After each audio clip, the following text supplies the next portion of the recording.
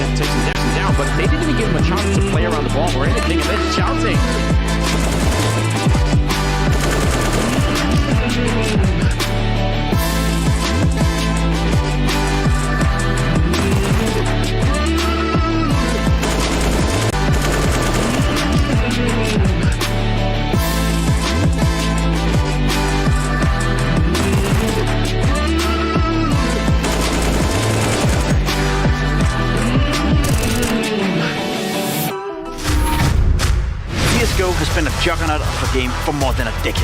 Simple on the surface, but deeply complicated mind twister if you get it on a good level. The game never gets old, and always delivers the emotions and challenges for the players. For the most part, because of the young guns like these guys. Creative, deadly skilled, ready to achieve greatness at all costs. Watch out for the 3rd season of the WePlay Academy League in January.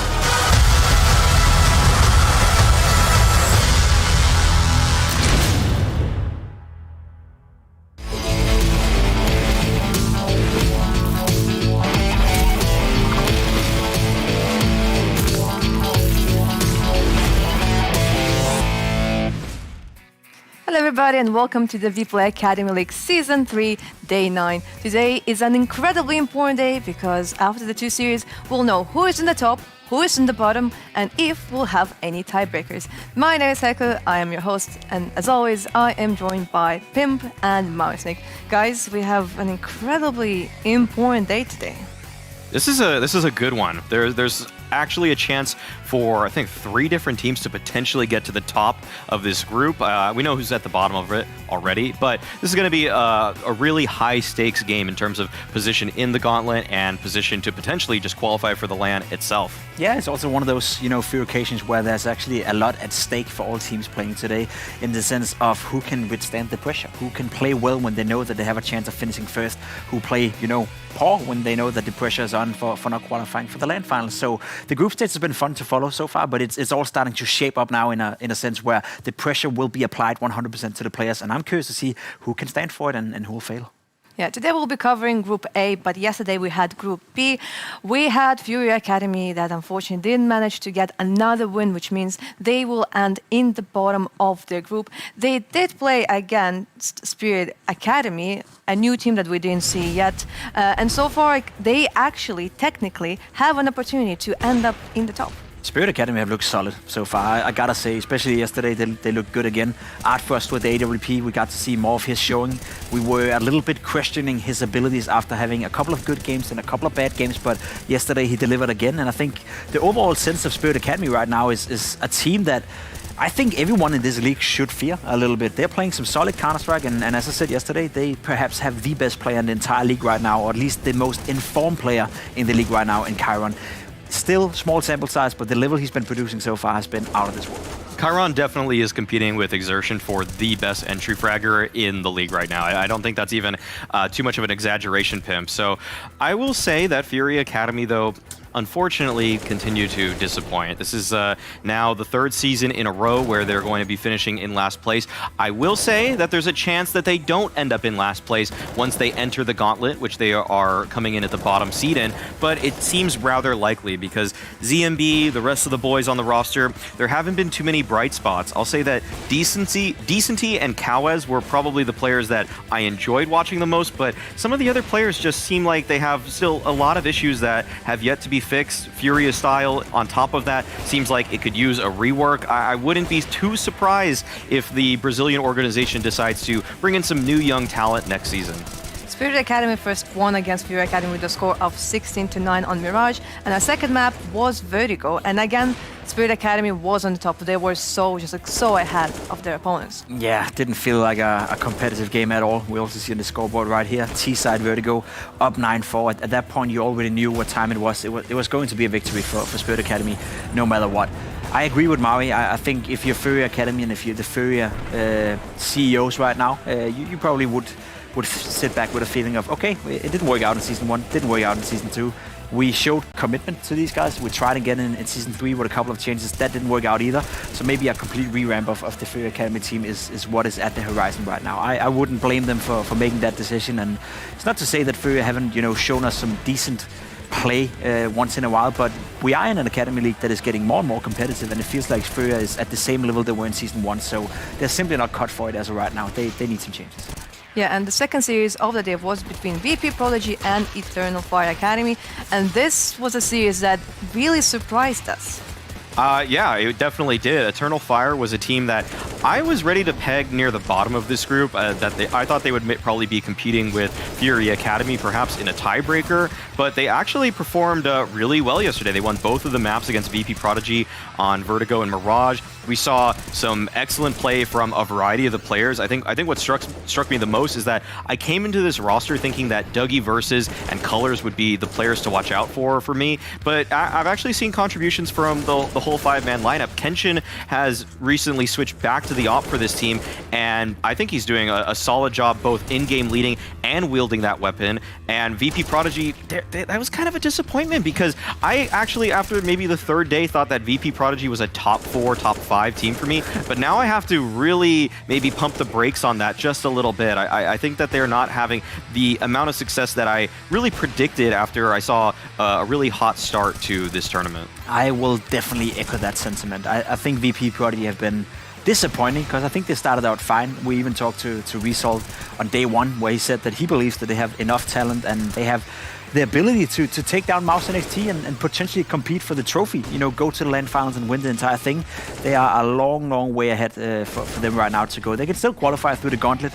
They won't finish first in their group, but the play we saw yesterday was simply not good enough. So I am a little bit curious to see whether or not that was Internal Fire overachieving, overperforming, whether it was a combination of them overachieving, overperforming, while VP.Prodigy also had a bad game, or this is just the real level between the two teams. I think we'll get some more answers to that when we have the last day of Group B tomorrow, but bottom line is that the way Internal Fire played yesterday, and especially this comeback on Mirage that ended up going their way to make them win 2-0, was a big surprise. Perhaps one of the biggest in the entire season so far. And we also had a really enjoyable interview with Dougie Versus. It's like, when it comes to the talents in our Academy League, we usually don't get too much information because, like, you know, maybe they don't have like a big social following yet, or like we cannot find out like what is actually happening in their teams. But yesterday we talked to one of the players and we found out like they've been playing for like now like for approximately like a month, and like all of the kind of like preparations that they are doing for this league. Yeah, there's definitely a bright future for Eternal Fire if they can keep up this sort of improvement, this sort of form. Maybe if they don't reveal their entire map pool in an interview, I think that would probably help them out too. Just a little tip right there. But yeah, I mean, Eternal Fire, I think they continue to surprise us. They came into this league as an unknown quantity. We're starting to understand a little bit more about what this team is about. I think Pimp did a really good job essentializing what their playstyle was about yesterday. The fact that they 4-1 a lot, that they really like to work in a group. And I think that helps out because right now you wouldn't really say that they're a super tactically deep team, but when you do move together, you're going to trade out a lot of the frags. You're going to overwhelm your opponents with just utility, with the amount of guns that are pointing at them any given second. So Eternal Fire, they're surprising us right now, and I think they're playing a style that, because they're a young team, that it's not too complicated. You're not throwing, you know, sometimes people overcomplicate these kinds of strategies. I think FURIA is probably a team that probably overcomplicates their strategies. Eternal Fire are taking a completely separate approach where they're letting their skill do the talking, and they're really using just simplistic strategies in order to try to beat their opponents, and it seems to be working. Yeah, tomorrow we will have Group B once again, but today we'll focus on the last day of Group A. We're going to have Big Omen Academy against fnatic Rising, and there's actually a story between those two teams because Big Omen Academy, first of all, they have an ex-player from fnatic Rising, so it's already like one thing on the list, and the second is like that Big Omen Academy was the team that denied the LAN from fnatic Rising. There's tons of history here. If you go back, what's so awesome about this league is now we have 3 seasons of storylines to work with. Season 1, actually fnatic Rising beat Big Omen in the lower bracket game at the LAN, so they knocked him out of the LAN. And then Season 2, Big comes back and says, we're going to deny you entrance to the LAN. And now Season 3, this is a chance where Big can basically secure themselves a spot at the LAN by working once again through fnatic Rising. I would say that there's probably a little bit of bad blood almost between them. This is kind of a WePlay Academy rivalry that's shaping up right here. Aqua versus Keve, like, I mean, they're the way that they've been clashing throughout the seasons. It's a lot of fun, and right now, I think that we might get a repeat of Season Season 2, I think that Big Omen Academy right now are a significantly stronger team than a fnatic who despite keeping their same 5-man lineup, they actually have seemed to degrade it in performance, which was a huge shock to me, Pimp. Me too. I think this is a matchup between the biggest surprise of the Season 3 so far in Big Omen Academy. The fact that they, with just one win, they just have to win one of the 2 maps today, and then they will secure themselves a first place in this group. That in itself is wild to say. For them to outcompete a team like fnatic Rising or Young Ninjas for that matter as well, the way they beat them 2-0 in the last game was just very surprising. Whereas, as you said, for fnatic Rising, if you flip the coin, it's been disappointing. They kept their lineup, and last season, as you said as well, Heko, were they leading 14-6 on one map and 14-8 on the other, and they lost both, and ended up not going to the LAN final. So not only did they have the chance, but they absolutely blew it and threw away the game. So of course there's some bad blood between the 2 teams right now. So I'm super curious to see what Big Omen Academy can do with this opportunity. And for fnatic Rising, it's about stopping the bleeding. They have to go into the gauntlet. Question is whether or not that's going to be as a 4th place or perhaps a 3rd place in this group. Yeah, and fnatic Rising are actually looking for at least like one map, because if they get one map, they will not need to play a tiebreaker with Astralis Town, because like when those 2 teams clash, Astralis Town, like we've been flaming them for like, hey guys, you play Vertigo. In the end of the day, it worked out for them. They won against fnatic Rising, but like fnatic Rising, they really just need like one map just to be not on the bottom, or like to not fight for like not the bottom spot. What's nice about not having to play the tiebreaker is that your first round opponent would be FURIA Academy. That's basically what you're fighting for here. If fnatic Rising do accomplish a single map victory against Big right now, then they guarantee that I'm pretty sure they're either going to come in, well, if they win 2, they could potentially come in 3rd place, so they skip a whole BO3 in the gauntlet, or they at least secure the 4th place slot, which means that they get to play FURIA Academy, which is kind of a gift in itself. That's kind of disrespectful, but it's just honestly true. I think that fnatic Rising would feel confident in that sort of matchup. So yeah, there's definitely something at stake for both of these teams right here. I think if we look at this map pool, it's kind of obvious where Big have been kind of wanting to go with some of their vetoes. I mean, you see the 7 games on Inferno. You see that they also have been succeeding on... There's 3 maps that they have a 0% win percentage on. Probably don't expect them to go there. But with Keve's preparation, that does leave a little angle in the veto for him if he really prepped. But I'm not sure if fnatic feel confident enough to actually punish pick this season around. I don't think they have the ability to. I don't think they have the strength right now. I think they're dealing with their own demons, so to speak, in the sense that it's been disappointing for them. I think it's a fine point you're bringing up here with the fact that, in theoretically speaking, right now, fnatic Rising could finish last in this group, which would be a disaster, considering they kept their lineup from Season 2 coming into Season 3. So I'm curious to see where this one is going to end up. Ancient Overpass out of the way from Big, that makes sense as well. fnatic Rising, where do you even want to go against Big Omen Academy? Like, as you said, is there even a punish pick available on a map that you're feeling comfortable on yourself? I don't think so. Like, just by looking at it right now, you remove Overpass, that's one of their go-tos. Yeah. You remove Ancient, that's a given, right? But outside of that, where's fnatic Rising strong at? I would expect them to ban out Mirage and Dust 2 here. Yeah. And the thing is that, if they really wanted to flex their map pool, maybe they could have changed that up. But I think they're just going to go with what's obvious here, and those kind of bans are going to come out. The only way... Okay, they actually do ban out Nuke instead of Mirage. I'm a little bit surprised by that. I thought Nuke was going to be the leftover map potentially in these final 3. So now we're going to get Big's pick, and I think Big have been removing Mirage throughout this tournament so far. They didn't do it this time around. Whenever Big had 3 bans, they moved Mirage. So maybe this is a gamble from fnatic's side, saying we don't believe that Big will pick Mirage. That being said, though, we saw Big in Season 2. We saw them in Season 1 play Mirage. I don't know if they've done that with the new lineup with Crimbo coming in and the new guys. So maybe that's left for the side here. We see the Inferno pick coming out of Big Omen Academy. Makes sense as well for them. They look solid on it so far. Yeah. fnatic Rising, they have to pick Vertigo, I think. I think they probably will go to Vertigo as well. What do you think, Heku? It is going to be Vertigo. Okay. Let's answer that question. I mean, I was kind of like looking at the screen. At the moment you asked, I was like, what am I supposed to do now? Yeah, right. The timing, but that means like we're not going to see Mirage. The first map will be Inferno. The second will be Vertigo. Does fnatic Rising have a chance of getting one map? They do have a chance, and I will say even Inferno is a decent chance for them. Given they kept their lineup, we saw them play it in Season 2. We saw fnatic Rising being a very solid Inferno team in Season 1. So Kevin have an idea of how he want to play it. It's also one of the few maps where you pointed out that he actually finds impact in terms of fracking and creating space for his teammate on Banana. So it's not a bad map for fnatic Rising. The problem is I think they're facing a better team right now, so I would still edge it to Big Omen Academy, and the same goes for Vertigo. It's not a bad map for fnatic Rising.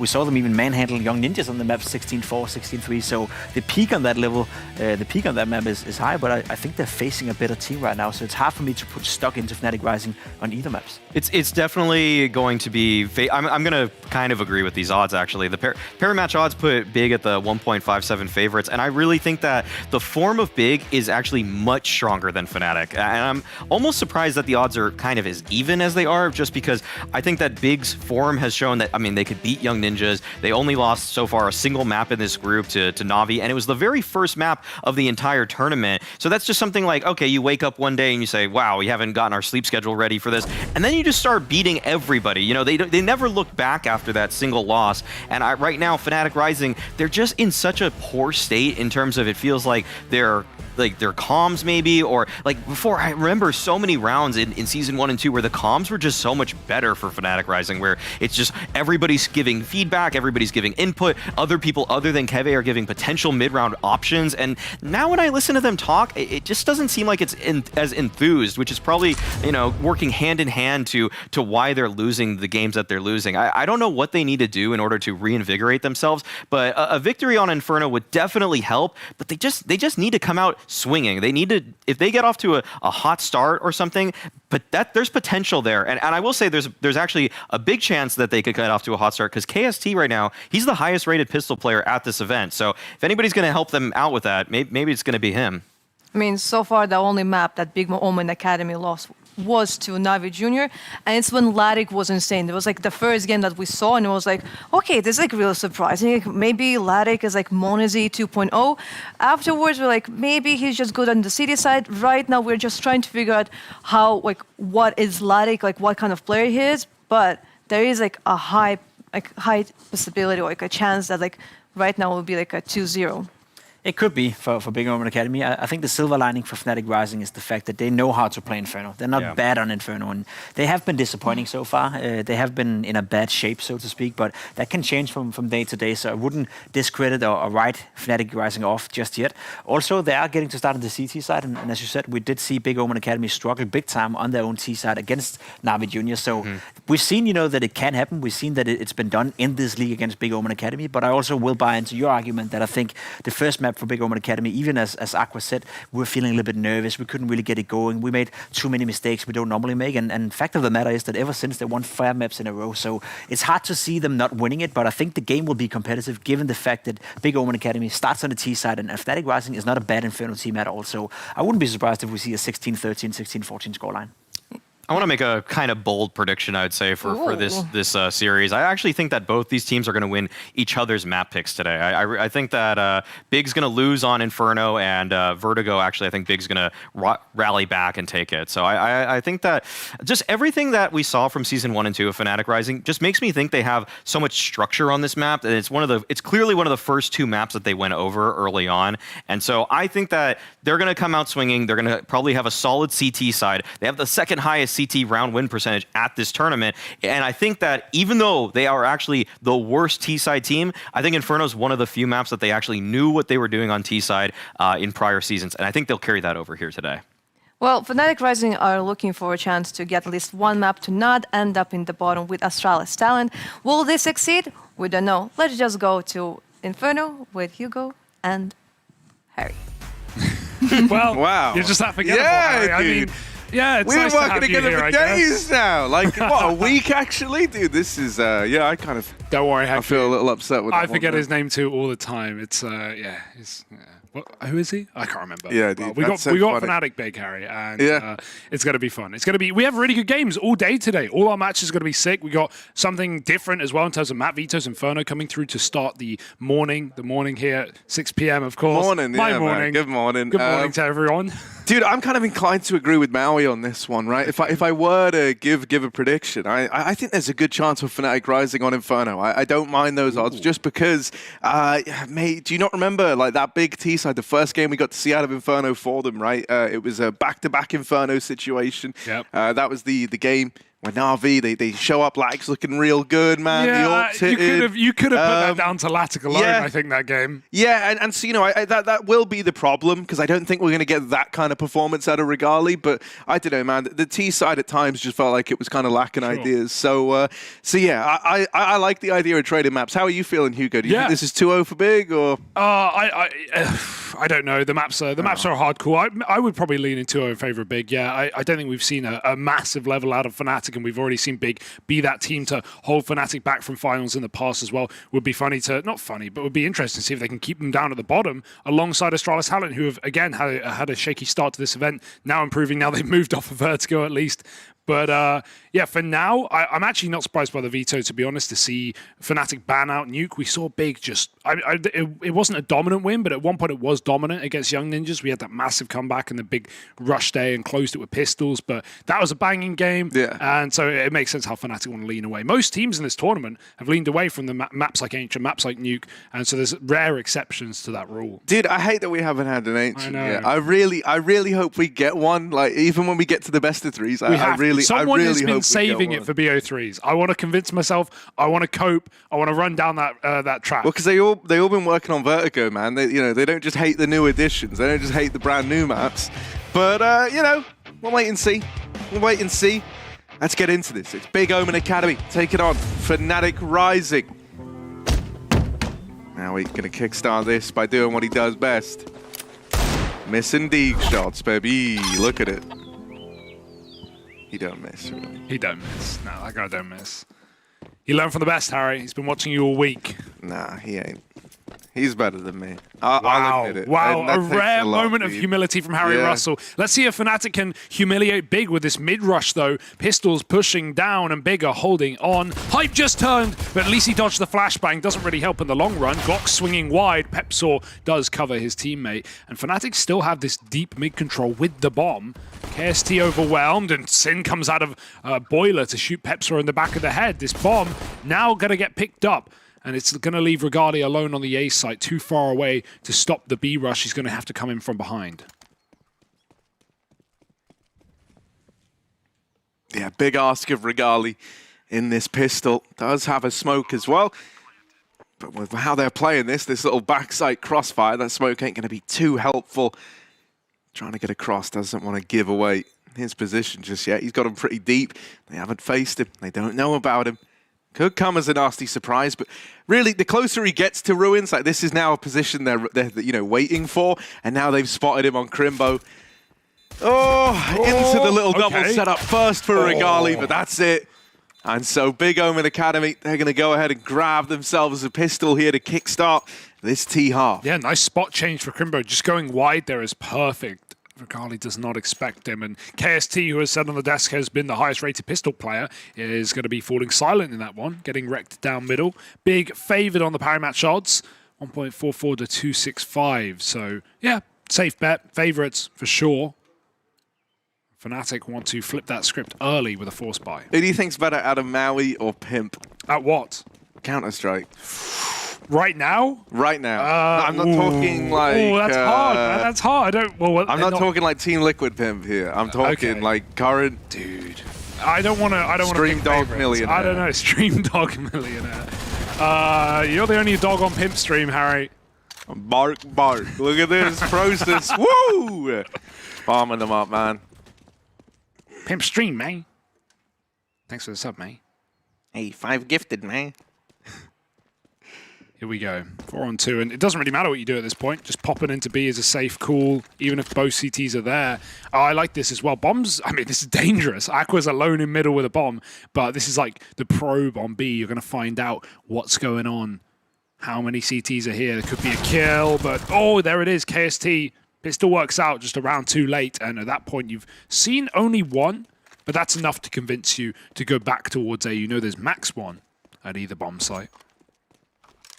Or the A bomb site, rather. And it's going to take Fnatic bare time to rotate. You get me? Oh, God. Why are you talking like that, man? Bottle of water? No. Heku has an incredible British accent. Yeah. Burger. I heard chips. it earlier. And It took me a while, like, to Scary. to remember that I was speaking to Heki. Like, Yeah. she's going like, "Would you like a burger?" Performance. Yeah, it's terrifying, actually. Hugo, what's the most like British? Like, how many British colloquialisms can you fit into like a sentence? I don't. Firstly, what's a cloakroom-ism? Oh, dude, come on, you know what Is that like just a saying? Yeah, it's like slang. Slang. I don't know. You've really put me on the spot. There's a lot of slang words. What direction do you want me to go in, Harry?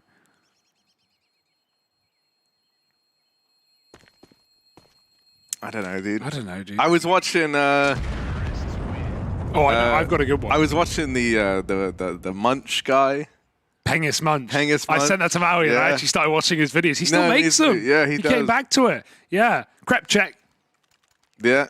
No, that guy has a great vocab. He's all over the place. I recommend if you want to learn about chicken in London, watch Pengus Munch. Dude, But he's for now, really funny. we're going to chow down on the big TeamSpeak comms. Ja. Komm einfach da mit, ja. Obwohl, ne, geh Banane dort, geh Banane. Ja, okay. War schon, machst den alleine Bananenpart. Ich glaub, der macht mal Gut, Leben. erstmal, Nico, ich muss lauter stellen, warte. Ja, mach ruhig. Glaub dich. Pass auf Furia mit dem Links auf. Gib jetzt Steve Mollo schon. Eine Molo wieder Lass noch Pool gefällt. naden, Matze. Komm. Ja. So. Pass auf. Mollo Pool auch. Und Lass jetzt du bleiben. jump hier rum. Ja, Bink, set Oder schon frei. Banane. Break nie frei. Hier, Smoke mal lang. Mitte gesmoked verlangen. Ja, bleib Banane gut, nicht alles gut. gesmoked. Ich will nicht vom Boiler smoken. Jetzt aus Haus raus, okay? Ja, Nicht mach. gesmoked, Bekarim. Ich glaub dir meine Smoke, Nico. Ja, mach Oh, das. gesmoked oder was haben die Nee, gar gesmoked? nichts, gar nichts. Gar nichts gesmoked. Mach gleich Langsmoke, okay? Ja. Langsmoke kommt jetzt. Wollt ihr Astralis haben? Ja, go. Brauchst du nicht, mir noch mehr wird. Flash Astralis jetzt. Da kommt Ja, immer was noch der? nichts gegen. Den schon. Geh mal ein bisschen kurz searchen, ja? Wer macht das? Ich hab eine Flash für dich, Big. Banane 2. Push mich. Mal Spot Flash, Big okay, Flash, Drei Flash. Bananen, drei Big Flash Bananen kommt. oder 4. Fang einer. Ja, Gut, glaub, drei Bot sehe ich Bananen. nix. Haus drin, vielleicht ist das Spoiler oder so. Smoke lang. Die haben AK, Galil und Mac 10. Banane. Ja. Hit frei. Haus drin. Ray frei. Komm mit der Haus, Elias. Ja. Hat kurz einer gesagt? Jetzt kommt über Boiler. Freeze noch schon mal an. Breaken die gerade. Ja. Bleib noch ein bisschen cool, dann flank ich kurz. Einer. Los T-Sess. T-Apps. Ja. Second Mid, noch einer Balcony. Wir haben Doppel mit wollen 10, Exit sagen. AK Galil. Ist okay. Und vielleicht mit dem Mac 10 noch Damage machen, ja. Aufpassen. Und Nico, red noch erstmal bitte. Hallo, hallo. Reden nochmal. Du bist meine Oma. Okay. Das ist auch Elias, von red mir. nochmal bitte. Hallo, ich bin Elias. Hallo Elias. Okay, passt. Haus, 2 Stück.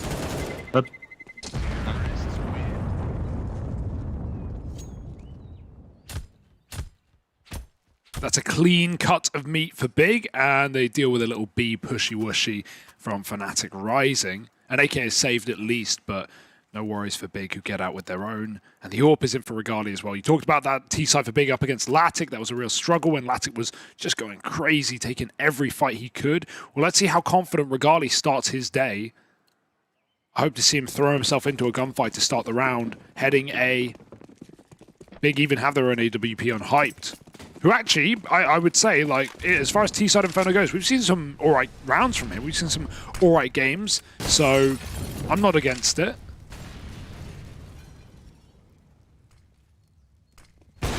Oh, out into middle. Already getting past that AWP. And now bypassing the long player as well. Oh my god, I don't know how KST just got out of there. Only a tag from Regali's AWP. Finish it with the Deagle, but All right. full blind. Him and KST are both dead. Nice. T-AWP will get cut down over towards long. Aquid picking up the AWP from Regali's body because he's low. And now looking to play post-plant with it. Yeah, gotta get your spot quick. That smoke on long is gonna fade soon. Crimbo's trying to cover so Aqua can get tucked in, and now he is as well. Re-smoke at Moto. Sin trying to live as long as he can in Graveyard, hoping he won't get cleared. And time is ticking. Fnatic got to make their call. If they want to go, they've got to go soon. Oh. So put down low in the pit. Banjo's nade could deal with him. Nice. Instead, it's Keve first to fall, and Crimbo will lock in the remaining two. So first rifle round going the way of Big Omen Academy. This has already cemented you a pretty good T side, actually. You know, think about how kind of flat it looked versus NAVI. They were not really able to piece anything together there when they started on the T half. I'm guaranteed, I say guaranteed. They've got a very good shot of going 5-0. No rounds guaranteed in Counter-Strike. That is true. But hell, this is the best possible chance to go 5-0 you could have asked for. Yeah, looking good. One gun.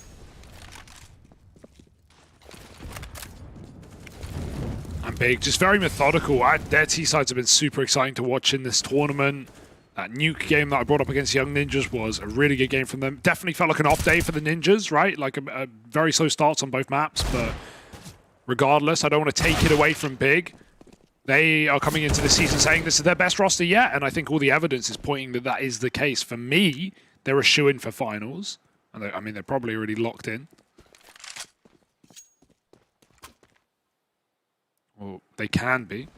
Soon enough. Hyped cutting down these CT rotates.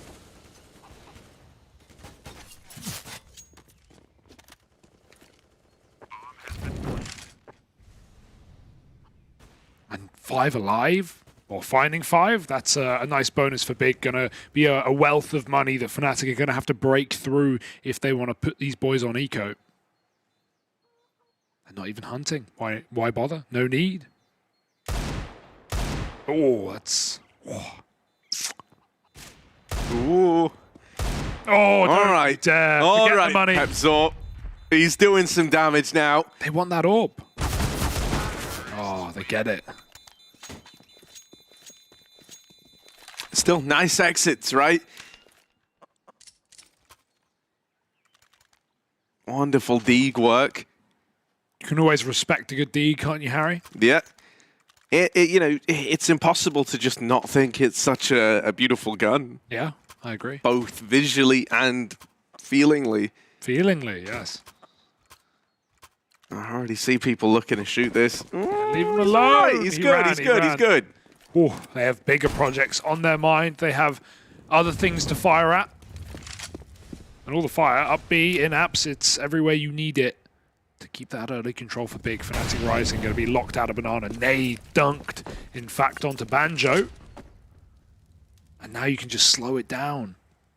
Got so much room. The AWP is still here short side, so Regali in a good spot again. Ooh, he's going to get involved. Try and peek in. Hyped is holding, though. Oh, man. Clash of those AWPs. And this might just accelerate the A play. You know you likely drew a rotation with that nade kill. Only KST down in the pit. Bit of noise made by Kevy on the rotate. You need to deal with KST and Sinwil dropping in on him. He was never aware. And really, this should be another save out of Fnatic Rising. Yeah, so, you know, that kind of whole point, that whole thing we talked about in the preamble before this game. The idea that Fnatic, you know, I thought maybe they could deal Big a bit of an L here. Yeah. It's not looking so great for that. No, not a nice start, especially on CT side as well. Right, you've got everything going for you in that sense, and Regali's had the AWP in both the gun rounds, but really been unable to put it to use. Yeah, you know, Hype T-side AWPing, I mean, you mentioned it earlier. Yeah. He was able to find good impact with this, and that seems to be pretty consistent. I think one of the only T-side AWP players in the league who we've seen have any real impact on the Inferno T-side. Big give him a lot of room. It's not like he's coming in as this like Regali-esque, like very flashy AWPer where he's going to be making these monster plays. But you know, if you want your AWP to be getting a pick around, you know, and that's great mileage on a T half. Like Hyped is that guy, and he's already showing that. He's already taken down Regali here.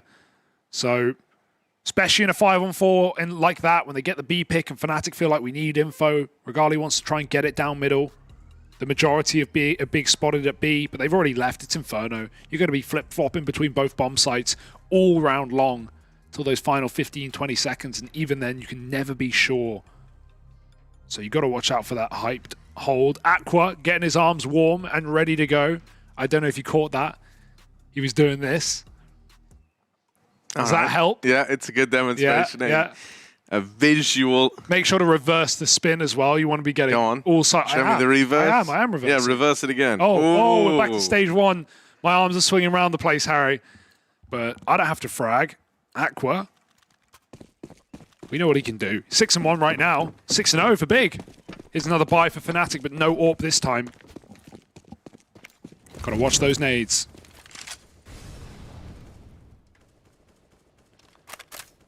You know, we saw Fnatic push down mid and do that pistol. I feel like so many teams right now are, you know, not even just in the Academy League, but especially in Tier 1, are holding such like passive early T pistols in this map. It's almost expected to see CTs get aggressive there. Big was so ready for it.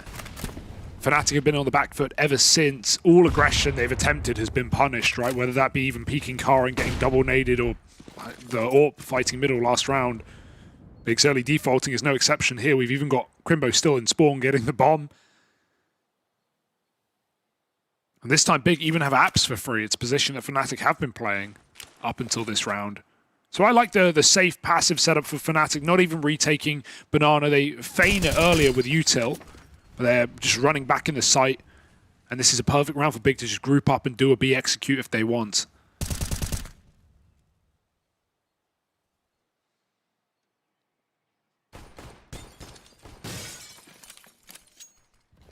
Yeah, that bomb's still back at Banana, so it does feel destined that it might look to culminate over here. Now they start to group up, sending back these apartments players, utility getting lobbed over middle, hoping to keep this triple stack over at A. Oh, those flashes. Second flash. I think Regali was actually just about to try and creep up there and get the info. But that second flash deters him, and now the B play is on. Molly was held on to by the B site defenders. These kills have got to come in quickly. Oh, no. And, well, with Keve putting up numbers, they've not got it. Big Omen Academy run out of time. Yeah, you know, you could feel that happening. That's kind of the nature of playing with the timer like that, right? Going for the final, 16-second push into the site. The Molly comes down. That was already cause for concern. And then a nice little hold out of Keve. All it takes, it drops the bomb once, and that wins them the round. That is it, right? It's all about killing the bomb player. If you get that one frag, it makes every difference. Nice try for Big, but let's hear how Fnatic want to approach this follow-up round. I'm gonna use my smoke on apartments, Pepe. Early. Don't use yours on mid. Yeah. Flashing. Boom. Nobody peeking. I'm blind. I'm going back. Up picked apartments. I'll go towards A. Yeah. I'll play short. I'll take long. Yeah, but not long. You might be up B. Holding boiler. They smoke long. I'll molly mid. I'll molly short. I'm coming short. Watch out, peeking boiler up. Yep. Flash B. I have boiler only. They can be mid. Up short or mid. I'll smoke boiler. I'm picking. Flash smoke. Flashing short. One boiler. Blind. I think you can bounce a flash and peek. Yeah. We don't have info B, guys. Yeah, they're fighting mid. We got mid. That's short. One boiler. That's the upper. One more mid. I have mid. Yeah. Must be left side, Matthias. I have boiler now. I'm not touching mid. Boiler on the roof. I'm flashing above you guys. Can you beat CT flash as well? Boom. One is CT. Flash B. Nice watch with B now. Coming B. Fine. I'm bleeding, guys. I'm all led. I smoke myself. You're not in yet. Don't give a flash that you'll win. Okay, never mind. Two more. Both banana. I'm fast behind. Can you flash? I can flash you, Matthias. Yeah, Yeah. flash. Pull. Not smoked. Flashing above you. Boom. Dead pool. Banana up. He's holding dark only. Yeah. Don't pick him. You must save. Nice saving. A lot better of a round for Fnatic. Good util. Flashes over the top were very nice. And Big Omen Academy are forced to save an AWP. They did it last round against their will. And now they'll have to do it again. Fnatic just trying to build back into this game. And this is how you do it. Odds are not favorable for them. But they've at least pivoted themselves. They've set themselves up for a bit of a comeback here. But we're already seeing similarities of, you know, what Big have been showing us on Inferno. The precedent to send Aqua in on these lurks, right, coming in on art traps to CT. Fnatic were very aware of it that round. And so let's see if Big go back to something like that. Another full buy, hyped back on the orb, and so is Regali.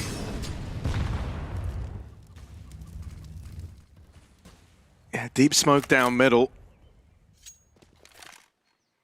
Certainly putting the fear in Big Omen Academy.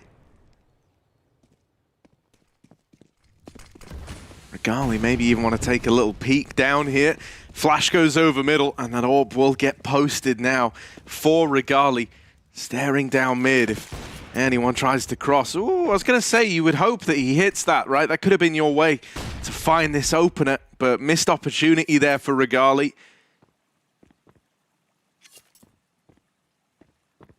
You know, pretty default heavy thus far from this Big squad. Gonna try and grab this top mid control, steal that away. They're leaving Process over here towards B. Poor chicken.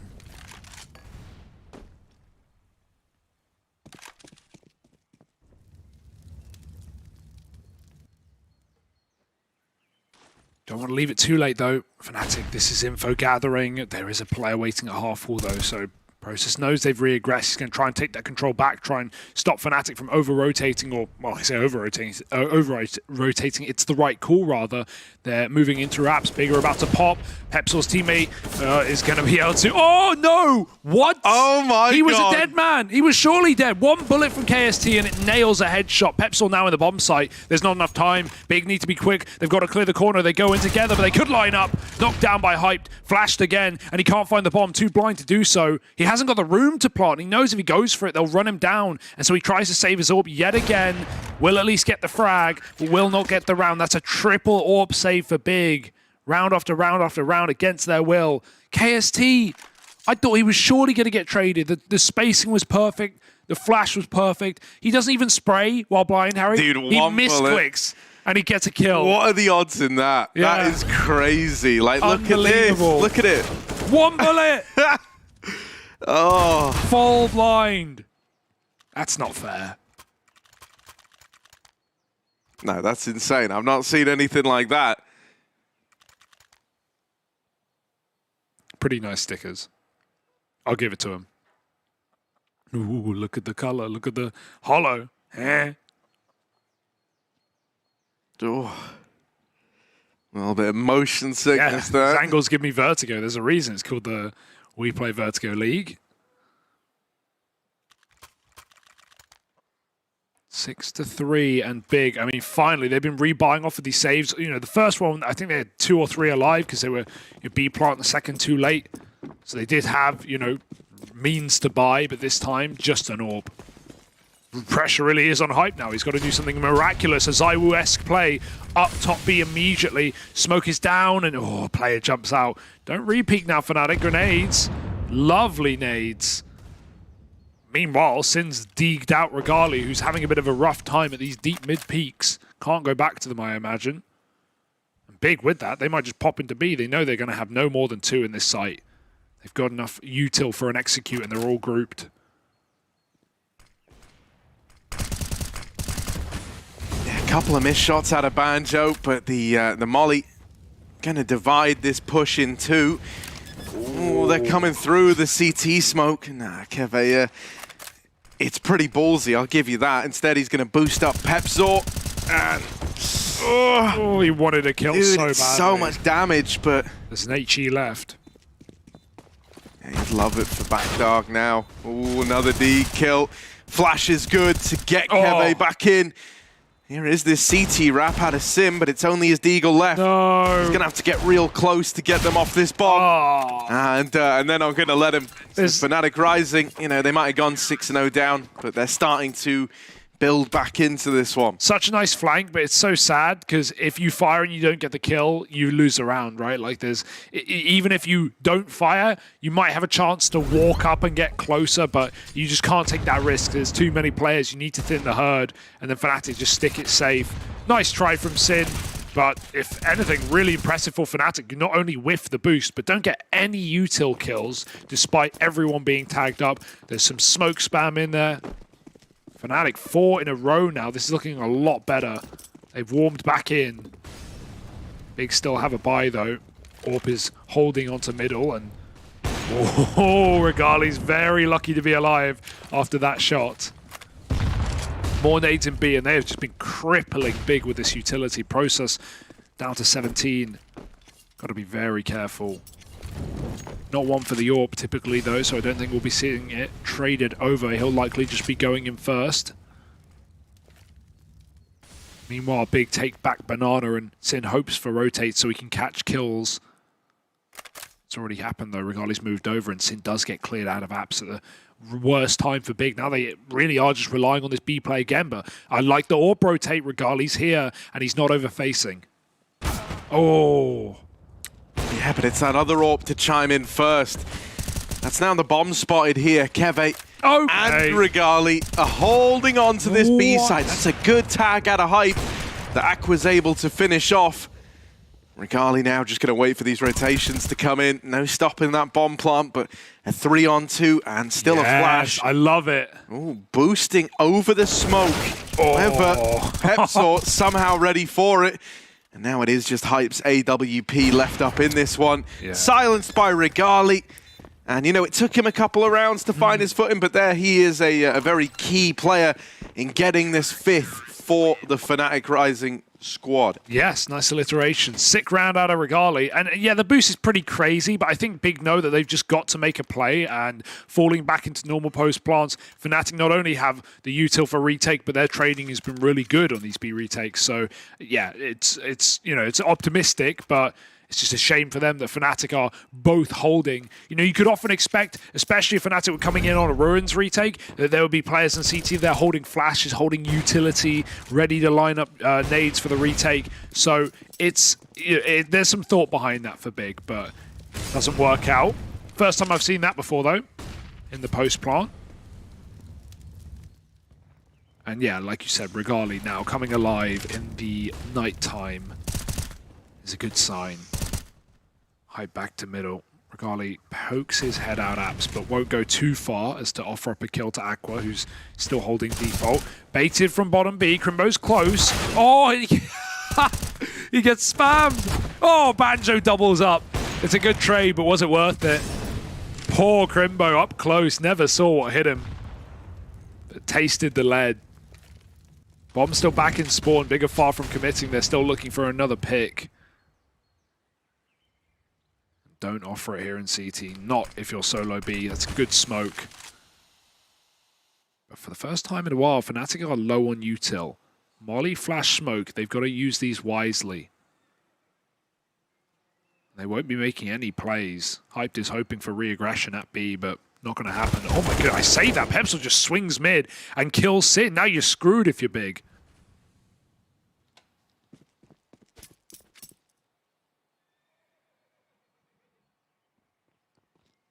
Yeah, preemptive rotation out of that AWP. Yeah, you've won the round off this.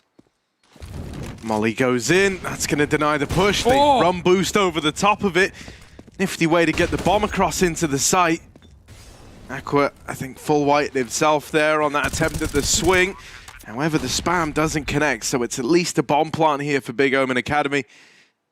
See Aqua pressuring Ruins, trying to secure this little bit of control.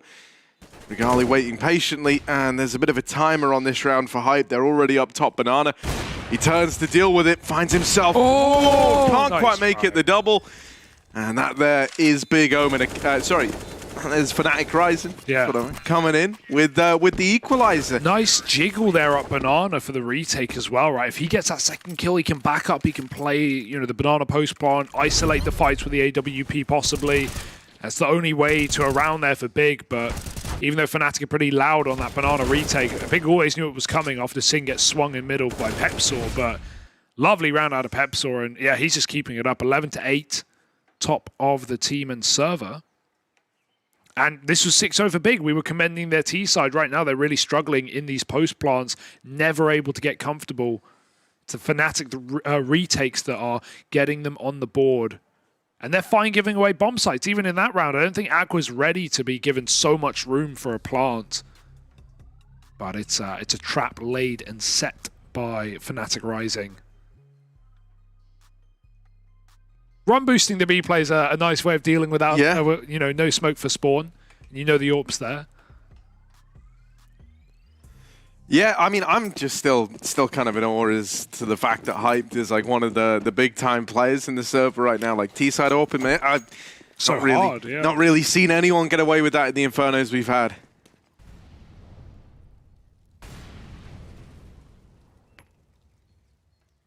Pistols out. And a bit of an apps pop, it seems like. Can line up motor smokes, throw some flashes over the top here for Big.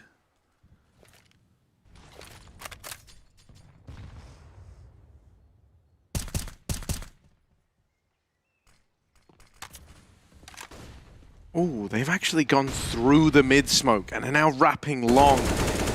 Keve might have seen the first.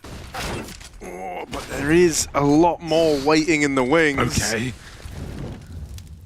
Does that land? It does.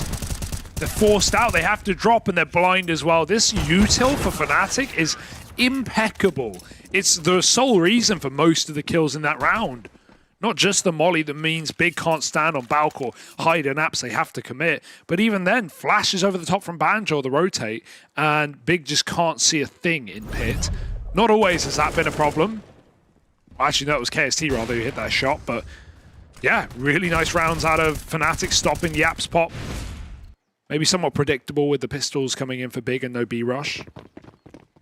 But now it's Fnatic's game to lose. They're up 7-6. What a streak.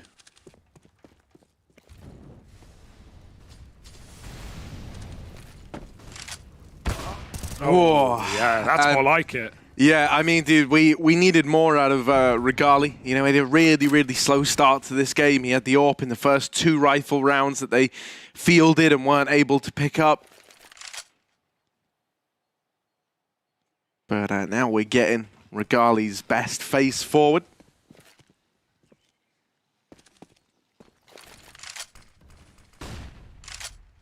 Another attempt at one of these little A crawls for Big Omen Academy. And, well, Fnatic Rising, I think they've pieced this one together. Little A hold looking, I was going to say clean. You know, KST getting down into the pit. Trying his best to hold on. And just buying time for Banjo's rotate up through the short side. Yeah, you know, these are kind of slower rounds. I think Fnatic Rising have pretty well adjusted to the pacing of this game. They're holding a decent bit of utility till very late in the round, right? Knowing that your opponents have been running it pretty slow so far. Yeah, it's a nice attempt at a pace change for Big, but more successful has been that B bomb side, right? They have not managed an A plant since those opening 3 rounds. It's more just been B retaking for Fnatic. And now they're getting confident again. Now they're tasting blood. Pepsaw, dangerous peek, but he's got the AWP to cover. I mean, I say cover. It's not a wide peek for Regali, so they could both get lined up there. Especially with the A1S, that barrel can stick out and be a real problem. Big, they just want to commit B in the first minute, it looks like. And Fnatic have made the read. They've, again, moved Regali over. You know, he's a little cautious that there could be an AWP here, but at the end of the day, you've got to smoke down, you've got to try and play in front of it. Flashes are good. Banjo blinded, still gets his kill to process, and they run through spawn. Crimbo hesitates in the smoke. Maybe they discount, maybe Regali goes back, but he does take down Crimbo, stopping that wrap. Big, now they've got nothing. Now they go cold in the bomb site, jumping through more smokes, hoping for the best. Sin with a kill, but his teammates are falling. Doesn't matter if you have ruins, you're getting ruined. And Fnatic shut down the round. Great half for Banjo as well. Supporting util from him on A was excellent. And the couple of times they come B, he's able to lock it in. That's a 9-round streak for Fnatic Rising to close the half. Would not have banked on that after the first 6. No, that is a kind of wild turnaround, isn't it? And I mean, it is going to kind of pump you up, right? You're going to be riding that high. You know, we've all been there in games. You get off to this really rough beginning. You're like 5-0, 6-0 down. That's where someone will come in with like all right, boys, you know, now we turn it around. Now we win 9-6 half. And maybe in the moment when you're kind of giving that speech, like maybe you don't even entirely believe it. It's more of a joke to you. Yeah. You know, yeah, we'll just win all the rounds, right? But that's literally what they go on to do. And, you know, I think we even see some, like, kind of classic shades of the Big Omen Academy T-side from that NAVI game shining through, which is just, once the AWP warmed up, once they started shutting down some of these little B pops that had been working so nicely early on, that's where the solutions start to run a little dry.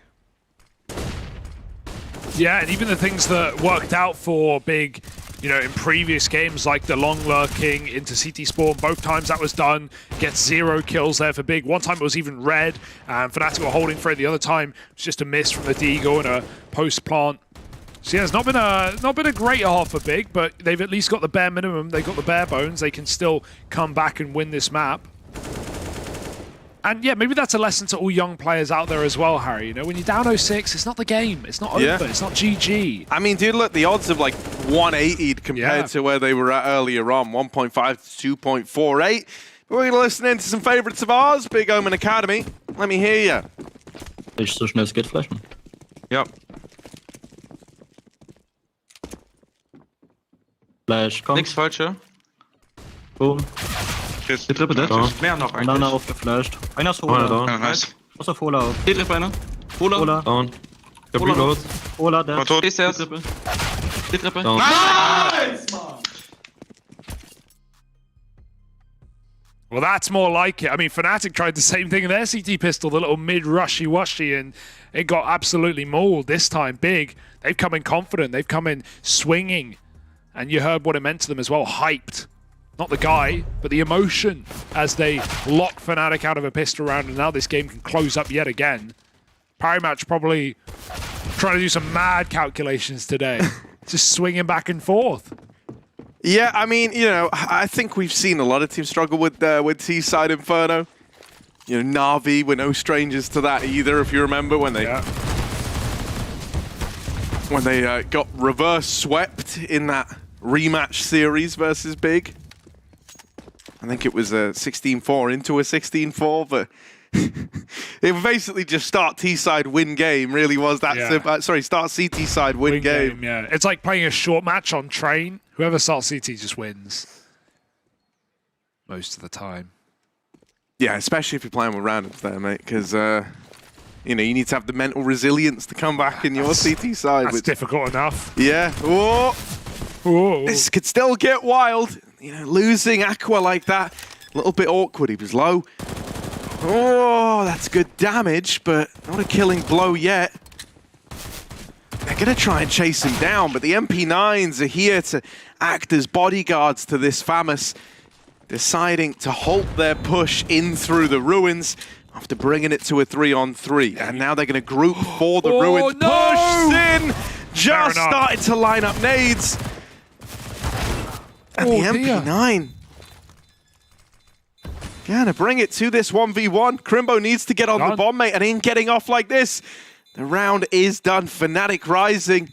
They're gonna steal away a 10th with the 4-spy. Wow, and you got to give it to Sydney. He even gets away with 1 kill there, which is more than he should be doing after he gets caught with nades out. Such an awkward timing. And that's what we talked about in the first half. When we had that boost up for Big in the post plant where they boosted over CT, that's what you're looking for. You're looking for a guy pulling nades, trying to set up retakes. And yeah, that could have been everything for Big, just shutting down that 4-spy. But instead, fnatic rising, flip it on its head, double digits, and let's hear what they got in store for us now. I'm on the car. I will molly boiler. Yeah, do it. I'll stay them. I can flash and molly for them. Flashing straight. They can go bench. 2 nades banana. Take my molly, you can remolly car, Matthias. No need. Flash or something. Yeah, you I'm molly.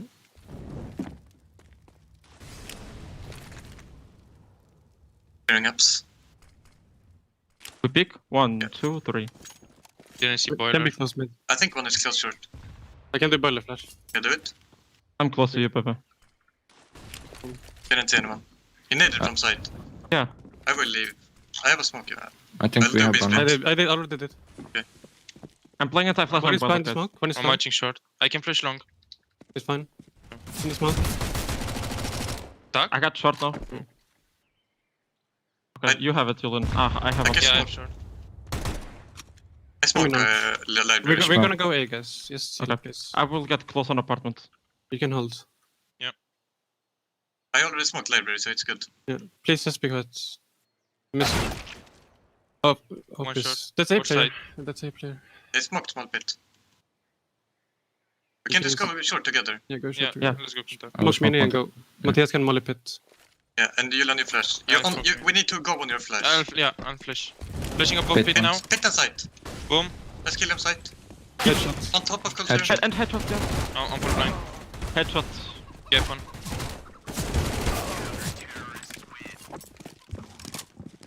I'm lost at this point. I don't know where this game's going. Back and forth, left and right, up and down, inside, out. Back and forth between the boxes. Pretty much. What a shot onto fnatic, because Big Omen Academy, they reforce and they get it flawless. Running into that pit, sight crossfire, and yeah, parry match. Now they just tighten it up. They're like, yeah, there are no favorites, really. Anyone can win this game, and anyone can, as both teams are showing us. Nice little lay hold, though. Bit disjointed for fnatic Rising. Yeah, the force buy was you don't set stop. to continue. Don't stop till you get enough. No, I know. Sorry, I saw no armor on the top guy, and I was thinking, like, did they just give up on them? No, no, they didn't. Oh, Never Pepsor. would. Look at this. He's got the gap. Pepe Zora. This is weird, though, because while you're playing for the B play, Big is still Banana. They're actually going to give it up. Maybe the call was made. Oh no, he's going to rotate. Oh, no, they have no idea. Foul. Oh, missed shot. Oh, the D does do it. And now they're coming in from Library as well. But Fnatic know they have a B player trapped. Trying to keep the pressure up. He's blind. They're going to go through the smoke. It's their only option. Needs a multi. Crimbo with 2. 3 off the spray. And Pepsor can't find him. He's too far away. Molly comes in, forces him out. And Pepsor hits a banger. 2 on 3, though. 2 on 2. Smoke spam, that will do. Pepsor's having a round. Look out. Look out for this guy. They're close up on the flank, though. Keve could be a dead man. Sin's going to swing, and there's the bomb loose again. Pepsor, does he read the repeat? It's not coming in. Molly onto Coffins. Trying to protect Process's position. He just tucks in. Scared of Pepsor having walked the CT smoke. But he's got to be the one to get that bomb, and Sin's still spotting this contact. When he gets it, Process will know. But he's still kind of out of position to help his teammate out. Pepsor gets that bomb. Process now has to make a move. 20 seconds. Stick. It's a ballsy call. And Big don't call for it. That's the danger of not having Process in position. They're going to play it together, though. He still can't find Process. Flick back for Pepsor. He's on for the ace. 1 D is all he needs. And Sin will not let it happen. That was 4 for Pepsor. A monstrous round. But he goes extinct right at the end. Bro, Crimbo is such a hero, man. Like, let's not... don't get me wrong. Pepsor almost acing, it would have been the big thing. But the contributing factor as to why this ends up still being a Big Omen Academy round, mate, is that Crimbo goes on that big 3K spray down right when he needed to step up. They're pushing through that top B smoke, mate, and he lights them up. It's such a nice try from Pepsor. You couldn't have asked for more. But, dude, I almost got the vibe that maybe there was like a miscomm or something in there, because it looked like they thought both players were CT. I don't think they had any idea that someone was coming up Banana. Like, I was kind of left scratching my head as to why Keve, is stood like back turn to Banana, not planting. Like, they have the sight. Pepsor just came through CT and cleared out the positions on his rotate through ruins. I think there was a big moment where Fnatic could have won that round, right? Pepsor did everything, man. It's just a shame he's left in that 1v2 right at the very end. Yeah, and now you finally got to give it up, though. Even though you get a bomb plant, 4 kills. I think many teams would have double bought here, to be honest. You still have that lead, but Fnatic, in my opinion, this is the safe call. This is the right call. You give it up. Give them double digits, and then you come in with your biggest and best buy yet. I don't like how much they're getting this long and CT control. At least this time they know, right? It wasn't just, oh, they hit a timing while we were double short and apps. Like, we have no idea where they've gotten to. Like, you've seen them go archway. Sin's even dropped the bomb back on long. And while this rotate's coming in, oh, he doesn't check it. Crimbo just sneaks into the dig. Pepsor doing it once again. But only 2 Ts left up. We need some ridiculous shots, and that's one of them. No, this is really nice for Fnatic Rising. At this point, you can almost call, like, yeah, just play for damage. Like, we don't care about winning the round now. You know, as a result of that last one coming down to the 1v1, and this being the point where your reinvestment's coming through, you're content with getting a couple of dig shots off, keeping this CT side very, very modest, while you're coming in with full guns. You know, you're making them throw everything into this round, and now you've got an opportunity to reset the money. Yeah, I think it's so cool that we have, you know, the whole big clan in the, you know, the big house, as it were, right? I think it was Big who posted a tweet the other day of #1 and #2 ranked teams in Germany. It was the main and the academy roster.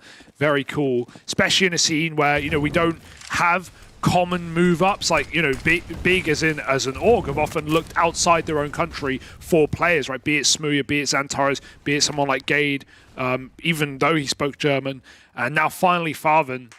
I know Maui Snake's very excited about that, but, you know, this provides more routes, if that roster was not to work out, for more players to move up. We'll have to keep our eye on it. Hyped. Oh, he picked the D player. That's so sad. Can we get 10 likes? He was dead anyway, no matter who he hit. Sitting fully blind in front of the smoke, and he has nowhere to go. They run through the long smoke. They know they've got the gap. Process, he's got no room either.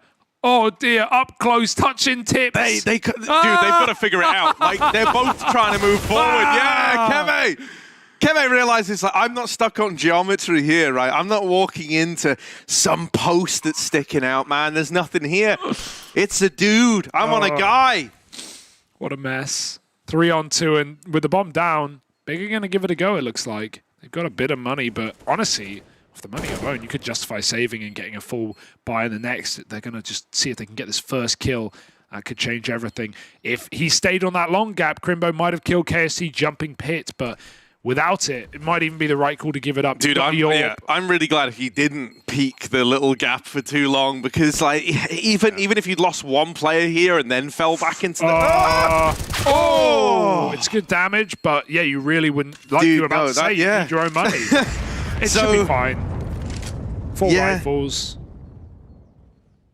Yeah, four desperate rifles. Yeah. Crimbo, no util if he buys Kev. There's going to be some limitations. That part's undeniable. Yeah.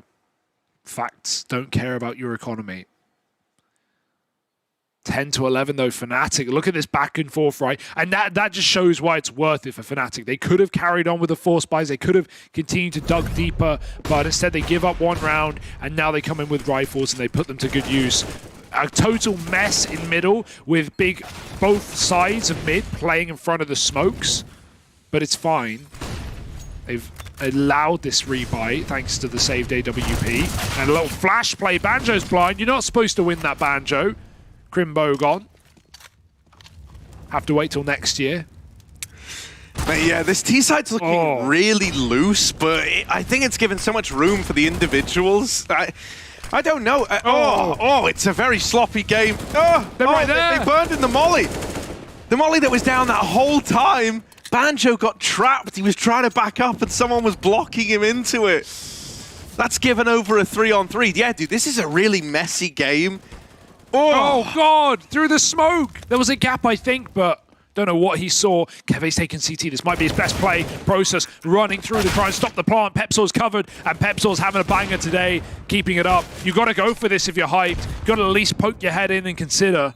But the kills aren't being given over. And at what point do you want to call it? And he goes full send mode for hyped. He's got a shotgun orb at the back of the bomb site. Pepsor. Which side is he watching? It might be the wrong one. Hyped's backed up, and he's checked the corner. Smoke.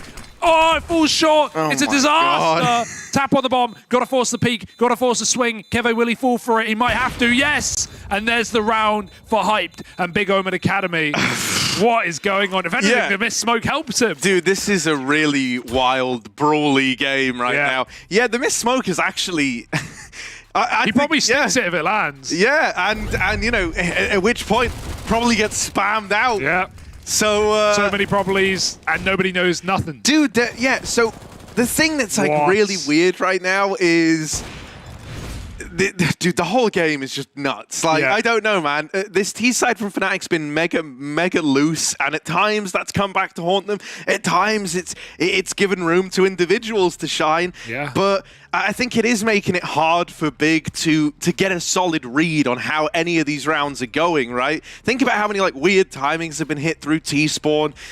Things like that, you know, you're always looking over your shoulder right now. You're always kind of second-guessing everything. And it feels like as Big are trying to get on that same wavelength, mate, this game is just going off the rails. Yeah. There's no comfort. You can never relax, right? Even look at, like, the 2 rounds we've had both teams do it, like, either boost over or come through that CT smoke in force buy rounds. And when Big are lining up utility, there's a boost. There's Fnatic running through the CT smoke on B.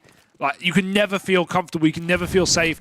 Fnatic in this T side have been popping up through mid, running through smokes. It's exciting, but it's also terrifying at the same time. And Big just need to bully them with util, much as how Fnatic actually did on their CT side. In that 9-round comeback, it was, you know, excellent grenades down B. But here we go, early in the round, Fnatic making a move, making magic happen, or at least trying to do the spell. Couple of entries, fall short though, and at this point you're going to have to rely on the trades. One does come in, but KST's set on 2 health, and the bomb's stuck in the middle of the site. He's going to try and buy time in the graveyard, but Big are in no hurry. Not till he plants, not till they're all in position, and Sim will be so.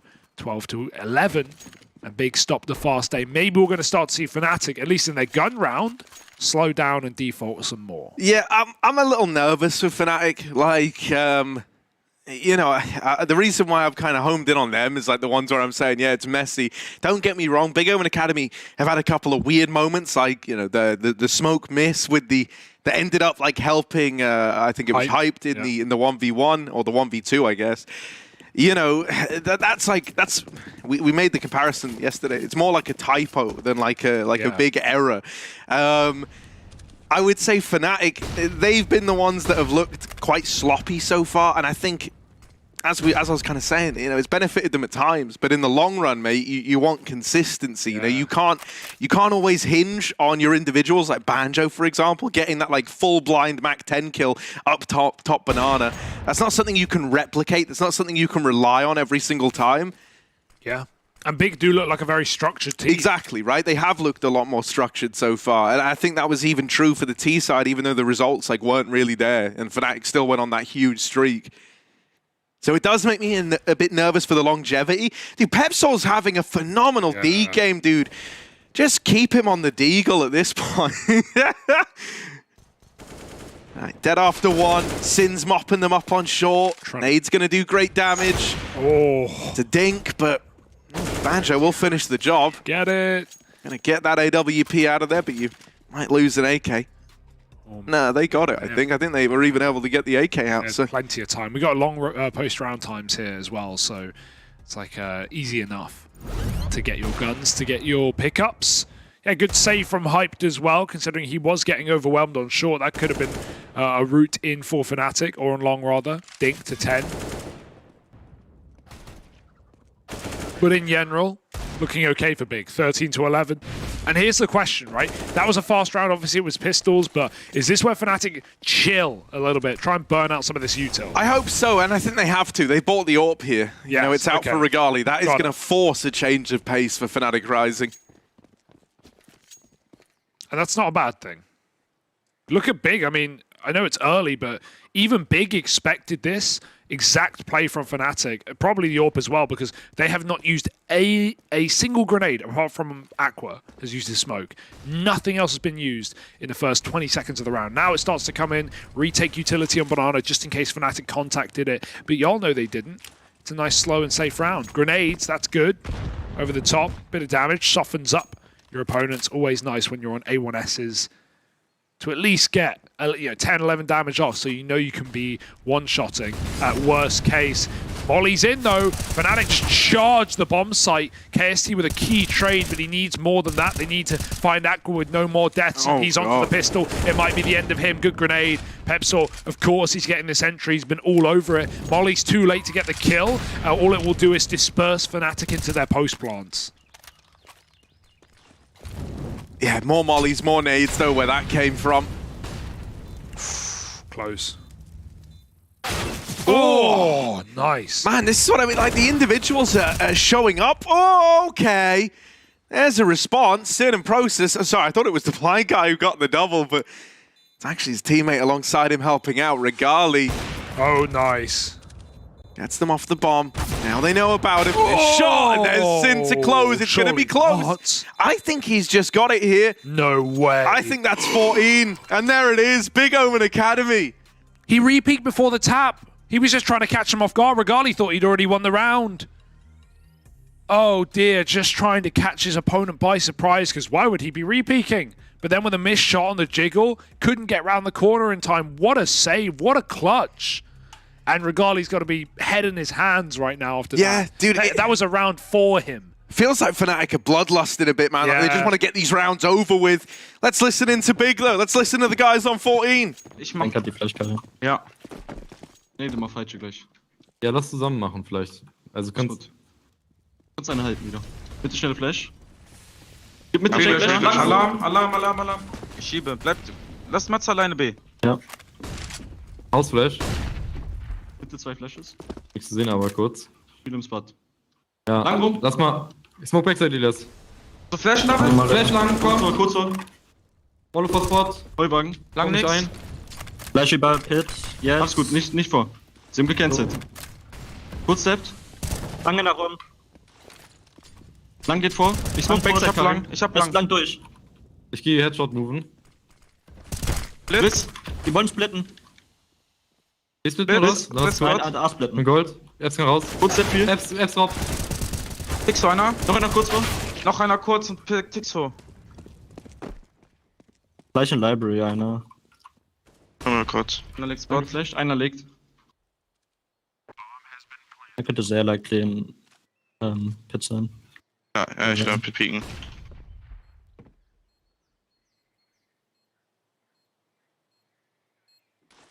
Noch saven gehen sonst, wenn du willst. Das Library. Hit einer wahrscheinlich. Pit Spot Library. Safe. Safe, geht weg. Los, abhauen.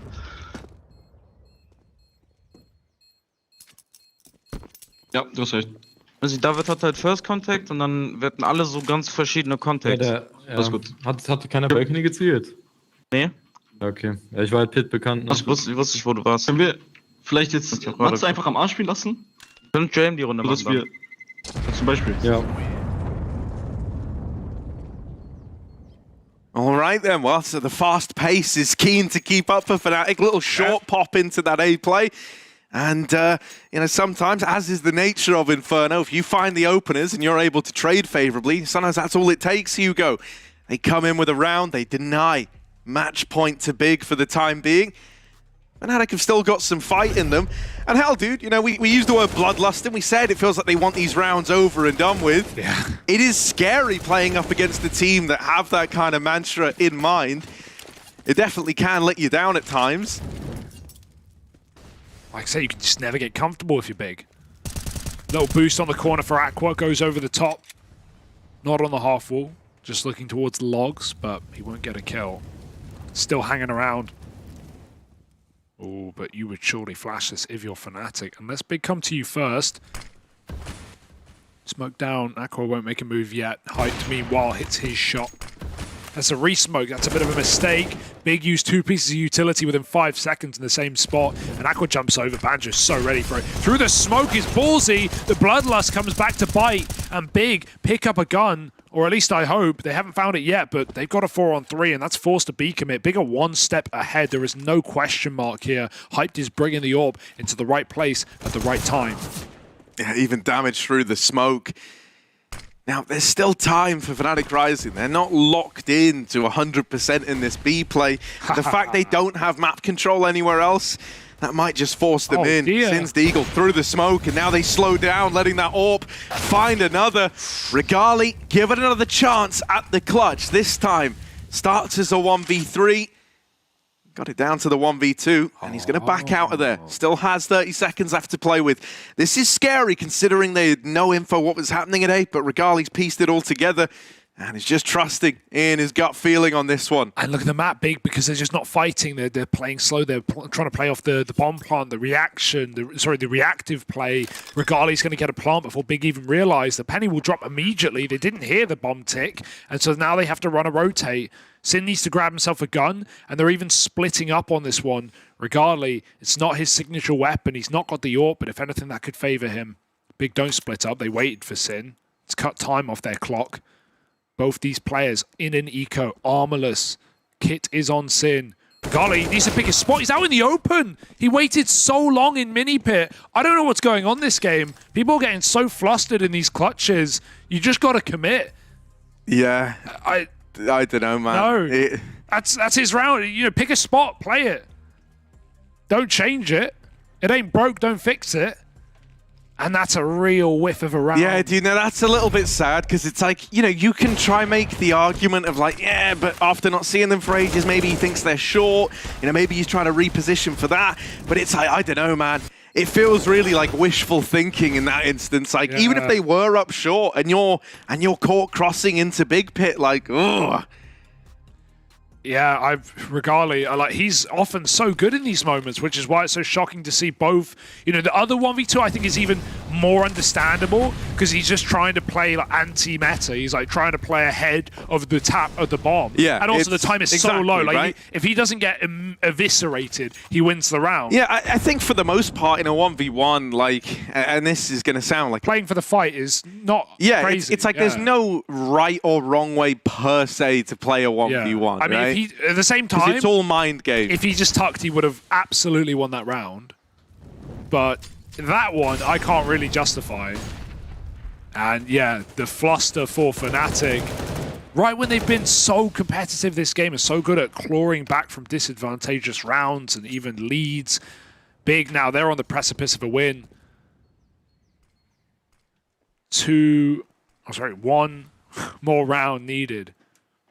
Yeah, it just feels a little bit like for Fnatic, if they don't get some double opener, then that's it. And this kind of ties into that idea of like, the win conditions haven't felt like something you can replicate reliably for this Fnatic squad. Yeah. They're going to group for a bit of a B play. All 5 here from the get-go. 90 seconds left. Smoke's down for now. And they're just going to go running right through it. Yeah, okay, it's nice. No one's dead yet, but Aqua will be the first to fall. Barely recovered from the flashbang. Crimbo coming in, trying to spam that plant, but you with that smoke on top of the coffins box, purpose or not, you don't want to fight through it. There's a bit of a gap. Your feet would get shown. And so out he goes, playing for retake big. It's not a comfortable round, but it's one they have a little bit of say in. Utility available. Money on the line. At what point do you want to call it? It's looking like Big aren't interested. A man down is enough to sell the round out for Big. They have to smoke Crimbo's exit, and they give the respect over. 13 for Fnatic, now 2 from overtime.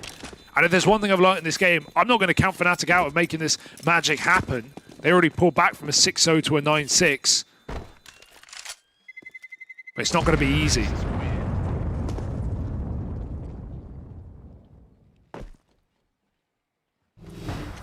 Big have back-to-back buys thanks to that save. Second one will be worse than this, as they likely will recommit on buying util, but they'll have a little bit in that follow-up.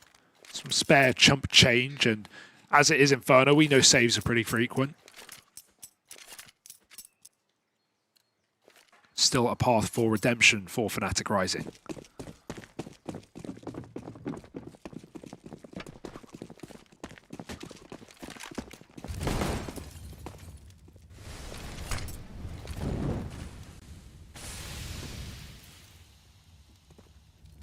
See, look, you've thrown that deep smoke down, Banana, but the illusion that you were hoping to provoke, that maybe you're taking this Banana control, has been broken by Banjo just straight up pushing it. I mean, smokes really haven't ever deterred Fnatic in this game, both to their detriment and their benefit. Sure.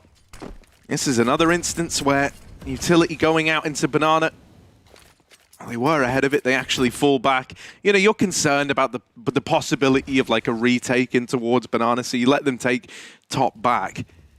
Rest of the gang going up middle, and Big Omen Academy look like they really want to fight for this. This is a good setup, but it's melted in seconds. Regali KST and Pepsor all coming in with a killer piece, and that is the round. You absolutely must hunt in this round if you're Fnatic. You know the value of getting guns out of Big, and you have literally nothing to lose. There's one more round left in regulation, and everyone is alive.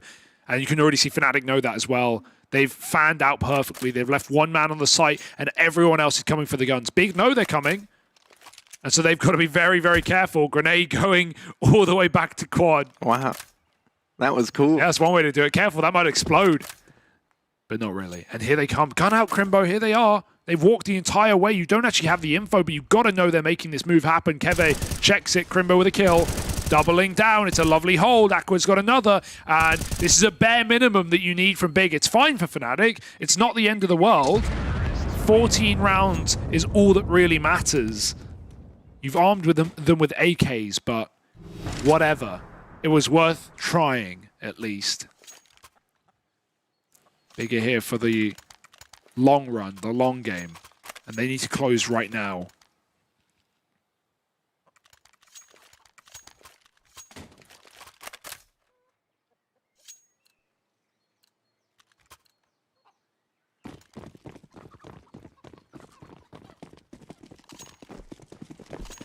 Yeah, Sin is having a banger, isn't he? Got 2 players on Fnatic with 25 flash assists. Regale, and I think there was Keve, yep. Banana again. The smoke just gets walked by Fnatic. They just know that Big aren't... Well, firstly, they haven't been taking, fighting Banana at all. Even when they have the AWP, they don't do it. Yeah. But also, it's round 30. Big don't want to be dying up car. They're back in bomb site. So, 3B strong. Big gap on long. And knowing Pepsor's, habit for going up through the mid smoke and just being very aggressive and annoying on this A site, oh dear, it's looking like a round where he wants to try it again. If he gets into CT, Crimbo needs to be very careful, and so he's peeled back to watch this. Retake util again for Big, but with the boost up, Banjo knows no one is re-aggressed. And Big don't think to seem to think it's B. They've moved hyped out as well.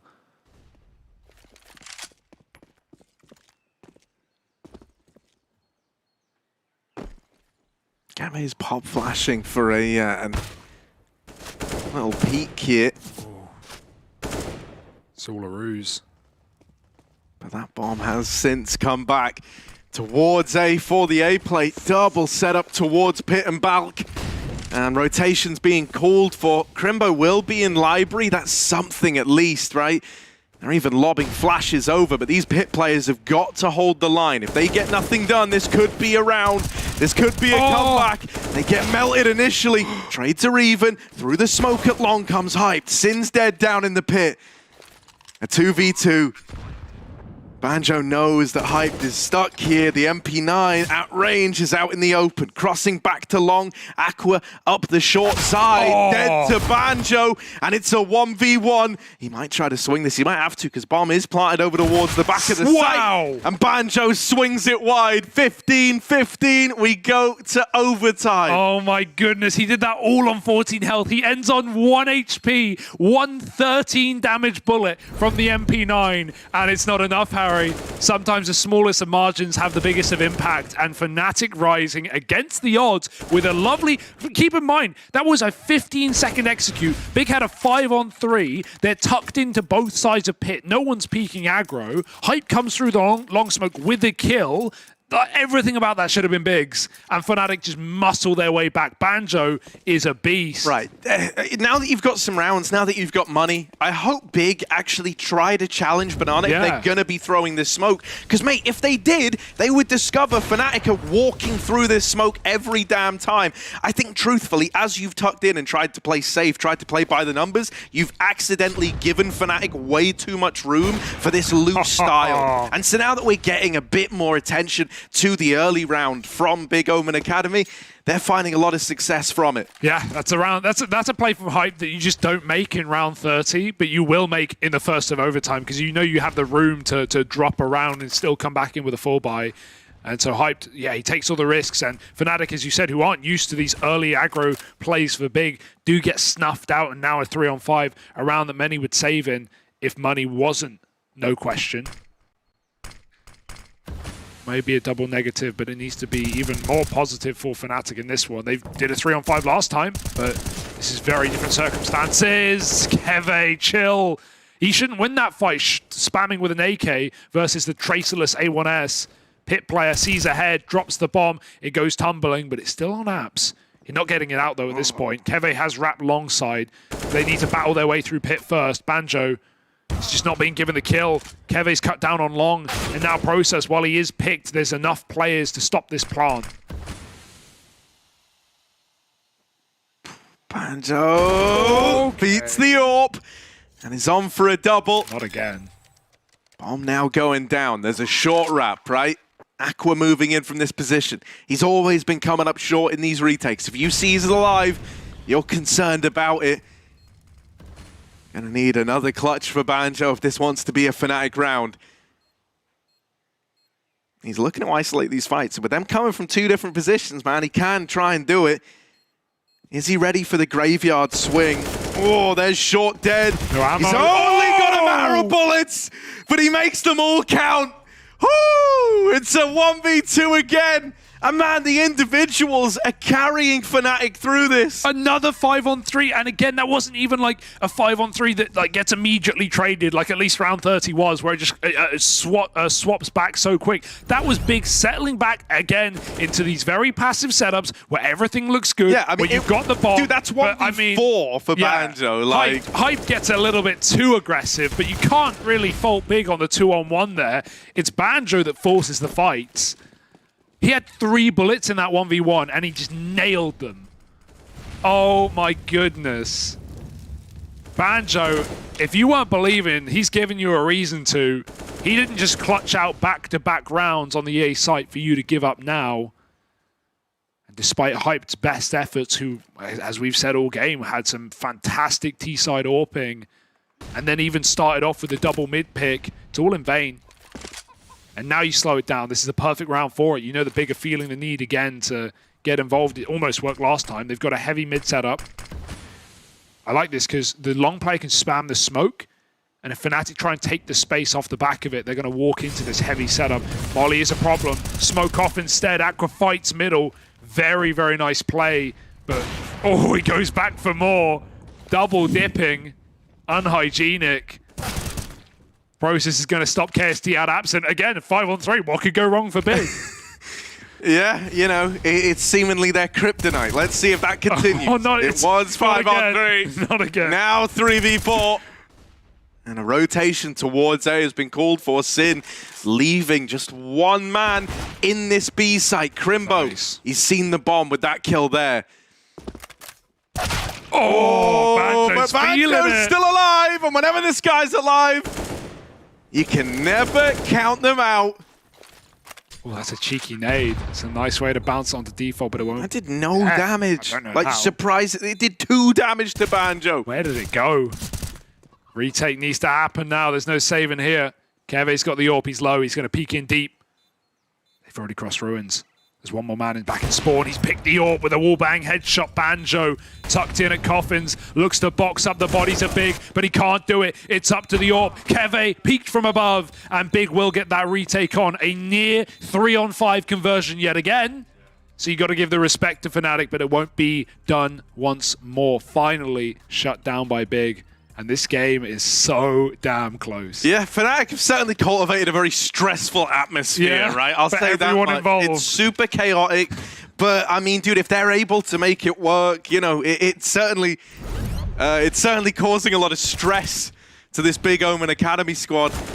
Like even, you know, dude, there are some decisions that I just flat out don't like. Like, there's been a few times now where they've like. Well, for a start, the bomb always seems to be the first thing facing in a lot of these site takes. That's always a bit weird. Like, you know, when the bomb got dropped out apps, for example. Yeah.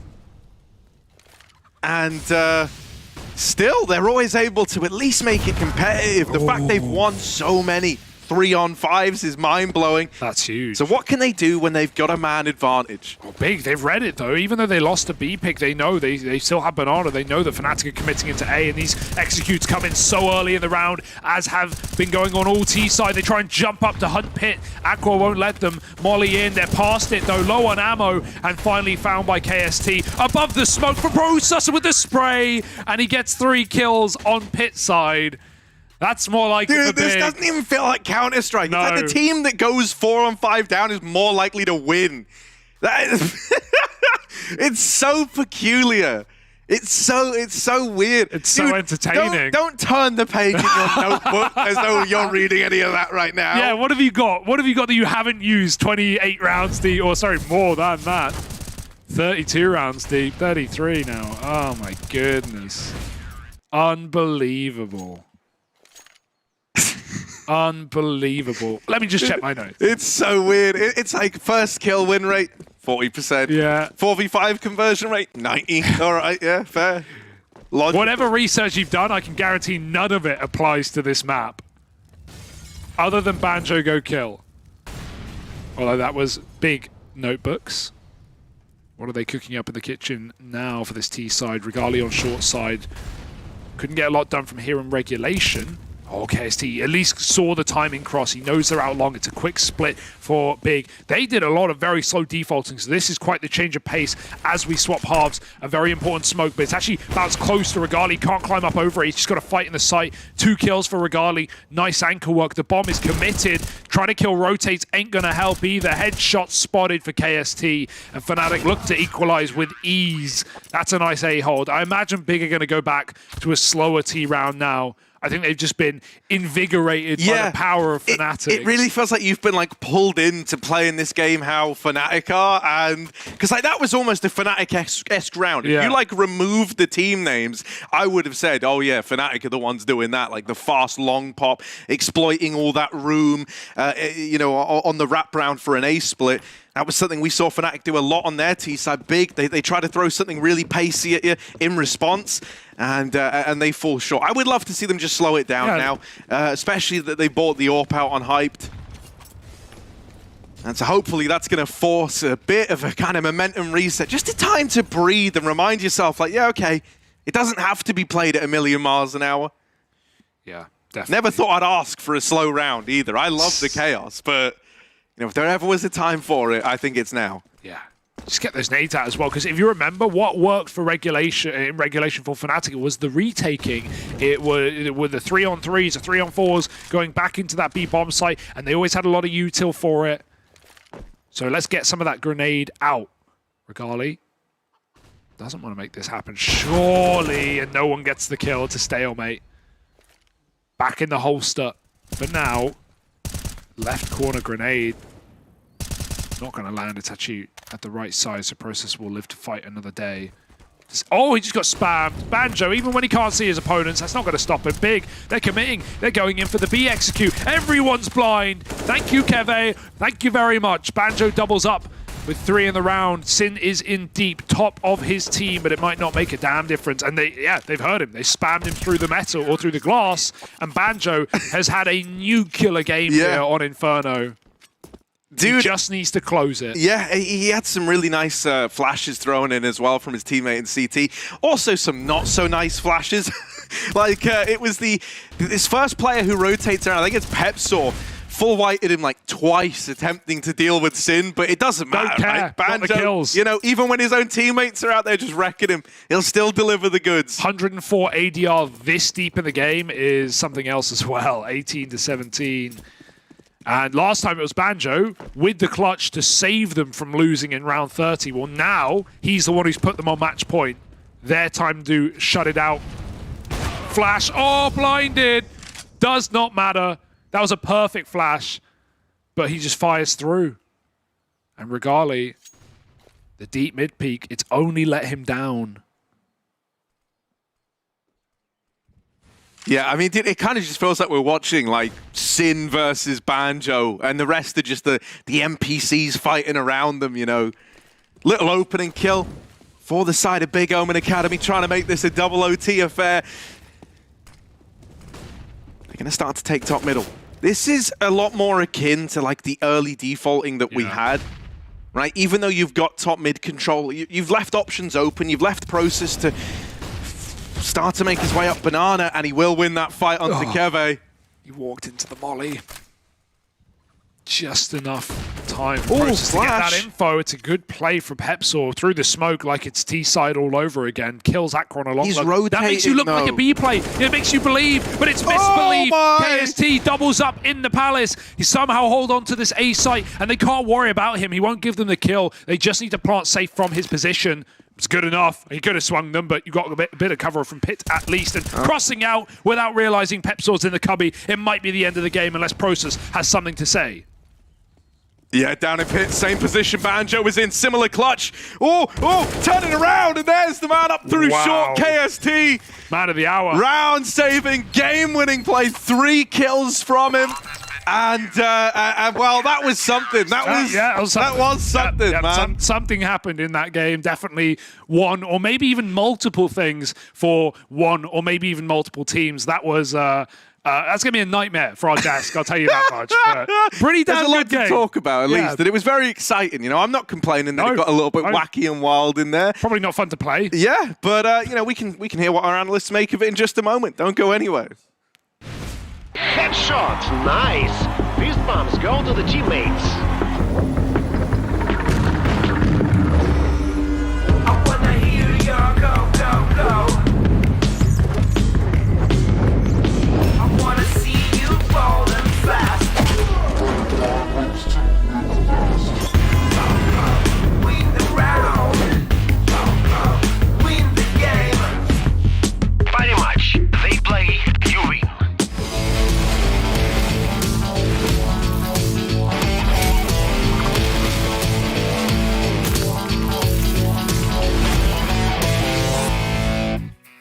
It took them quite a lot of rounds, but Fnatic Rising managed to win with a score of 19-17, which means that they will not play a tiebreaker against Astralis Town. They're kind of making our life more complicated because, like, in the end of the day, we might have quite a lot of games happening, like in what, like 2 days during the tiebreaker day. But Fnatic Rising, they kind of had like a really slow start. Like we saw, like I think Big Omen Academy getting like 6 rounds in the beginning on T-side, and we're like, okay, this will be like a super quick day, and then we get to overtime. Yeah, that was a wild game. That was a back and forth game, a game that couldn't be controlled. I think that's the best way to phrase it. None of the teams had the ability to take charge over the game. It was a game between 2 very even opponents. I agree with you. After the first 6 rounds, I thought to myself, okay, Big Omen Academy, they're going to run all over Fnatic. The way they won the first couple of rounds, especially the buy rounds, they looked to be in control. They punished Fnatic.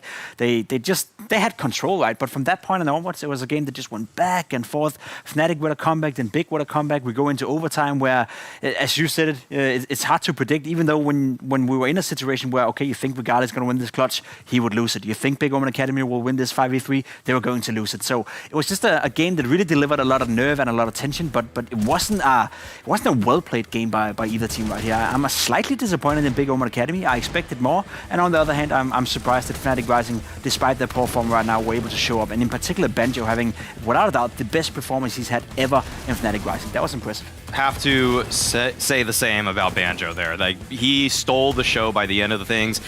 This was a game that delivered a lot in terms of entertainment, but did leave me, and I think everybody, scratching their heads in a lot of different situations. I mean, it really felt like whoever found the opening pick for maybe the last eight or so rounds was destined to lose the round, and that just never really happens. I mean, 5v4 percentage conversion rate is something we always talk about on the desk, and yet this, if you look at who got those opening kills, it almost just didn't matter. It actually almost cursed you for the rest of the round. There were even 5v3s by Big Omen Academy that were lost. I don't know if you want to call them thrown. I mean, I would want to give some credit to the Fnatic players for being able to dig themselves out of some incredibly tough situations, and I would say that this was just such a weird-looking game. Like, it was just so impossible to know which round was going to be the last one. I thought Big were going to run away with it at some points. I thought they found some sustainable success in their plays, and then Fnatic just kept on fighting. Banjo kept on fighting in particular. before we started the series, we talked about the fact that Big Omen Academy, they lost one map. It was Inferno. It was against NAVI Junior, and that was the map where Latic was like just doing crazy stuff.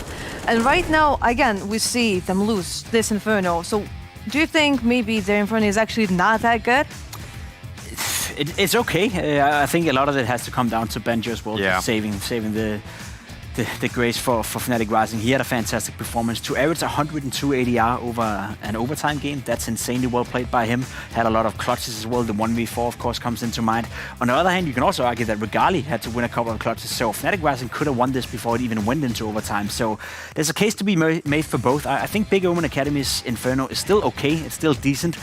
They're playing a decent performing Fnatic Rising, and they were themselves also not playing on the A level. So I think it's too soon to theorize in terms of like whether or not the Inferno is not good enough anymore. But I think this was a disappointing loss for them. I really believe the Big Omen Academy came in confident to Inferno, and they believed that they were going to win it. But Benjo wanted it otherwise. This kind of goes back to what I was trying to say in the pre-game segment, that I think Fnatic I think they've misjudged their map pool really badly this season. I thought they were going to come into the season playing a lot of Inferno, but instead they chose a lot of Vertigo. I think they legitimately had a chance in multiple series so far to put Inferno higher on their priority list than Vertigo, and yet they chose to go for Vertigo. And I said early on in this season, and I'm saying it again now, I think their Inferno is their best map. I think that's been their best map for every single season that they've played.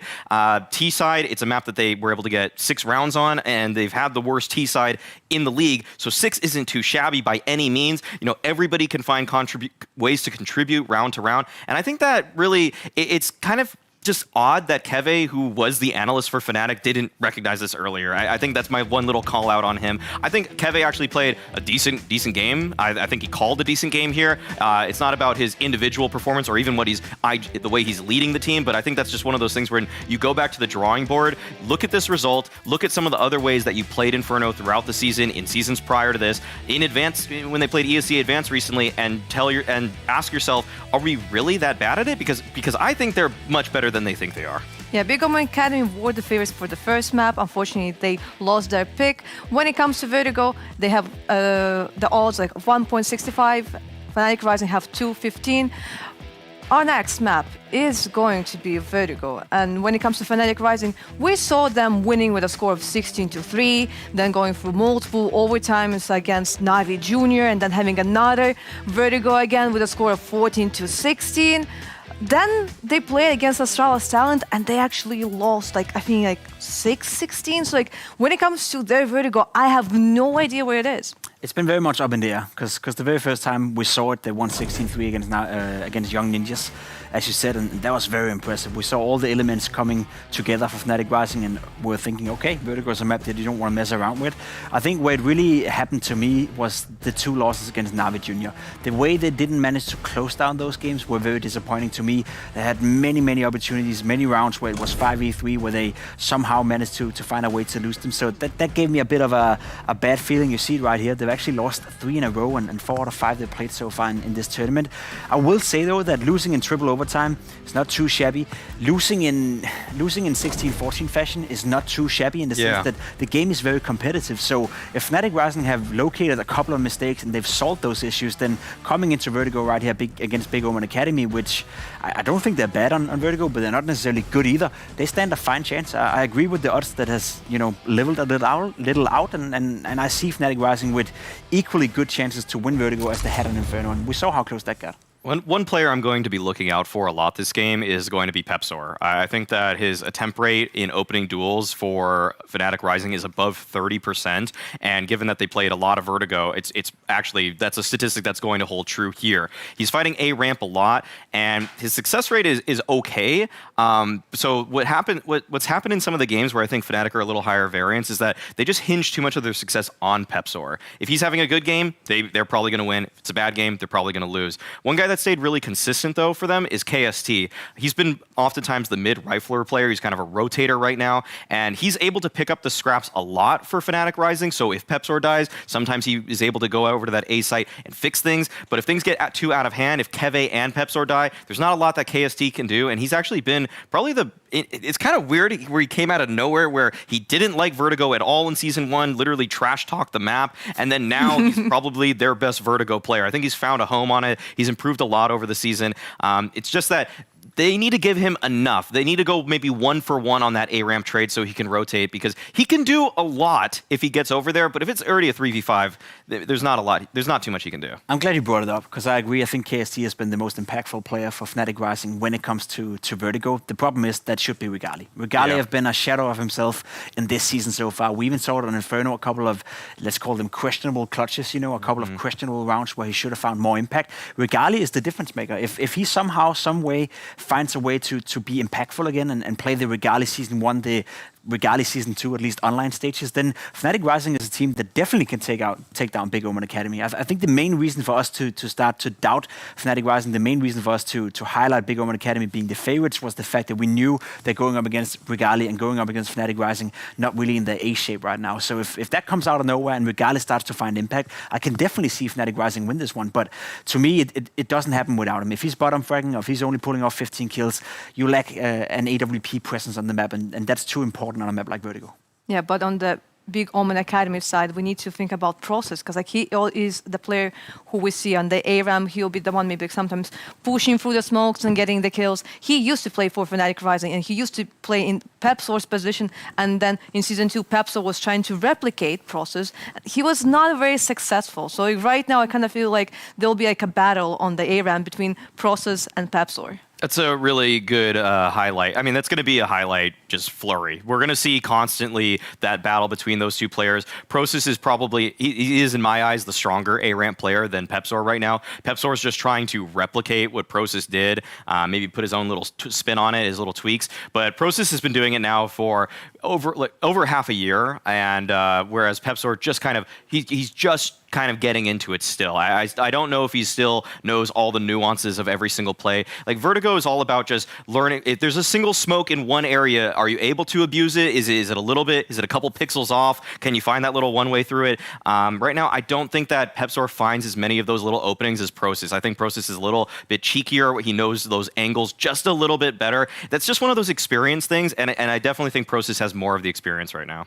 Yeah, Mau, I'm kind of surprised you didn't mention the fact that in the beginning of the series you said that they're gonna win each other's maps. Yeah, I still think that's gonna happen. Yeah, I think that's still gonna happen. I think Big's gonna win this one. I think the rifle presence is just too strong for them. Regali needs to do better. Pimp, you said it, and I don't think he's going to. I don't think he's gonna show up. He didn't show up in map 1. I don't think it's gonna happen in map 2. Hasn't showed up in Season 3. I think that's the biggest takeaway for me. I agree. I think Big Omen Academy have shown me enough throughout the season that yes, outside of a couple of blunders on Inferno, they've been looking very solid.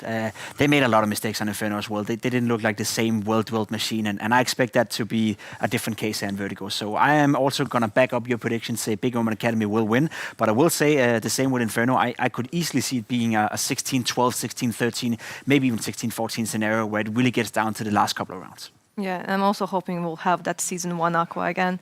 I mean, second, because I mean, right now I mentioned like, okay, I'm expecting things from Process because it's Vertigo. He's the A-ramp player. He's like the one that makes all the plays. But Aqua, Season 1 was great. Season 2, he was IGL and having a hard time. Now, sometimes he's like doing great, but I feel like in those moments when he's not doing great, there's someone else. There's someone else like just doing the whole thing. Right, at least going into today, the way that the stats broke down for Big was that Aqua was the best player. They had three other riflers were all tied in terms of stats, and Hype, their opper, was at the bottom. I'll just say, if people are tuning into the WePlay Academy League and they want to know who the next up-and-coming German player is, it is Aqua. And for my money right now, I wouldn't mind if Aqua just got promoted to the main roster in place of Tizian. I think Tizian's playing really badly right now on the main roster. He's like putting up 0.88 ratings in every tournament they play in. Aqua would breathe some fresh air into that lineup. You know, the Fav and Aqua duo, some rising stars, rising talent. For me, I think it's a fine move right now. But do you think they're the second best German team? Big Omen Academy? Yeah, I mean, Big is number 1, and then you have Big Omen Academy as the second one. I don't. Is there any other teams? I don't know. Yeah, I haven't checked Meister Shaft enough lately, I guess, to tell you. There's Sprout, right? I guess they That's true. without Well, favor. Sprout just got gutted by Favin, so I don't know. Yeah, Stephen, I guess, can do okay, but yeah, I mean, either way, I think Aqua right now is the next up-and-comer in the German space. I think Pimp definitely agrees with that. I do. And you kind of highlighted the problem for Big Omen Academy on Inferno as well. It was actually Hype doing the majority of the lifting. It was him playing the best, and then the other guys, Aqua being the bottom fragger. So you could call it an anomaly in the sense that we're not going to see that on Vertigo. We're not going to see Hype be the top fragger. We're not going to see Aqua be the bottom fragger 2 maps in a row. So despite them having those issues with fracking output and productivity on the server, so to speak, they still managed to go into overtime. They still had a chance of beating Fnatic Rising on Inferno. So I always must go and phrase it as this, that Big Omen Academy played maybe the B or C level, and they still got close to beating Fnatic Rising. If they're near the B level or A level here in Vertigo, they should be able to win, but it's not a given. Well, a Vertigo, they, I don't know, gets rid of all of the shenanigans. I mean, this is the tradition. Like, this is the WePlay Academy League. We probably have it in our script. Like, we must have at least one Vertigo. It's in our contracts, actually. I just read it today. Yeah, exactly. I mean, we have to watch Vertigo every single. We got it. Yeah. I mean, it's good that it's the best map in the map pool, right? You don't mean that. It kind of feels kind of sarcastic. Oh, I hate that. Okay, let's not delay it any longer. Let's just go to Vertigo. Let's go to Mr. Hugo Byron and just Harry. I'm sick of this slander. People on the desk talking down on Vertigo. If it was so bad, then why are we watching it 4 times in a row, guys? Come on, think about it. Use your heads for a second. Best map in the pool. Pimp knows it. We know it. And so do Big know it, Harry. But they need some vengeance right now. Yeah, I like, once again, even though Fnatic win that last map, and like, dude, it was really entertaining. Yeah. I do think the devs make a lot of good points here in that it didn't feel like the normal Big Omen Academy, right? That didn't feel par for the course. No. It definitely felt like, we had guys like Aqua underperforming, right? Kind of a quiet game from him. On top of that, I think they kind of bought into like the chaos that Fnatic was selling. I can't imagine we get that on Vertigo. I don't know, man. I still am not looking favorably at Fnatic, even with guys like Banjo playing out of his mind. Like, can he keep that up though? Because that's not something we're used to seeing. Can someone like KST, well, actually, KST is a bit of a bad example. He's very consistent at the moment. At the moment. That's the recovery arc of KST. It is. Yeah, I think after a game like that, it's so hard to know what kind of game we're going to get here, what kind of pace is going to be brought into this map. But I'm in for the ride, Harry. Buy the ticket, take the ride. You can't get off. Yeah, it's going to be chaotic, I think, no matter what, right? I do want to see how Pepsor fares, right? Because he's someone who, when he's feeling it, as we saw, he creates so much space for his team, so much space. But it's not terribly uncommon. Sometimes just see him getting blown out of the water over towards ramp. So I am kind of curious how that's going to pan out, how that head-to-head's going to look over there.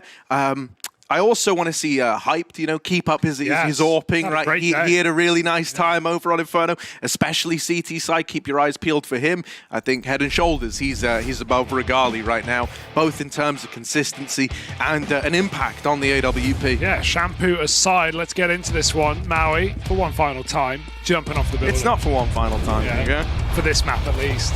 Next map, who knows? Vertigo. Big Omen Academy, Fnatic Rising, and a map up in the series are, well, I was going to say the Swedes, but a couple of them are Swedish at least. My lips are really not moist, and if anyone hears me moistening them, let me know. Lick those lips. Do you want some Vaseline? No, I don't want to share your Vaseline. Good. Oh my god, look at this. Bit of a flank down the B stairs, and it's so well timed. They might shoot them lining up smokes right now. Back's turn, Keve. Oh, jumping. Nice shot out of Aqua. Going to try follow up. That's a bomb on short seam with one smoke. You know exactly what's going on if you're big. Spamming and process hits ahead. Bomb. Oh, where's it going? Finally called. There's a flank, but the nade, it doesn't go in. I didn't see it fly in. And so they just go for gunfights instead. They run them down. Regali and Pepsor flip it on its head in what was a 2-on-5. They should have been done. It should have been over, and it might still be. Sin needs to live. He's going back in. I don't know why. Regali does find the trade. Nade would win the round right now. Crimbo knows that bomb is short. I don't know why in that whole fight between the short player, he didn't at least lob the nade in. Now Regali has a chance. Oh, there we go. Crimbo keeps his gun out. You know, once it gets to the 1v1, I fully understand not pulling the nade. The last thing you want to do is like, oh, I'll just nade him, guys, don't worry. And then he also peeked around the corner. He also doesn't know where you are. So, you know, why give away that info? Yeah, again, he's holding the nade because he's waiting for the call. They're on the bomb. But I obviously, someone else is calling, like, I'm going up ramp. They're not getting on the bomb. I'm going to kill them. It's fine. Big favored on the odds. But, you know, 1.45262. Like, if that round is anything to go by, nothing has changed in the 10-minute break. Madness all across the board. But I like the confident display out of Big. The insta-B walk sets quite a precedent. The Fnatic need to watch their back.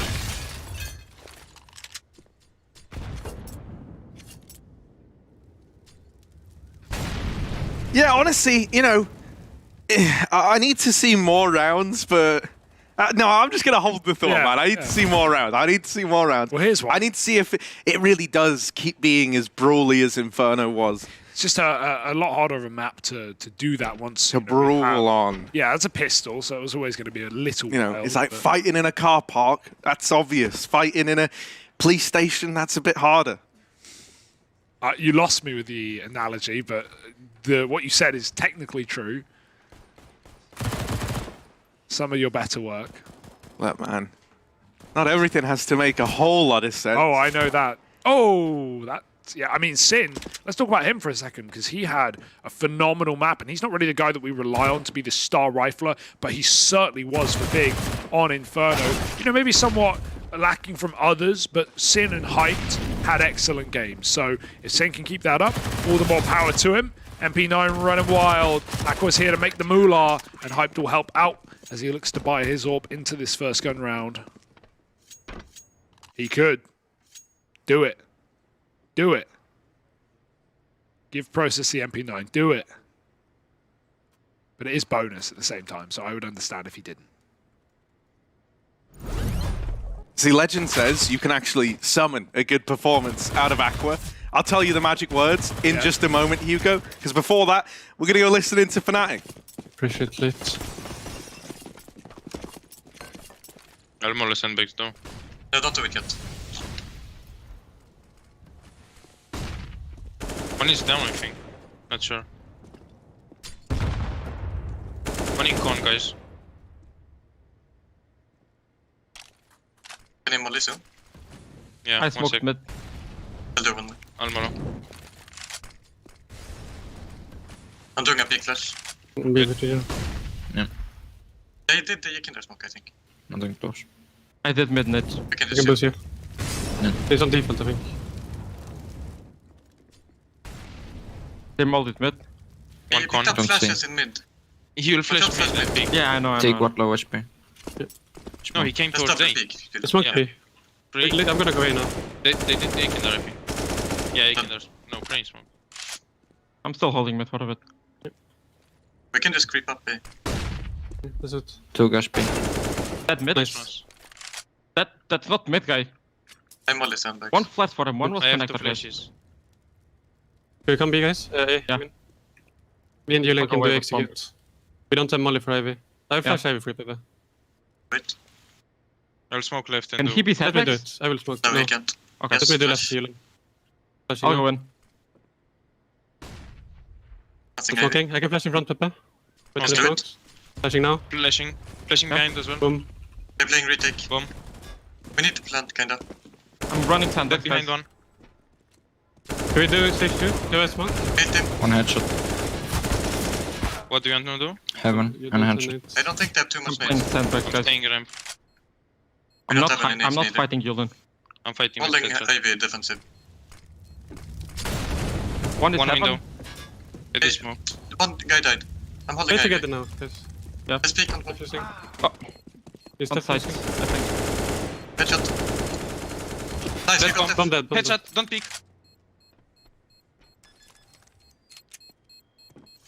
Fake. Nice. Nice. Oh Yep. my god, they killed him so slow. Guys, let's not die so much.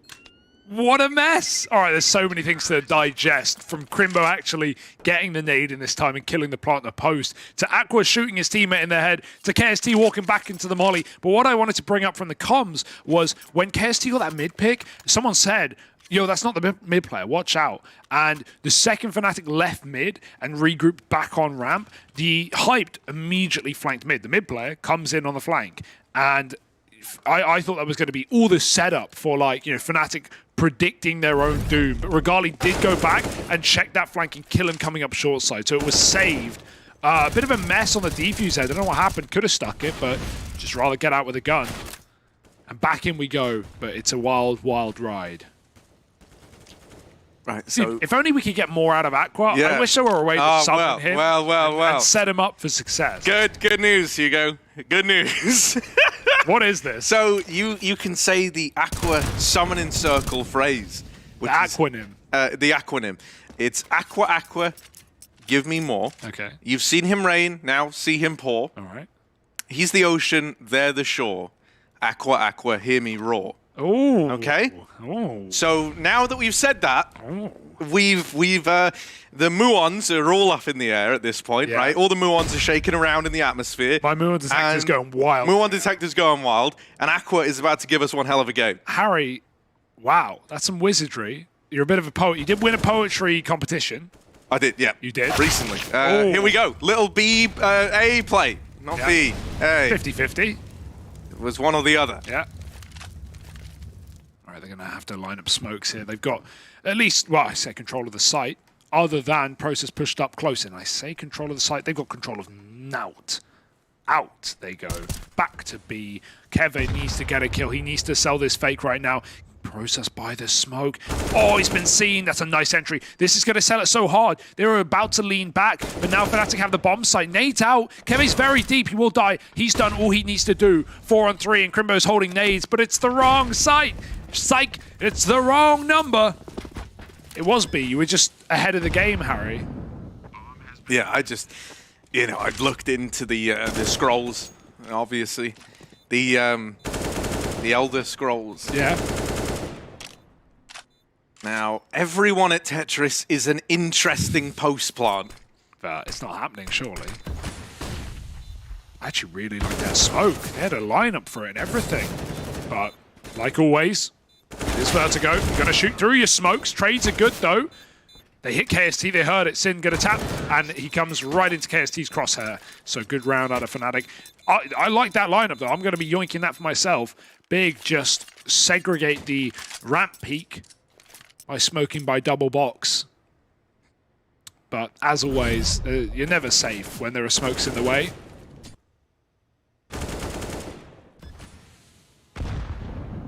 Really nice round out of Fnatic. Keve sold that fake excellently. And the quad Tetris, it looked silly, or the triple Tetris, it looked silly. Actually kind of worked, didn't it? Having everyone there able to trade, especially as that smoke came down. It's not like you were stuck at stairs spamming and not knowing where to shoot. Yeah, a little mid pop now. Chance to keep it nice and clean. Can't spell clean without lean, and when you think lean, you think Keve. Yeah. Oh.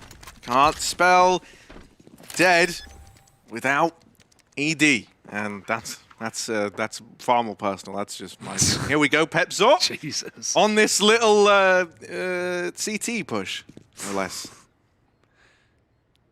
Indeed. But if they CTs, they'll eat them. Oh my goodness. These USPs are doing the work. Nade. Oh, it's nice. Oh, it's very nice. Peeks with it. Probably would have had a double even if he didn't. Make it a third for good measure. Pepsil cleans up that round and doesn't allow any tomfoolery. And yeah, Pepsil's just having a good day today. Woke up on the right side of bed. Which side of the bed do you sleep on? Left, right? Right in the middle, starfish? Left. Curled up at the bottom like a dog? Nope, left. Left? Yeah. Specifically, well, as in left looking at the bed or left lying in the bed? Left looking at the bed. Okay, so right. So right if you're lying, in the bed. The empty space is to your left. Yeah, but I always think about it from the perspective of looking at. Because if you were in my bedroom and you said, what side are you sleeping on? I'd go, oh, the left. That makes sense, yeah. That's a really awkward team nade. Trigonometry fans hate him. Crimbo, what can you do about that?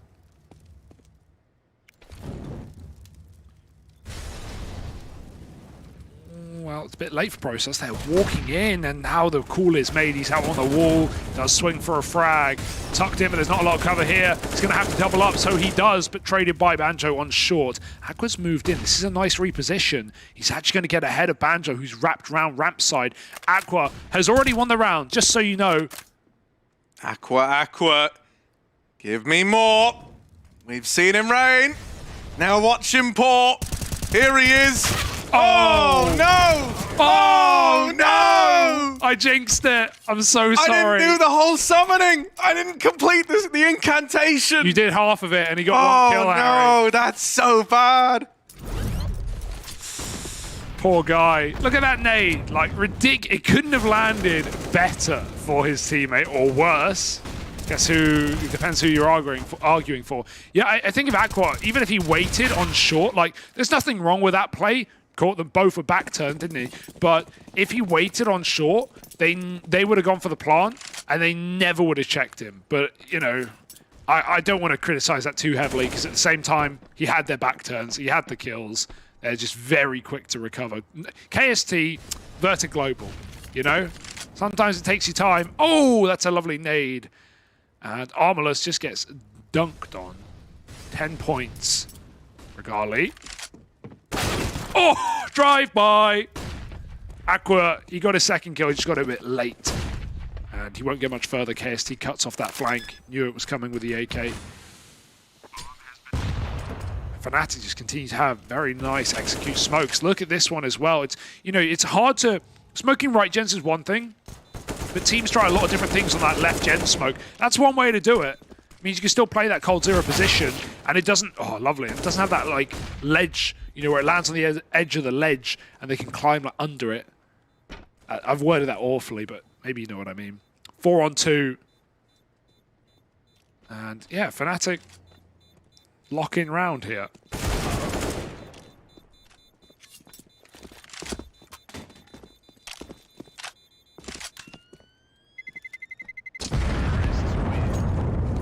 This is a really nice T side though out of fnatic Rising. You know, already this is a T side you can be happy with, and it's looking, you know, we'll say more structured than how they approached Inferno, which is always nice to see. You know, he did kind of bring it up earlier, but just kind of want to reiterate. I think you have to be here on Vertigo, right? You can't really promote the same wild atmosphere. When does the buck stop, though, right? When do Big get back into this?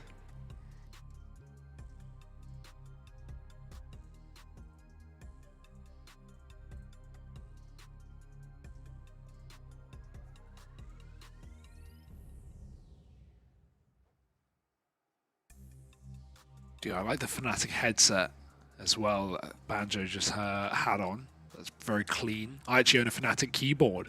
Do you? Yeah. That's pretty cool. See, I have a big TeamSpeak actually, as it turns out. Nice. It's huge. You wouldn't believe the size of it. Genau. Einfach nochmal kurz wiederholt. Ja. 2 VA. Keine Gap Smoke. Keiner. Ich geh mit wieder weg. Okay. Ich bin mit Dings B. Ja. Nichts angeworfen. Könnt Dann machst du halt mal spielen. weiter. Ja, Ich will ja. Zipix, ich will Zipix. Einer down? Sehr wichtig, Mann. Hated auch. Das Du Beste aus der kannst mir Arbeit. right mit der Flash. Pack Flash. Ja, Matze. Hackfleisch kommt jetzt. Boom. Bitte hinten. Ich glaube, ich weggegangen. Können wir Heroic nochmal geben? Ja, ich gebe Heroic. Warte, ich geh close. Blitz A. Smoke. Gib Heroic. One more smoke. Geh zurück. Mach nochmal MSA leise alleine. Ja, Blitz A. Hast du nur gesmoked, sonst nix. Einer hochgegangen mit der Ich Flash. geh da durch. B, Ganti Molo. Danger Molo. Jungs, ich bin sehr sicher, dass A wird. David, komm mach Exit Take, okay? Ja, mach ich. Ich hab fettes. Können wir nochmal Game mit Ivy machen? Oder brauchen wir nicht? Ich geb mal einen von Ivy Smoke. Ich delay die noch. Komm jetzt Ladder. Handbags mal der. Molotov. Billiger Molo? Molotov. Ja, billiger, ja. Man kann kein Molotov. Handbags mal der. Ne, der Jumper. Gib mal eine Retake Flash. Einer hält hinten an, die sind zu viert, das wird safe A. Konto Spielspieler, ja. Halte Retake Flash auf, Nico. Er ist gerade am Wegsteppen. Kannst du mal flashen? Ja, spiel Gens. Und drop mir deine Flash irgendwo. Flash kommt. Boom. Liegt hier, oh, liegt Tunnel. Nichts für nichts für Lass hier bleiben, lass zurück. trotzdem. Alles unten. Ja. Rampe Einer da schießt willig B. Alarm A, bleibt da so. Der wirft Smoke. Flash. A kommt, 100% A. Kannst du Mach erst ich checken? Smoke. Nico, ich hab Window Flash ready. Einer down. Window Flash, komm. Mach drauf. Ich bin bei dir, Karim. Warte down, ich geh zurück, ich hab die Vorteil. Ich hab die Vorteil. Ja, da liegt noch einer, glaube ich. Peek mich, Bruder. Liegt. Hit. Okay. Er wird draufgehen, sag ich.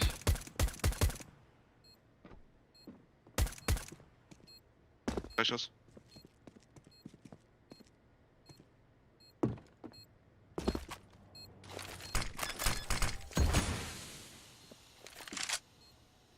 Ivy.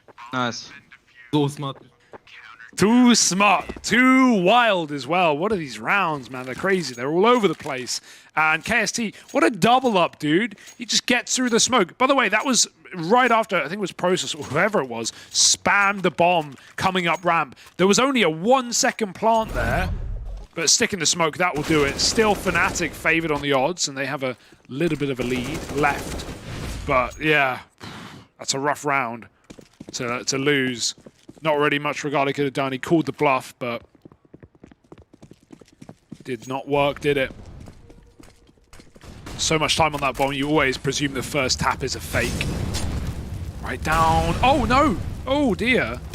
Oh, my goodness. Wow. You got trapped between Molotovs. Would have loved to go there. With friends like these, who needs enemies, right? Yes. Getting mollied into their molly.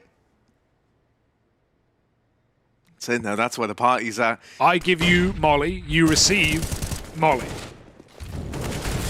Oh, over and near the Naples. weapon switch. But Good save. Hyped is there to bail you out. See, they get into B. I don't like it because Aqua's pretty low. Process is pretty injured as well. Like the Crimbo might be feeling the pressure. That's a nice nade, meaty nade. Might give you the... Oh, they have this smoke. Aqua's about to throw it in. It's the one that lands for the retake. Very nice. Same one. Steal the lineup while you can. Pepsor has to play close. They're losing control, and they just run him down with a jump around on Cold-Zera's side. That's a really nice smoke. That's nice. That's really nice. Ooh, that was really quick. Oh, that one was really clean. 4 up and 3 alive for Big Omen Academy. Yeah, the Big Omen yeah, thank you. Now I actually can't say it. Academy. Yeah, oh, dude, I tried to nail it the second time around, but I almost called them the Acad. Yeah, what do you think of what do you think the best named academy team in the league is, right? Because you know, some teams just go like X Team Academy. There's nothing wrong with that. Some teams put their sponsors in. Yeah. Also cool, you know, make some money. Shout out I like Omen. the Big Omen Academy. Yeah, because, I mean obviously big. You know, okay, other than big, that's Omen cheating. Academy. Because yeah, big is such a good one. That's cheating. Give me another one. I don't know, because there is no Teen Spirit. Yeah, if it was Teen Spirit, it would be that one. All right, well, next season. I hope. All right, here we go. Little ram peeky weeky. This time ready for the Molotov. Oh, nice shot for Pepsor. Process, you see this smoke and you're going to shoot it. They've already mollied sandbags. Process, how has he not been tagged yet? It's a freebie at that point. KST yumps into his crosshair. I mean, you just can't see him. He's so short in that smoke. Good grenade from Aqua, and when you re-establish a 3-on-3, you're going to give it up. Go back to the short side. Orb covering the swing. Orb needs to hit the shot, or Aqua is essentially trapped between a rock and a hard place. I feel like the rock is already the hard place, but I don't want to break more analogies today. Up into the bomb site now. Spam almost connects. 4 smokes. Aqua goes in front, and it's lovely. 2 kills, and here's the flank. I don't want to get ahead of myself and say it will win the round, because Banjo heard the scope. He knows the AWP is there. Oh, he's going short. He's wrapping the AWP at ramp, and this could be the backstab that opens up a one-on-one. Nope. Hype starts to consider it. No way. Banjo. He has to still go A, though. Surely, yeah. It's a nice reroute. It's big brain, but he's seen him. Time's a problem. Jumping. Time is a problem. Oh. He gets that kill, but it's gonna be close, right? Yeah, that's brutal. Oh man. Oh. You know, He was hoping he would get swung. They'd play for the trade, but with the time so low, I don't think anyone's ever going to give you that fight. I admire the confidence, but also I would love to see even a fake. Even a tap to draw the a peak, fake right? is so nice there because I think probably you fake it, you get rushed, and that's exactly what Banjo wants. But you're not just going to get a random swing with nothing. If it didn't come out immediately, it's not coming out at all, even with your footsteps. So. Yeah, that's a rough one. It's a surprising loss for Banjo. He's been really, really good in this tournament, in this team in general. So nice try, nice try. Everything up until the swing was cool. Like the short reroute, lost a lot of time, but we were seeing on the X-ray if he went the other way, he was going to be dead. So not the end of the world. B-pop, Banjo with a saved AK trying to put it to good use. Boost. And they're just going to wait. When Banjo gets a kill or gets contact or gets whatever he wants, a bit of info for Pepsor, he can just yeet into the bomb site. That's if they don't just rando spam him first. Always an option. Well, so they saw Sin around here. I really hope they molly this spot, only because they saw him in this position. Oh, they spam it in tandem. And, well, that's a pretty ugly start. They go running past the triple player. And, well, yeah, this is a nice little cleanup from the B players. Now. Should be fine. Yep. There's a new beekeeper in town. It's hyped. He's going to clip their little wings. It's very cruel of him. Could have said they're going to give him a buzz cut. Hey, that works too. Get it? Because, like, bees buzz. Bees, they go bzzz, and that's buzzing. Thanks, dude. 6-5, and yeah, that's I actually really like that round for fnatic. It's just a shame the random spam comes in, and that just look at it as well, because Aqua was just shooting the stairs angle through that, and then the blood shows through it. Oh, the falling shot. The blood shows through, and then Sin just goes, well, free real estate. That could have been something cool for fnatic. They were all about to explode at the same time. And now they're going to do it again, like it's Inferno all over again, running out middle. No one to stop him. Smokes down. This is a lovely pace. They've commanded the mid control. No one was playing it, only Con. And oh my goodness, Big go through with a flash. You've got to have a lot of faith in your teammate that their flash has connected, and it has, to massive effect. Double for Big. Good work from Sin. Aqua on default clear, but they're not ready for this player. Oh my, Sin's hit a timing. No way. Oh, that's so good. Gnarly. He won't let them in, not by the hairs on his Sinny chin chin. And now, only Keve left. Ooh-wee. Big Bad Wolf looking to blow down this B site. Made on Tetris, but they're just playing this double setup. Molly, not going to be bad. It might even spread and force a change of position. Even a tick of damage as info. Flash going to peek with it. Oh, he just jumps, gets the bomb, but he doesn't expect both players there. Stylish for a second. If only he stayed triple, it might have been his, or double, or rather. It's going to be a round coming in for Big Omen Academy, as it always should have been, right? Considering that double up in middle after Sin throws a god flash. And look at what they get away with. Sin, the real hero. Double flash assist and then triple kill in the B-bomb site. 7-5. He was the guy in Inferno who made the magic happen. Just fell on dead ears at the end. Talking of ears, Hyped is here in every single stippy step up this A site. And now the nade's going to come in. These ones connect. Good bit of damage.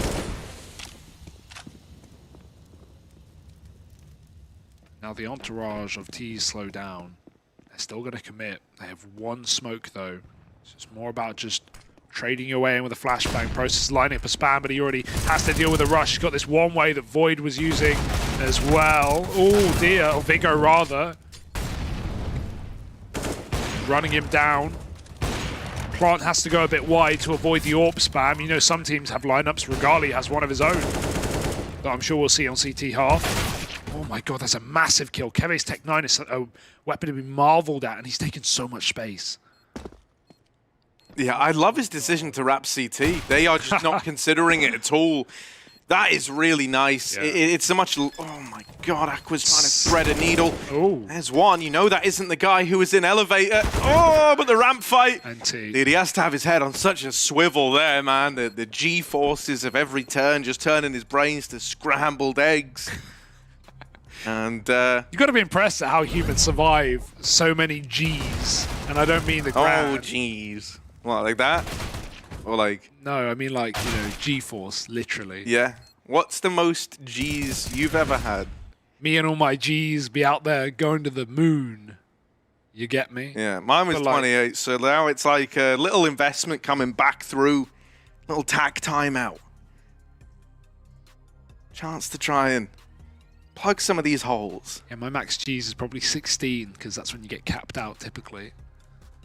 Oh, like 16,000. Yeah, you get it, because it's the money in the game that we're casting. Oh. Yeah, well, you know, it's not every joke can land, Harry. Not every space shuttle can land, but it's all about trying. That one hits a little close to home. Close to the bone. Right. This is a bit of a wacky force. Wacky force spy. Yeah. Wacky waving, arm flailing, inflatable Big Omen Academy coming in with a couple of pistols and some rifles. Trying to win the half out. They don't want to surrender a 7th to fnatic Rising.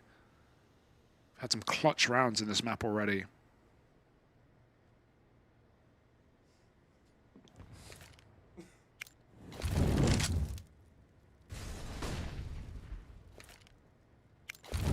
Oh my. It's like a whole flock of large Omen Academy players at the top of ramp were just ready to fight on that. Sorry, it just felt weird to try and throw a big Omen out there now. They're migrating to the B-bomb site. They are. There's more where that came from. Aqua even running a rotate. I mean, you've got the bomb. They don't... Do they know? They ran right by it. I think they know. They want the kills, and they're going to get them. Wow. They play the banjo like a fiddle. Incorrectly, but they still win the round. That's one way to break your way in. Very confident display, suffocating even. What's the difference between a fiddle and a banjo? What is a fiddle? What's a fiddle? Yeah. It's, so imagine kind of like a violin. I'll just put it. Yeah. What's the string simple as count you of a can. fiddle? Because banjo's one less than a guitar. Is a fiddle one less than a banjo? No, because they are not the same, in the same category there. Well, like, maybe same, no, because what? Maybe. I don't know what a fiddle is. I'll just be honest. Let me look it up. I'll show you. When I say it's like a violin, like literally, like you. Oh, okay, yeah. How many strings though? I think it's like a smaller violin. All right, well. Kevin's going to be cryolin after that one. Walks of smoke, processes just sitting inside of it. God, flash in middle from Aqua. And Oh, it is just a violin. Okay. It's just like a Britishism. No, it's the colloquial term used by players in all genres, including classical music. Ah, classic. 5-on-2 now. And big, that force in the previous round has done them wonders. Because not only do they avoid fnatic leveling the playing field, but now they're going to win the half dominantly. I say dominantly, but still pretty confidently. Just got to shut down this 5-on-2. Should be a breeze. Banjo. Oh, Big's mate. flashes are so gnarly. Oh, and again, another! again! You got him boxed in. He will go ahead and deal with the first. There's another same position, ready to swing. And well, it's a nice little recovery there for Big Omen Academy. You know, putting a stop to that streak early on, and then going on to only let them get that one round towards the end, 9-6 at the half. Yeah, that's definitely workable for Big Omen Academy. And one thing the desk wanted was more from Aqua. Right, well, we got it 16-11. Like, he's having a great game. Hype's slowed down, but I feel like we haven't seen that many AWPs anyway. The money's been pretty all over the place, and like Big have just been running around to them, flying through smokes. And a lot of, you know, 1vx is a lot of close rounds, so it's not like Big built up the economy. But yeah, quiet for Hyped. Not the end of the world for an AWPer that, again, we've touted. I feel like I don't want to put too much pressure on him. Not that he can hear, but you know, just mental pressure. Like, I'm still expecting something on the T side from Hyped, presuming we get some AWPs in his hand. Winning these ramp fights is so integral. But we still had some banging individual moments from fnatic in this game. So, while they're not favored on the parry match odds, Big sitting pretty at 1.5. I'm not counting them out yet.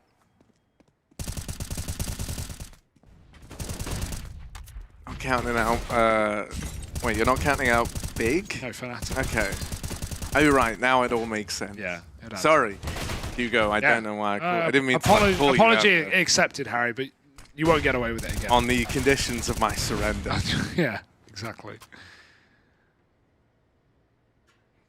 Dude, I would love to hear fnatic right now. I just wish someone would pump the noises into my ear. Oh, who was that little cough? Hmm? Who was that? Steps towards A. Oh, it's them. Ivy, 4. I'm leaving mid. Yeah, they're rushing A. Up Ivy. Yeah, many Ivy. They dinked themselves. Yeah, we can do doing deep night. Deep night. Yes. Keep They filled them all heaven. One ramp. One pushing. close. One close heaven. One is under heaven. Two close I hit heaven. him a lot. Dead. I'm holding Nice. it with you, Julian. You ready One more. to transparent it? Yeah, Ah, right now. under heaven. Pushing that. Nice. Nice. What One more. pushing big heaven? Let's go heaven. There's only side. Dead heaven. Nice. Good job. Default. To that. He's still default. I'm holding left side. Dead. Nice. Nice. Hit on. Kevin has Passing hit. ramp. Just hold it. Kevin has kit. Just hold it. Is it ramp? Ramp. Ramp. No Kev. Nice. Nice. Now we're cooking with gas. fnatic rising, coming in with a nice clean pistol retake. And they didn't sound too flustered, Harry. They didn't sound too stressed. Pretty casual, pretty calm. And that's what we like to hear. Yeah, you know, just making sure everyone knows what's up. They let them know Kevin has the kit.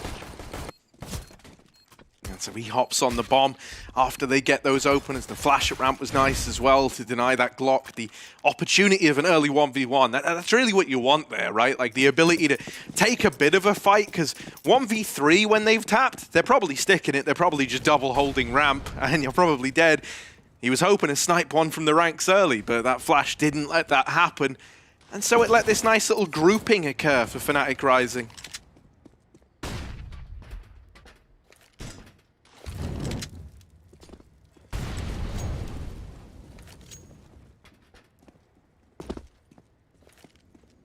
Big just sit back with Deagles. Shows some faith in their gun round. Would have been you know, easy to justify a buy here with a bunch of Galils and maybe even AK drops with Deegs.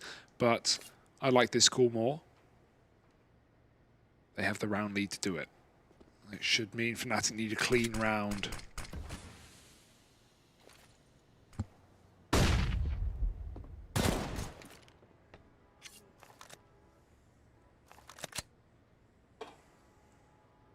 Yeah, walking up ramp, you know, you'd take a bomb plant here, wouldn't you?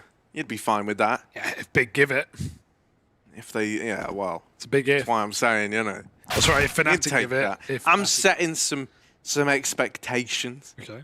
And, you know, will you be able to achieve them? Let's find out. Big Omen Academy start to make their way in, start to make their presence known. There's this flank from KST, and as a result, rotations are already moving in towards the A site. That Molly displaces these pistols and should look to lock the round in. Yeah, just wait for KST. You know, the bomb plant. Oh yeah, they're not going to get it. Okay, no, that's a nice denial there out of the fnatic squad, stopping that bomb from getting planted. Would have just been a bit more cash for this T side to work with.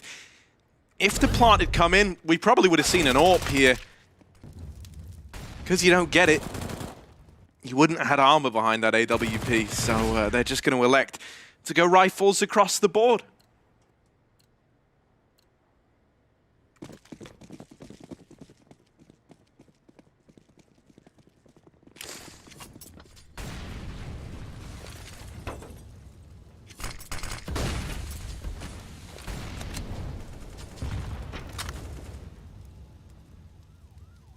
this is it. This is what Big have been waiting for.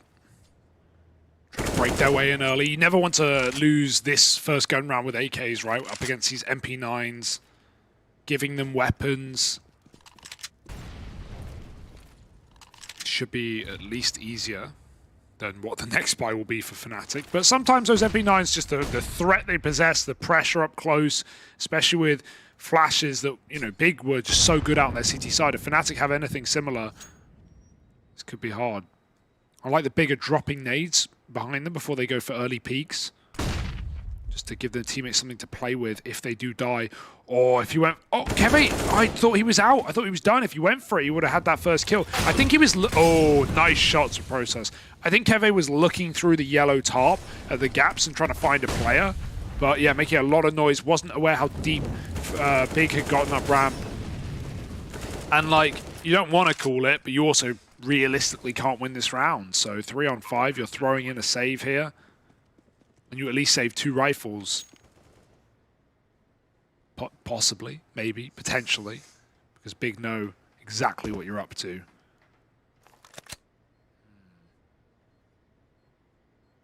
They're coming through. 4 players saving a day, though, so it's only Sin hunting. And he's in no hurry. He knows even dying here. He's going to give a gun over, so he's going to take his time, clear all his spots.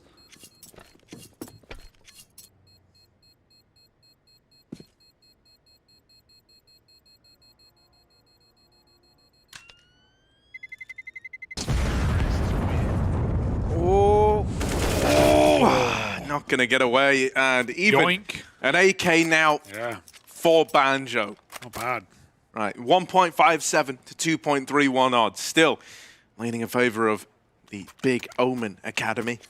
However, maybe that tune changes the longer the flute is played. Yeah, otherwise it'd just be one flat note forever, and that'd get a bit boring. Like white noise. Lovely one-tap entry from Process. KST, they're through your molly, buddy. Oh, pull the gun. I thought he realized. No, he doesn't. They just speed through. Out of ammo, out of chances, and over mid to B. Banjo is not ready. It feels like Fnatic's timings in their head are completely off in this round. As Big, you know, it's by their design. Running through the molly is crazy. Costs them a lot of health, but look at the result. 4 on 3, locking Fnatic out of the bomb site. There are guns to be gifted. There are chances to be had, but is there a round to be won? Nah, they're saving again. You know, that's pretty rough. Yeah. Oh, dude, mid is a really, like, kind of horrible position to play, especially in relation to using that Molotov to actually try and slow down too much. You know, that's why I actually really like this decision, that after they lose that AK in the end of that previous round, they buy up the MAC-10. And that MAC-10 player, if you've got a mid spawn and you run it out middle, you are going to beat that molly, maybe take, at most, I'm talking like 4 damage. It's crazy. It is really deceptive how effective it is. And yeah, dude, it looked like KST maybe just zoned out for a second. Yeah. And it threw, like you said, it just threw all the timings through a loop. I am kind of surprised that Fnatic got so caught by that. Yeah, like, you know, Banjo unlike the second player. Yeah, right. Especially when you think, like, these guys were playing a crazy fast T-side. Whoa. Sorry, I'm just getting thrown around the map right now. No, I agree with you, though. Yeah, Banjo, like, not expecting to run over mid to B. Like, at that point, KST's calm. We don't hear it, but it's got to be wild. Like, they're rushing mid. You know, at that point, you've got to be ready for anything. That's where, you know, a team, you know, this is where someone like Sheikh Zula, for example, would bring, he uses his cadence and, you know, like, very, very fine vocal kind of inflictions to properly explain within context like a call. Yes, it's not just what you say, it's how you say it. It's all about the vocalization, the pronunciation. Exactly. And no one is quite on Sheikh Zula's level, admittedly. I don't think, you know, I think it'd be a fool to expect any of these guys, like academy players, to be there yet. Well, they don't nearly have anywhere near the same amount of experience as being at the top level of verbal control and voice inflection. So you know, it's understandable, but that's fine. They'll get there. Hyped with a trade. We wanted this T-side AWP to come through. And it has. It's coming through. Keve's doubled up before the fact, though, and Pepsor with a weird angle takes down Sim with a shaky spray. It's beautiful. It's everything that Fnatic wanted and needed. And if we can get these nades here in time, which already just starting to lean in the right place, this could be a really difficult plant for Big, especially considering the later it goes in the round, the harder it is. A molly could really cause problems, and that's why Fnatic are playing so safe. We've got to have something landing here. Nade onto boost, but oh, there's the HE, the first one. Now the molly follows, and this is what I talked about, 14 seconds. You don't have the time to waste. That smoke is everything, because there was another molly for Banjo, but he can no longer throw it. He can, just won't do anything. They run down the plant anyway. Beautiful work. Pepsor has had a great round here, and Hyped is saving, and that's absolutely the right call. Giving them the defuse in this 1v4. And there's absolutely no fear. Fnatic know he's given it up. So you're going to be able to rebuy around this saved orb. But actually, looking at the money, in reality, he could have bought it anyway. So I don't mind the save. I don't think he was going to win that round. Yeah, you just don't understand the Sigma Mel grind set. Yeah. Right? Like, I can't even begin to get into it, but you know, you got to make your money work for you. So he saves that orb. Yeah. Saves in the long run. You know, saving money is making money, mate. Exactly. If your money ain't working for you, you're working for money. And ain't nobody got time for that. Money is time and time is money. And Molly in mid. KST's got to watch out this time. Kevin, now. Deep down ramp. He'll get himself out of danger. KST with an aggro mid flash. This could be nice, but Aqua just turned away. Ooh la la. Just looked away to get up on top of the boost and try to get the construction player. Perfect flash, at least. Like, flash assist said that Regali blinded him, but KST was not blind. He was just destroyed.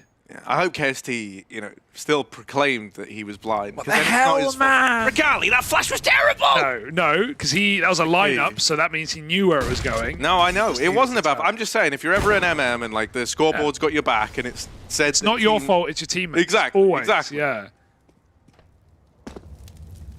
Obviously jokes, but 5-on-3. Hyped with a passive mid-orb, they peek him dry, and... Actually, I think they did flash, but it doesn't matter. Dead man, and so are the B players running over the top. Smoke gonna cut out Keve, and there's even a wrap from Crimbo. He just didn't respect him, pushing up deep through mid with the Ellie smoke. Big seemed to be one of those, you know, one of the few teams that are running this elevator smoke. Was it NAVI on this map who were throwing it out as spawn? Yeah, they did have that pistol. They did it in. Yeah, I've seen a couple of teams do that, and yeah, it's really nice. You know, actually, Fnatic did it in the first half on their T side, and Big flashed players through elevator and just sprinted. So, like, Big have just... It's almost like Fnatic in that first map set the pace precedent, and Big have, like, kept it up throughout the series. Like, you want to play like little arseholes, we'll play like arseholes. We'll run through your smokes. We won't give you any respect. And I love it. Yeah, Aqua. I don't know if he turned like he looked like he was playing anti-flash. He might have also been getting up on the boost, but that looked pretty purposeful. Maybe he even heard the pinfall. But just nades now for Fnatic, trying to dunk on this A site. This could get a little weird for Process. Because, like, you don't know that all these pistols are here. Oh, now they're pushing down ramp, and he hears them, and he just said to Crimbo, like, yeah, bud, good luck. See what you can do. And that's the bomb. Oh my God, goodness. It's the bomb. Oh, Process is going to have to come back in and save the day. They don't know about it. They've got no idea. They've got no idea. Just win this fight. Win this one, and there you go. Now everything should be fine. It should be all good. They've boosted a man up on top of the box, and they might get it back under control here. No rush. You have so much time, and you know everyone is trapped. So it's not like you need to be hunting for kills. Wait for them to get impatient. These pistols are coming to you, and Process has 3 in the round. Almost a lineup. Swing onto the AK pistol. No! And Pepsor's having a round himself. 3 kills. 1 shot from death, and he's tucked in. It's a hard clear. Process, will he check it? Doesn't want to pull the nade. He jumps! And Pepsor just shoots him in the air. What a ridiculous round from Fnatic Rising. A full eco. I don't like the jump. Yeah, there. Oh my. Oh no. Oh God, baby, what is he doing? But that was after such a nice sequence from Process. Yeah, of like maneuvering around, isolating 1v1. And then he's like, you know what? If I yeeted him right now. That's like when you go to the rest of the team. Yo, guys, watch this. I'm about to wreck him. Yeet! And then he just ruins you on the jump. Good shot for Pepsor. Could have just got killed mid-air. Like, yeah, pulled the knife out as well, didn't he? Doesn't change your speed that much. Not worth IMO. Dude, that's such a disaster. One thing that I really didn't like about it though was just that. Everything's easy. Everything's easy in hindsight. Yeah, everything's like this is easy in hindsight. But also, you know he's there. I guess the read is just he's playing bridge, or he's behind the box, or he's not in that corner. But it's pretty ballsy time to set your mind to like this corner's defo clear. Yeah, like optimistic, we'll call it. And optimism, it killed the cat. Yeah, that's why you only know Grumpy Cat, mate. You never heard of Optimistic Cat, have you? His twin brother that he ate in the room. Here's KST holding on to middle. He's gonna get tested. Aqua with the swing. Gali to pick that one up. Meanwhile at ramp, things get a little bit awkward. It's hairy. They're moving up. They're moving in. Kevin. It's Regali again. Every single time I'm setting someone up to get a kill, Regali just steals it. Man, CTO Beast, though, he's got the lineups, as we've already said. He's got the receipts. If you try and plant default, you're going to get spammed. So, Regali with a double already. And a little retake smoke coming through. It's a retake when the bomb's not even down. You are using your util maybe too early, but they're just trying to regain the control. Oh, what a beautiful way to clear it. Just double swing on the short. Hyped, hoping for a kill, but Fnatic just that's scary. Fnatic have so much control back in this round with 40 seconds and no more smokes for Big to get this site locked out. They've got to fight their way in. Oh, and Fnatic is just not scared anymore, reinvigorated after that eco win. And it's very dangerous, but it hasn't come back to bite them yet until maybe now. Chump shot! Oh dear. In the air, 2 bullets hyped. And with another player at short, are you really ready for Keve? No, you're not. Wow, what a round for Fnatic. I love that retake. Hey, and now you're in this, wacky, wild, Fnatic stranglehold.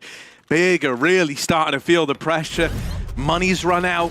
That makes you feel like a 12-12 scoreline is almost inevitable. Now, I say almost. I don't want to comment on pistol rounds with too much certainty in this game. Yes. But really, it is just going to be Glocks. There's one flash. You're going to have to be the God Flash. We've just seen A. I just forgot there was a B site in this map, to be honest. Mid to Bs have occasionally happened, but by and large it's been these ramp walks. This time, just Glocks. Even a plant here is sick, but full blind, KST gets a double, and Banjo was just hiding all along at the back of B. So, thanks for coming, guys. I'm going to just wait. I'm sure they'll leave.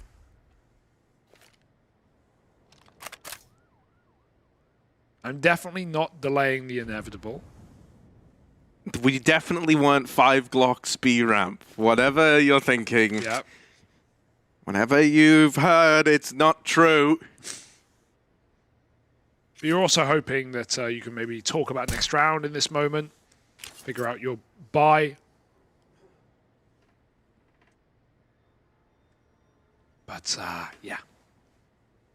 Don't want to wait forever.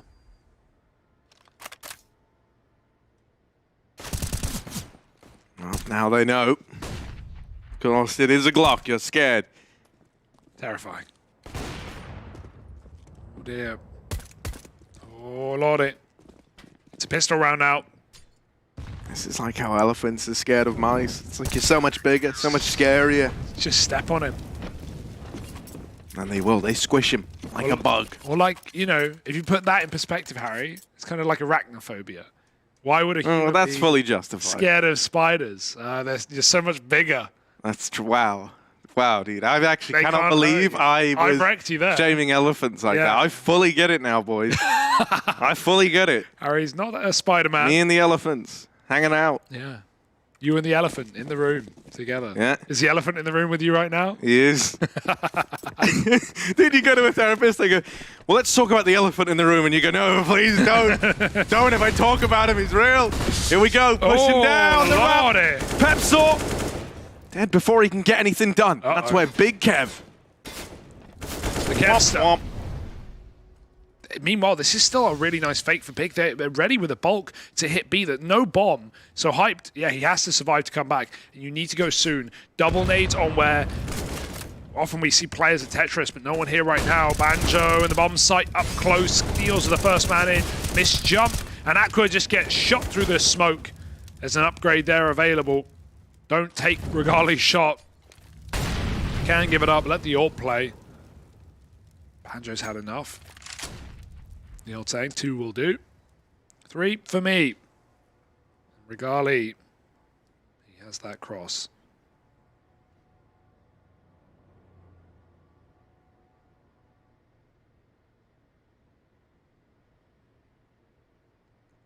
It's a waiting game right now, but it can't stay like this forever. Gonna boost hyped up. Now, will this affect Regali? No. There's no flash.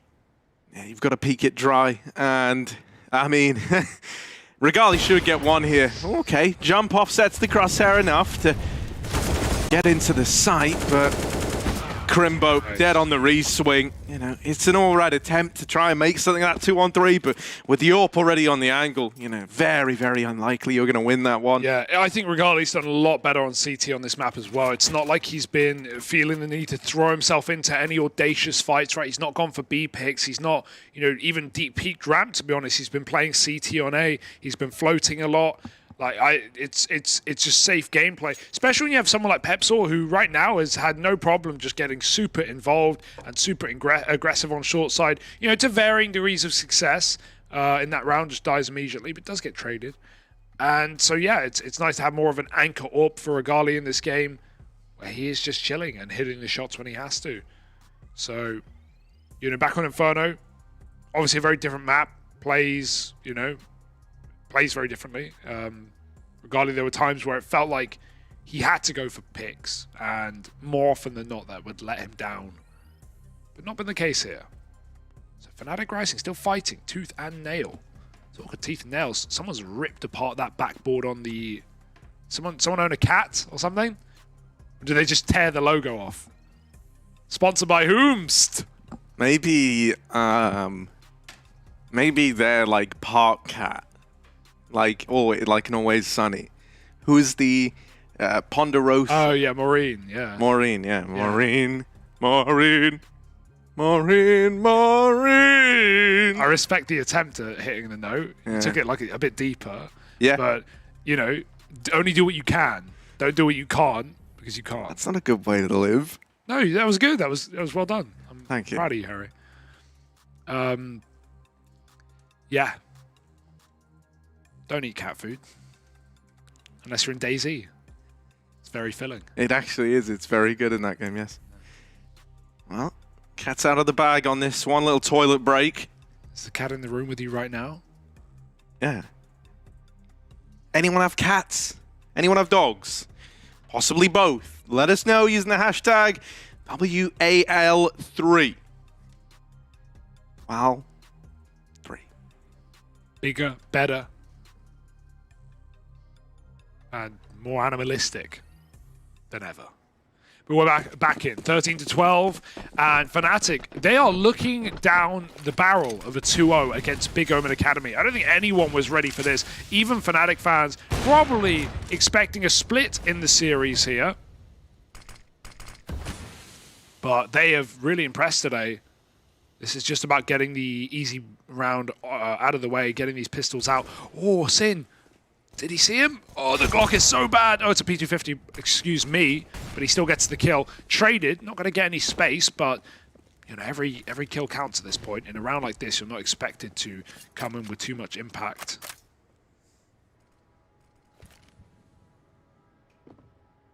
Keve has all that ramp info right now.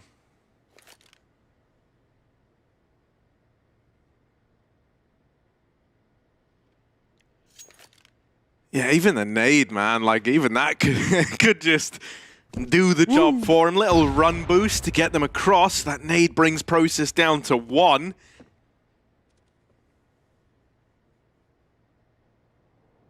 Keve and Regali both going to set up over towards short. With everyone else coming out at top ramp, you know, Regali's probably just going to like wrap, you know, shut down the last guy. First to get up.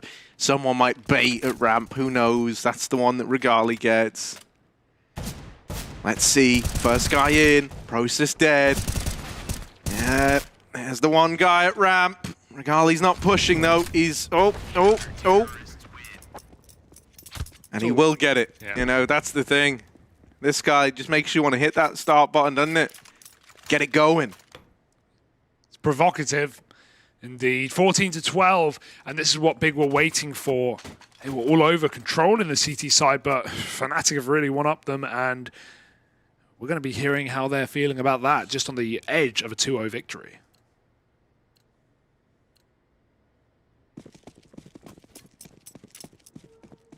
I'll go with the liquid. A lot A, I think. Yeah. A lot running A, a lot. I will need close game. Can you guys take B control? You want flash? Smoke B. Wait, They smoke, I think I can do it. There were 3 You can go towards B. I will melee. Yeah, I will Or melee. do you want flash mid? Wait. Open A. No, wait a bit. I will just melee now. Maybe to get fucks now. Actually, I will pick Yeah, mid front. the smoke will fall. Yeah, No, it's fine. I'll follow you. Yeah, do it. Flash. Flashing now? We're gonna push mid, guys. I'm in back. Yeah, I'm Yeah. holding left side. You should go B, Julian. I'm going B. Yellow clear. I'll spam the smoke under. One ladder. I think they were going mid. I'll take mid. Let's leave A. Let's leave A. He's out. 1B. 1B stairs. It's A. Coming A. 3-on-3 guys. You have a lot of nades. They're running A. Up A. Planting default. And one is Ivy. I have smoke on mana and flash. Ivy. Yeah. Can you flash They Ivy? just threw a random smoke Wait. inside. I flash now. I'm only shining back. One far I'm back pushing Ivy. Ivy. Tap the bomb. You need to wait. You tap He on smoked now, shining it's back. Tap it. Wait. Up I'm dead. dead. Back. In the smoke. Nice! Nice job. Oh, nice.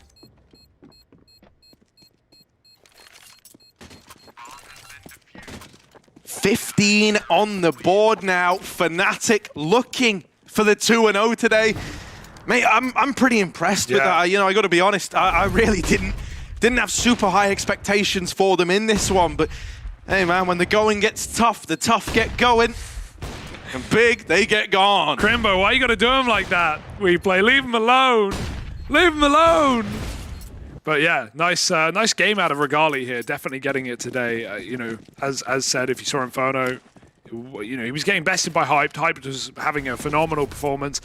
Yeah, and Regali is just dominating right now, holding down. I would say, like, you know, that's one of the first retakes Fnatic have even had to do in a while. It's often just been these site holds, pretty clean, pretty concise. Oh, Pepsel, they got through. He's dropped a smoke. They would have heard that. Oh, they know he's close. But he don't care. He's got to play in the smoke. His did miss. And no one's even looking. So Pepsel going to get out. They're just walking up. Finally, the util comes in. Pepsel's a bit blinded, and his teammate's no longer covering. Luckily, he commits to short, but Keve's gone, and they know Pepsel's short as well. He's dropped his second smoke. Will be able to get a kill. They're going to hunt him down. He pushes through all the way, and Hyped is ready to receive 4-on-3. Regali, too late for a lineup. Going to have to do this shotgun AWPing on a retake yet again. Yeah, flash through, not blinding Crimbo now. He is stuck here fighting. Is this man Even one from him would be enough, but Oh. dead on the smoke push. This isn't over yet. Big Omen Academy, they need to hold on, and the numbers are starting to dwindle. No way. Regali's taken out another, and it's only Sin left now spamming. They know he's a ramp, and KST's got it.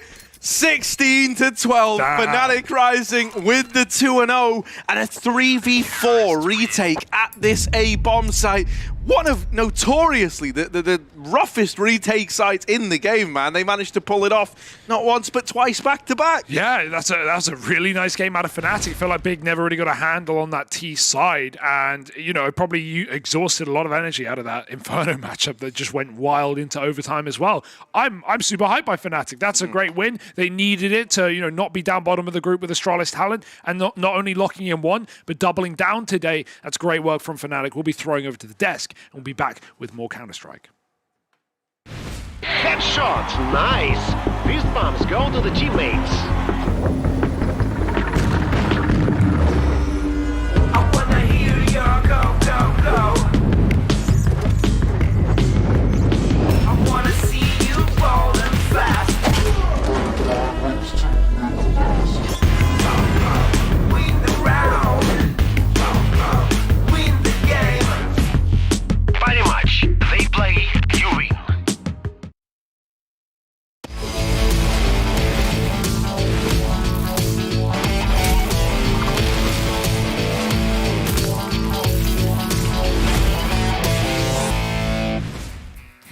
We thought that Fnatic Rising will surprise us only like on map 1, but they also managed to surprise us on Vertigo by winning another map, by taking another map from Big Omen Academy. And before today, Big Omen Academy, it kind of looked like they will get a direct invite to the LAN, but right now it is under question. It is up in the air, to be completely honest. Big Omen Academy had every single opportunity to get this done by themselves. They had their own faith in their own hands, and they messed that up and screwed that up massively here against Fnatic Rising. I would say though, that was fair, that was justified. Fnatic Rising were the better team tonight, no doubt about it. I think they played a good Inferno, where they made a massive comeback after getting off to a rough start. On Vertigo here, the same this time around, they got off to a good start, and it felt like Fnatic Rising were in control for the majority of the game. I know Big Omen Academy came back and I guess had a decent T-side to begin with, but when it got down to the nitty-gritty, as soon as Fnatic Rising found out what Big Omen Academy wanted to do in that T-side, they shut them down once again. So no problem for me to say that Fnatic Rising were the better team today, and no problem for me saying that that was a bit of a bummer for Big Omen Academy. Absolutely. Big Omen Academy are now potentially going to be facing off against a tiebreaker situation. I mean, things have to go pretty badly for them in the next series for it to happen. But like Pimp said, I mean, the fact that they now have no control over their own destiny in terms of qualifying for the LAN has to be a bit of a disappointment for them. They definitely had some previous wins on these maps we saw. I mean, what we saw from them today felt way more disjointed. I mean, I don't think that some of the individuals probably played as well as they expect themselves to. I would say that I wouldn't even really single out anybody in particular. It kind of felt like a team thing. I don't know what the comms were like necessarily, how motivated or how demotivated or unmotivated they were. But I'll say that for Fnatic's case, I mean, I think that CT side was actually pretty darn good. I think that Keve and Pepsor did a pretty good job at A in particular. The way that they were able to fight it consistently. Keve is not really a guy I expect to come up with kills at A-ramp, but I think he did a decent job in a couple of situations, which was almost uncharacteristic. But this is kind of the Keve story. You know, Keve, every time in some of those deep series in the group stage last season, season 1, he would always have these kind of games or rounds where he kind of does a little bit better than you would maybe expect him to. And I think that he kind of did deliver today in a way that definitely helped improve Fnatic's floor. Like, we were getting some pretty bad games out of Keve earlier on in this group, but I'll give him some credit today because I think he had a few big contributions that definitely spurred Fnatic to this victory. And Fnatic Rising were really looking to win both of the maps, not only because it puts them in a better position when it comes to their group, they also wanted to get revenge for the previous season because Big Omen Academy, they were the team that denied them the LAN. They managed to face twice in the playoffs. Both times Fnatic Rising lost with a score of 1-2 in a best of 3. If anything, this was a quad match for Fnatic Rising. You're definitely right about that, Heko. They had some unfinished business to take care of in terms of Big, owning them last season and killing their dream. That being said, though, I also do think Fnatic Rising right now are sitting back with a bit of a bad feeling. they lost both the maps to NAVI Junior, and they did that in triple overtime and in 16-14 fashion. Both of those games, as I've argued a couple of times, they probably should have won. They at least had chances to win. Had that been the case, fnatic Rising right now would be leading this group. They probably would be the team qualifying directly into the LAN. That, in fact, would have been the case if they were able to.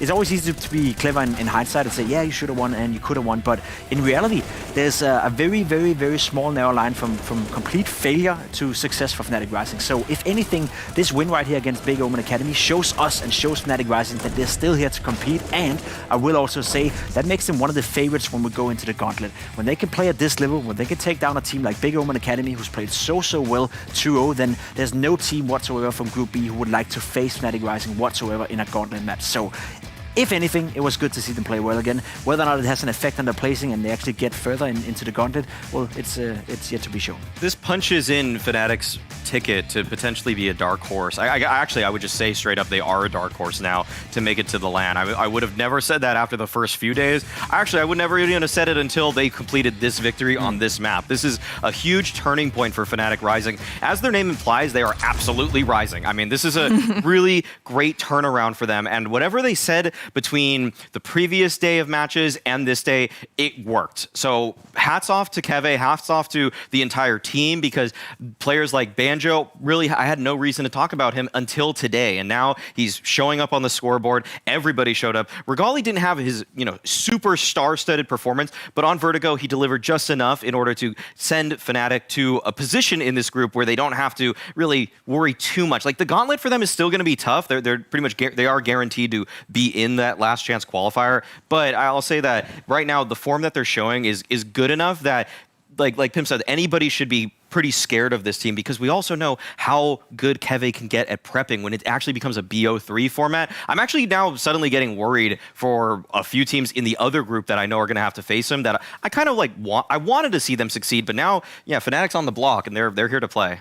Yeah, this was a big surprise, and I'm not trying to make some kind of fun, just like the fact that fnatic Rising managed to win against Big Omen Academy with a score of 2-0. And it means also that our second series is incredibly important for the whole group, because we'll have Young Ninjas against NAVI Junior. We saw them play in the previous season at the LAN, and in Season 1, Young Ninjas managed to reach the finals. They lost to MOUZ next season, but at least they got to play in the finals. In the second season, NAVI Junior were the ones who denied them the final. But we also need to keep in mind that NAVI Junior really changed their roster. They changed their roster, and I just want to highlight for all the viewers out there that, as you said, both teams have a lot to play for right now. As Maui said, it's out of big hands right now, but Young Ninjas can still potentially finish first. They can force a tiebreak in this one. And also NAVI Junior, in a scenario right now where they beat Young Ninjas 2-0, they could finish first in this group, would be ridiculous. So both of these lineups are coming in super motivated. No doubt that Young Ninjas have been disappointing so far in this group stage. It's been okay without being good enough, especially the losses they've had so far have been very disappointing. The 2-0 loss to Big Omen Academy in particular was super disappointing. I know Nuke was super close, but you'd expect a team with that much experience, with that amount of players to be able to do more than they did. LNC has been disappointing. Fusi, I thought he was going to be the best AWP player in the league so far. He hasn't really been up there, so there's a lot of question marks surrounding Young Ninjas, but I will say, usually when they are pressured, usually when they, I guess, stand back to the wall, that's when they play the best. So I expect them to turn up tonight. I would hope so, for Young Ninja's sake, because this is a game that, if they do drop it 0-2, they are pretty deep in the gauntlet at that point. They have a lot of BO3s ahead of them moving forward. And I think, Pim, you nailed a lot of the individual storylines for the players from Young Ninjas already, but I will just reiterate the sentiment that Fuzi, for me, was on my top 5 player list. I really thought that he was going to come in swinging. He just played against, top teams in the world. He dropped 30 kills, I think, against G2. Like, why is this guy not just obliterating everybody in this league right now? I want more from Fuzi. I really think that he has the potential to be a player that just carves up the entire Swedish scene. He could potentially be one of the best Swedish oppers out there right now. I mean, actually, because think of the NIP roster. They're using a Danish player as their opper. They couldn't even find a Swedish guy. So right now, the jury's out in terms of who the best Swedish opper is. I mean, is it Knock? Is it Fuzi? I don't really know right now because Nox's been off the market for a while. So I want him to prove himself today. Laddick has been actually kind of stealing the show for Navi. He dropped 40 kills in that game where they went to double, triple overtime. And I guess looking at the veto, we'll bring it to that. I don't think these are super surprising. I guess the most surprising to me would probably be this ban right here, the Young Ninjas ban on Vertigo. I felt like that could have been open for a couple different options. But for the Young Ninjas side, I wouldn't mind them testing Ancient. Ooh, you think Ancient? I don't know if it's coming out. I don't know if it's coming out. Ah, that's a little too obvious, huh? That's so boring, though. They're going with the safe pick in Mirage, and we have seen Navi Junior play it, if I'm not mistaken, and they're doing a decent job. Can do a decent job, at least. Laddick, I expect him to be a player with impact. I actually can't remember if we've seen them play Mirage so far in the tournament. That must have been in the other group where there's been a lot of Mirage, but Inferno coming out, that's the safe pick, right? We see Navi Junior played a lot. We saw them play twice against Big Omen Academy. They had a massive win, they had a massive loss, so it's kind of hard to figure out how good exactly they are on that map. Mirage is a safe pick again from Young Ninjas, but I do think it's two maps that, as we saw before, two maps that are open for both teams, two maps that potentially could get very competitive. So in terms of who can beat the other team 2-0, I think that's much more likely that we're looking at a 1-1 scenario now, considering Young Ninjas are in a bit of a, I wouldn't call it a crisis, but in terms of like their current form, not as good as I would suspect. You're saying they might be in a crisis, but the odds are on their side because Young Ninjas have the odds of 1.65, Navi Junior have 2.15, which means the Young Ninjas are the favorites right now, at least when it comes to Mirage.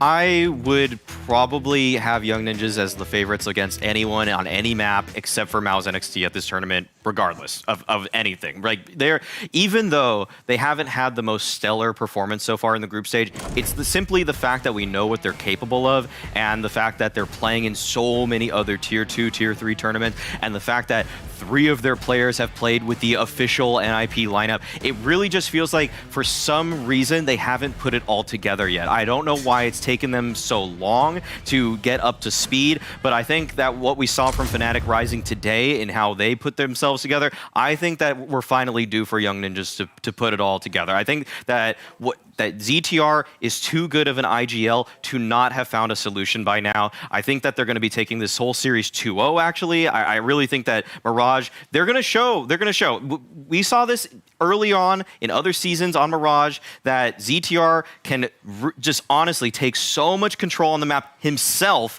and then it opens up everything for his team. And let me just reiterate, if that's the case, if Young Ninjas were to win 2-0, that means that Big Omen Academy actually would qualify directly to the LAN, as then Big Omen Academy and Young Ninjas would both finish on 5 wins. But given the fact that Big Omen Academy beat Young Ninjas 2-0 in the internal matchup, they will get the first place. So if you're a Big Omen Academy fan out there right now, or if you're Aqua, if you're anyone from that roster watching the stream right now, you need to pray everything you can that Young Ninjas will take this one 2-0, because otherwise you end up in potentially a scenario where you either finish second or a tiebreaker. Yeah, well, during the previous match, Big Omen Academy couldn't watch the stream, but I'm sure that right now they're tuning in.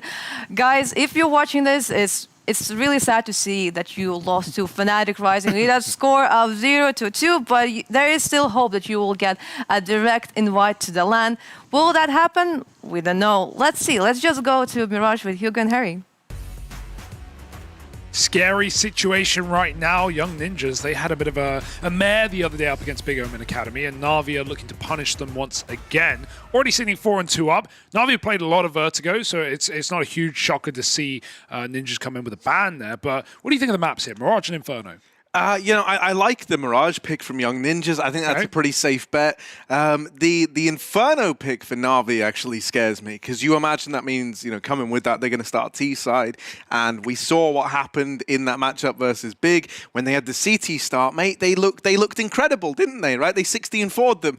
Then they swapped it around. We replayed that match, and they went into it with a T-side beginning, and they got 16-4'd with a crazy dominant first half. So, yeah, man, I don't know. That part makes me a little nervous. I'm hoping that, we can kind of look at that result versus Big Omen Academy in a bit of a vacuum, because it was a replay, whereas this time, it's only coming up once in the series, because it can only come up once in the series. Of course. But, just bearing that last time in mind does make me a little bit nervous for them, because Young Ninjas are not slouches on Inferno. No, not at all. I think it's been super competitive this season, which is really nice, right? The Young Ninjas in both previous seasons have come in first in the second season in the online stage and second in the online stage in the initial season under MOUZ NXT. So this is the first time we've seen them sort of get tested, struggle. A lot of that coming off the back of the two very close losses against bigs that were comebacks as well. So it's a little worrying for Young Ninjas. This is their time to turn it around though, and anything is possible, and that's what makes this season so good. Like there are so many teams who are fighting to not be bottom, and so many teams that are fighting to be top. It's still unclear. Yeah, I think it speaks volumes for how much better everyone else has got, right? Like, 'cause it used to be pretty uncontested in the like you would have your favorites. MOUZ NXT, I think they're the only ones who haven't dropped off like they've been consistent. But like with Young Ninjas, for example, they were always a safe bet, right? You were always like, these guys have got it. They do just kind of look a level above most teams other than MOUZ NXT. Whereas this season has really shown us that they are beatable, and under the right circumstances, these guys have been copping L's. So yeah, man, no, and I would like to think with what we've seen out of NAVI, guys, like a really good example obviously would be Latic.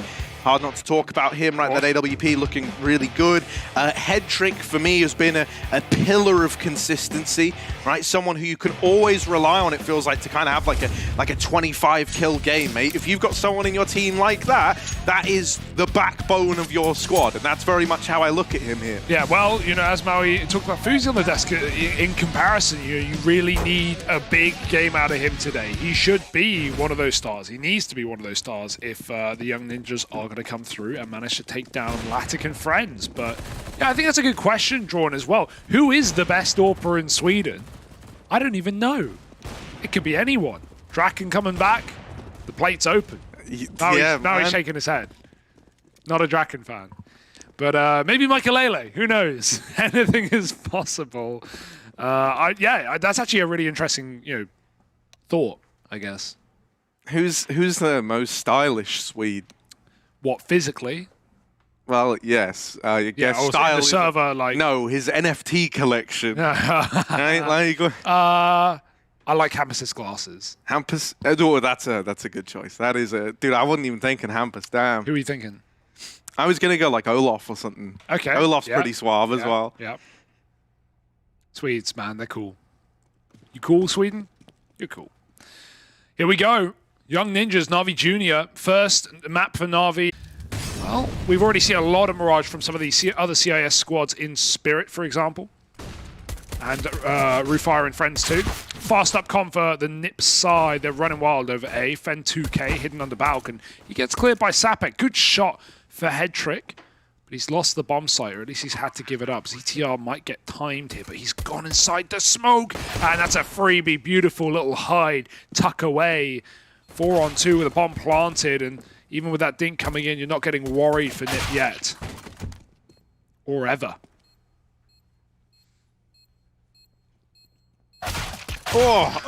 See ya. Savaged by the Glocks on that peak. And dude, that's a really nice pistol round out of Young Ninjas.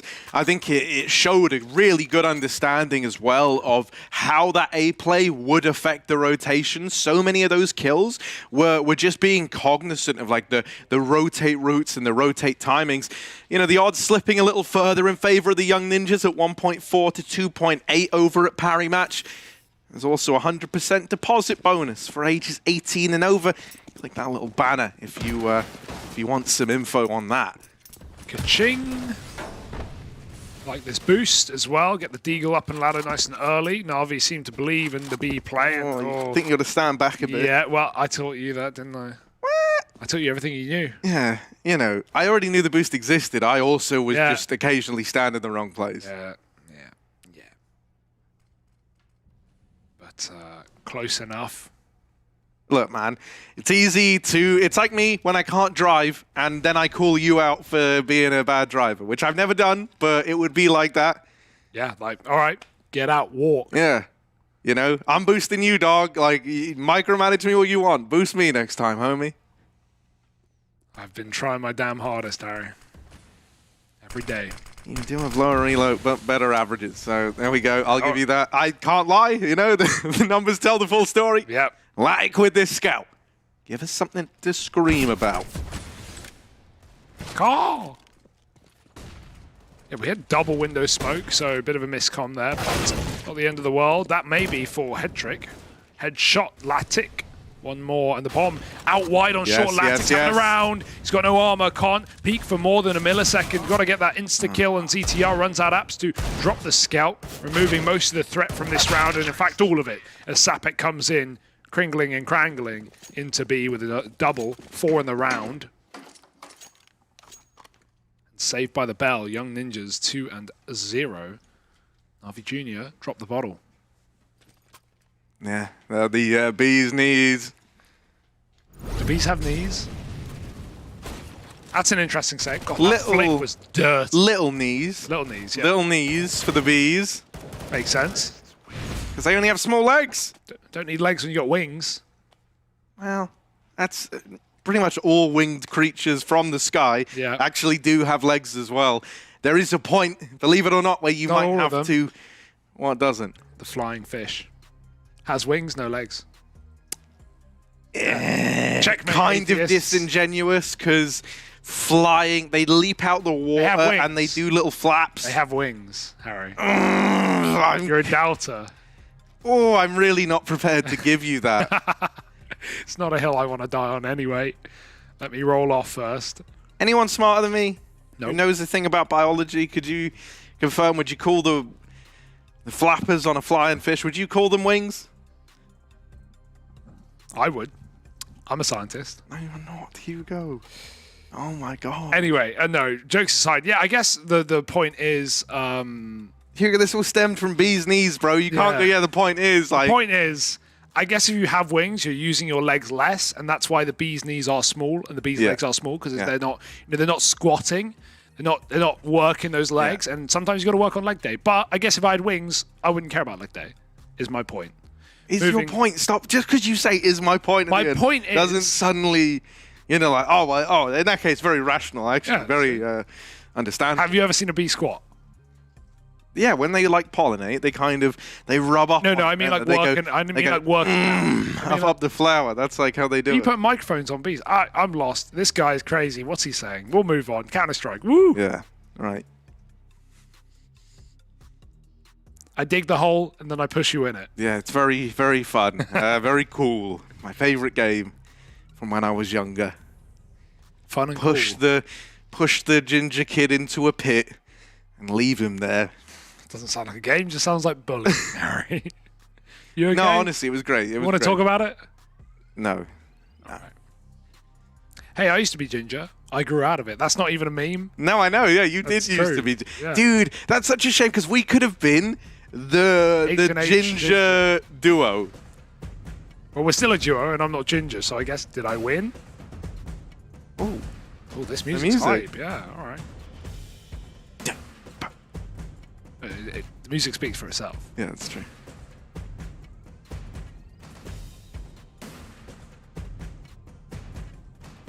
Has Pimp just got like a barrel out in the basement? He's hitting it. What's the name of that band? Is it Blue or whatever? The Blue Man Group. Yeah, is that it? The ones who like play... The group that's all men and they're all blue? They're all blue. I think that's a Blue Man Group. No, wait, or is it like Stomp or something? No, Stomp also. They're not blue, No, they're not blue. They're just, they do... But they play like instruments that aren't instruments, am I right? Yeah. That's their whole shtick. Like, and they like stomp on the ground.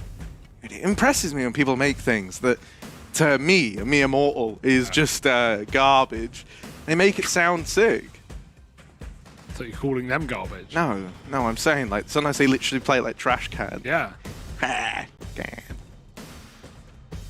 Well, I like the beats. What do you think of the mixing, like the overlay, the overlap?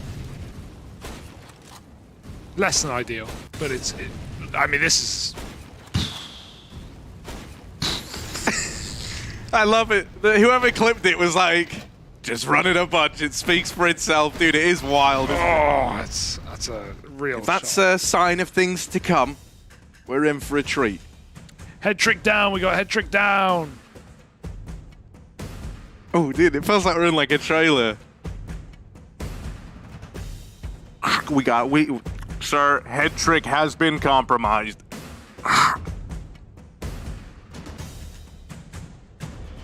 I'm just vibing. He's back. And hopefully we are too. Now we have a full eco coming down the barrel.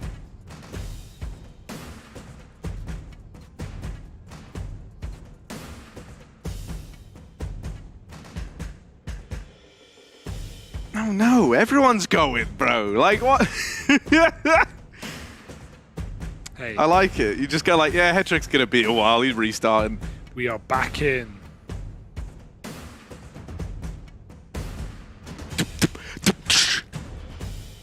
Come on, here you go. Give me that like trailer vibe. Set the scene. We're 2 rounds in. Well, 3 rounds now, I guess. Set the scene for me. But as though it were a trailer. I've really thrown you under the bus. I love just digging a hole and pushing you in it, actually. That's true, yeah. Classic childhood game, as it turns out. Yeah, I think we covered that already. In a world where 5 young Swedes take on... Oh, well. Can't carry it on now. We got the team speak. Let's jump in. Let's listen to some people who know more than we do.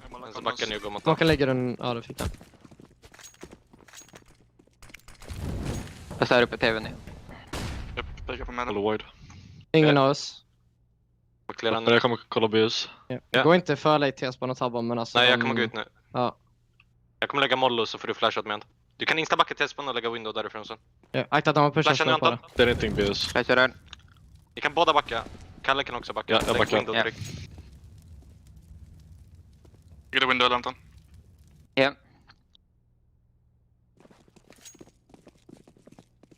Man Jag kan inte gå först alltså. Jag är galler. Tack på alla tillsammans alltså. Ni alla bara 3 söker tillsammans och håller. Jag clear krukan, gå close. Länk är clear boys, länk är clear. Jag vill ta en målar shadow, en kille efter han målat shadow spannar ner lite. Det är ingenting ute jag har sagt på nu. Vilket målar shadow, Kalle? Jag målar shadow. Höger. Jag kommer ner på. Ingen nubbar, den målar tecken. En djungel. Han la flash. Default. Default noise. En set också. Ja, default noise. Fortsätta. Nice, default noise. Kan det gå shadow? Kan du försöka gå ut och smoka oss? Du kan studsa en flare. Kan du försöka smoka oss? Sista default. Han har us bara. Vänster. AKs. It got a little worrying considering that was just USPs there, wasn't it? But yeah, NIP able to calm themselves down. You heard them just, you know, they knew where they were. They slowed it all right down. They didn't get flustered once they really started to lose numbers. And so they do find the conversion. But it coming at more of a cost than you would have liked will have ramifications if this round doesn't go your way. We've got an AWP out for Latic on the side of NAVI Jr. Young Ninjas setting up towards this A site. A little bit of mid-control getting taken. Latic late to the party with this peek through Con. Is he aware just how close they are?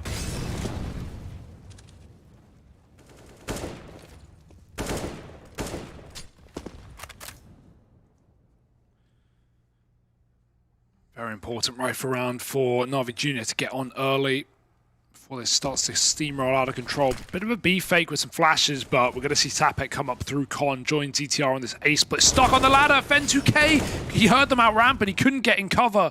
Hetrick will trade from short, but A has been overwhelmed, rumbled. In fact, Bomb going to go down with a smoking connector. Get it while you can. Hetrick can't stop it. This is a save, bud. I think you're right. All right. Great flash. Less than ideal, but luckily it's a save. And they're already hunting. Linus is... Oh, he was running spawn, but he's going to... Oh my god. Oh, he's just clearing ramp.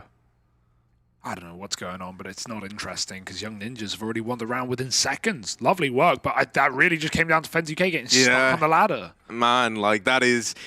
You know, I guess on the upside you can say exactly that if you're NAVI Jr. You just go, well... Yeah, it's unfortunate that that's what happened in our first rifle round, but don't let it get to you, boys. You know, we're going to keep 3 alive. Yeah. It's all well and good. We can even look to invest again here and now, thanks to saving on 3. And so, you know, you just get another go at it. You just get another go. You'd rather be making mistakes now in round 4 as opposed to, you know, round 28. So... Not both. I mean, it could be. But hell, you know, I mean, something as kind of trivial as that, where it's like, oh, I just got stuck on a bit of geometry on the map. You'd much rather...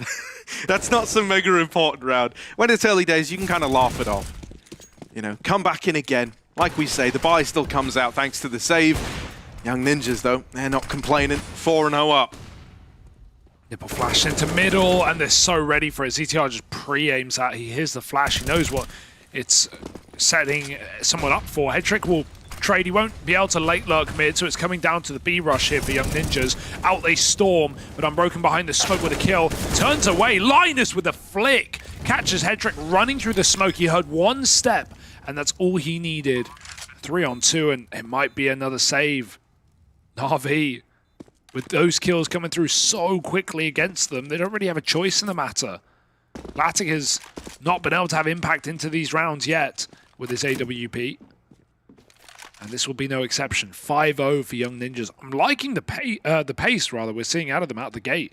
Very aggressive rounds, right? Did you just age like 50 years in that sentence? You said, I'm liking the pace. Yeah, it's almost like when you talk all day, every day, sometimes your voice gives in. It's almost like I can't control it. Just talk, lol. It's so easy. Dude, literally. It's so funny. People do it all day as it is, casually. It's great. Put a mic on anyone, and I can guarantee they'll struggle.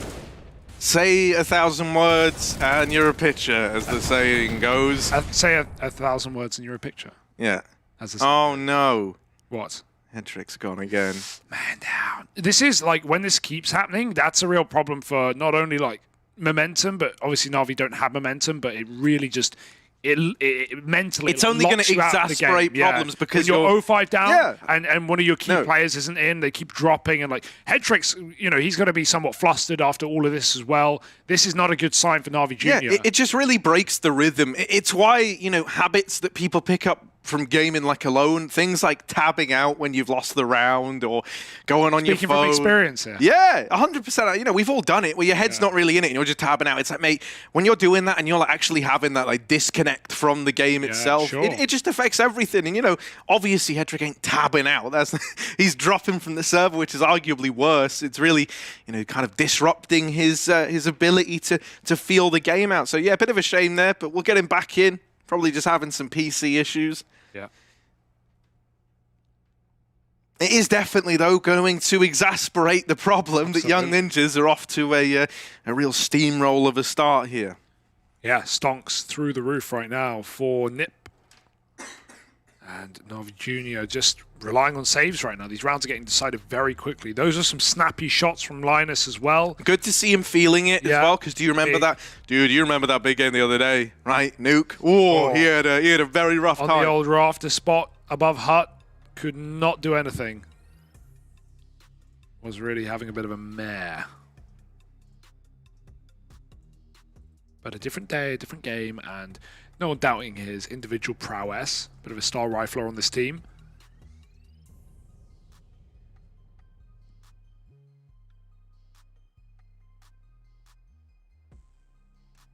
There he is, the boy. Headtrick back. In fact, he's on the cams, probably means he's getting into the server now. And so play should resume shortly. Hopefully this is the last time we witness the Headtrick drop. From the scoreboard, I can see he's in, and the round is live, so excellent stuff. Big rifle round. NAVI, can they... Oh dear. Wow, fair enough that Nipple survives. He's been living up to the name, man. He has been catching Nippels over in mid, hasn't he? Like, nice. Double naded, died first last round, trying to take a swing. NAVI need to grease the ring rust right now, get it off, and try and get back in this map. Oh, the short smoke hit him. Now they know Headtrick's short, but at least maybe stop the smoke from blooming exactly how it wanted to. Headtrick's got a massive gap. Accidentally, and both smokes bloom together. That's such a weird way for your execute to get rolled. And now Nip trying to get into the bomb site. They have one kill. ZTR's double down, but Headtrick might be able to play this bomb here. It's out in the open. Oh yeah, mate. This is so wild. So, dude, the smoke so it's meant to bounce, right? It hits the ground, bounces up, goes to its spot. it hit the ground, it bounced, and it hit like underneath him, I'm pretty sure. And that's why it pops like so far out of the way, because that's not like a smoke block like normal, where not trying. You know, you move it like a matter of pixels, because sometimes, you know, that's normally all the smoke block is. Like you leave a tiny gap. I've never seen someone just completely wreck a smoke like that. He wasn't even trying to. No, exactly. That is wild. That's one way to get in. It doesn't matter how you did it. If unluck killed your first gun round on the ladder, then it's only fair that luck sets you up for success in the 6th. Can they keep it rolling, though? Young Ninja's going back to one of these mid rounds, taking connector. They have the AWP on Fuzi. He's holding the B apartments right now. And a gap in the smoke means Nipple can see legs if they walk through it. He's got a lot to do, Nipple. He's got trusted with a lot of positions. His teammates are very open on A, or at least Fen2K is, so he doesn't want to get timed on a con peek, and at least spots a window boost, now knows what's going on. Low HP on ZTR, just kind of trapped out here on the ledge. Meanwhile, Bomb checks spawn, but goes back to B eventually, grouping for this execute. Has he seen them? He has not. That was a spot. Glad he saw what we did. Molly in at the right time. Something had to go through. He was too far. He was too deep. Flash might actually save his damn life. He's out into the bomb site. Getting flashed by his own team now, but it might not matter. Headtrick's doubled up from short. Nipple's already run his rotate in, and Nip filtering out into the bomb site. AWP is perfectly placed on default, and now there's hope still for the Swedes. Oh, yeah, they're going to plant for the apartments. Boozy, that is a ballsy re-swing back into the angle, but he catches Latic with nades out. And it's a save. And that's another save for NAVI Jr. They're going to get out of here. You know, Headtrick tries to do all he can. He's still walking in. I imagine just trying to keep them here, trying to do damage. Tuck here and no kit. Not like he can sneak anything through. And they won't check. If they're exiting, you know, they'll look under. No one's clearing this. Yeah? You're saying no one's clearing this? I mean, he was looking, fair enough, but you're not actually thinking there's someone there. And that's a good kill for Fuzi. At least keeps his AWP. Only way he would have had it in the follow-up, really. So, massive frag. It's kind of a... I don't even really like the decision to stay around and play for damage there. He could have dropped 2 M4s. That's the only reason I say it. Like, you would have had a full buy here with Fen2K dropping as well. They will have a full buy. They will have a full buy. 5 rifles with nades on all except Fen2K, and he's got to save Molly. So it's actually, you know... Yeah, okay. It's all well and good. It's okay. You know, I guess that's the only upside here. When you're 6-1 down, you at least have that loss bonus maxing out. So, something to go off of. Now a pause, but this time it's attack. NAVI Jr. calling for it. And I think that's a good idea. You know, early in the game, you don't want to let it slip too quickly. And also, all the extenuating circumstances we've been talking about, these crashes, these leaves, are only going to get in your head. So, yeah, just refocus, get back in, decide what you want to do, whether you want to be taking middle, how your setups are going to look.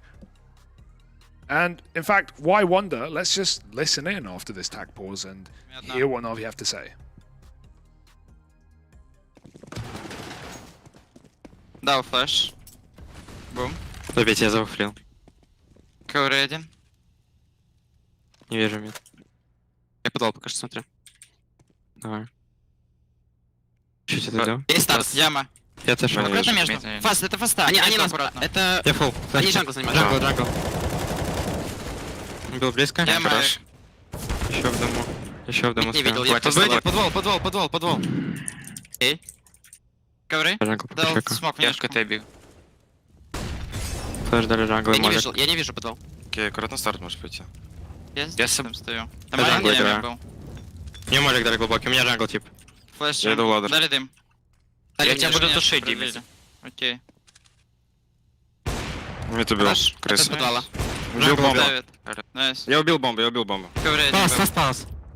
Смотрю его. Пас пикает, авик джангл. Найс, авик джангл. Oh, yeah, a little rough there for the young ninjas. They lose that initial player. They realize that the jungle smoke had a bit of a gap in it, and they realize it in a pretty rough way with Latic shutting down that first man in. Then it all slows to this screeching halt, and, you know, they put so much faith in ZTR's mid-flank accomplishing something. Only problem is, NAVI were always going to be watching it. You know, you're very, very used to seeing these late lurks out of ZTR through middle. Ultimately, they wait so long that all the smokes have dissipated, and with the double AWP still in play, you know, that really does make it kind of your playhouse in that A-bomb site. Boost is better. Oh, and he saw a cross head trick. Oh, he's still double scoped. Could just get close, Pete. I swear that is a person that he, well, not now, but it was for the longest time, just stood there, right? No, I don't know what you're... maybe I'm seeing things, bro. I'm seeing things. Now you can see more crossing players. He definitely saw someone make it, and now he's out of there like a light. But can Nip turn it on? Or are they doomed in the darkness as they double back out of B? They forced a lot of rotates. They don't have any more grenades. It one Molotov, so even if you reset, no matter where you recommit, you're kind of screwed here. The bit of hesitation makes NAVI doubt it somewhat, and they do move back a bit, but still sat 3B. Sapek. The only guy waiting around in the B apartments as the rest of the young ninjas come in through lower and top.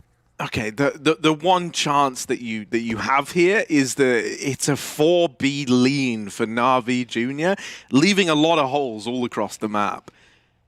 You know, they're accounting for window into market, but they weren't watching for, you know, window to A. Jungle could get taken, but instead young ninjas look like they want to recommit into B. It's going to be wild. I don't, you know... Once again, kind of similar to the A play, you've lost like this big volley of util you tried to throw in. I think it's just going to make it a bit of a shooting gallery for the double AWPs, and that's exactly what happens. 3 from them, and they're ready for ZTR's mid-wrap again. Yeah, I don't know, that one kind of went the exact same way the A play, just over towards B. Yeah, it was just a bit different because, you know, not only did they volley their execute in, but then NAVI just completely reckoned with util and mollies and stuff. So at that point, you realize, oh, we can't actually commit. We've got to reset. We've got to recommit later, and they just had nothing to do it with. So, you know, you just forget about it if you're young ninjas there. You move on to your next gun round, but that won't be for one more eco. And until then, the power match odds still haven't favored. Not worried, but NAVI, time to warm back in. It's looking good for them.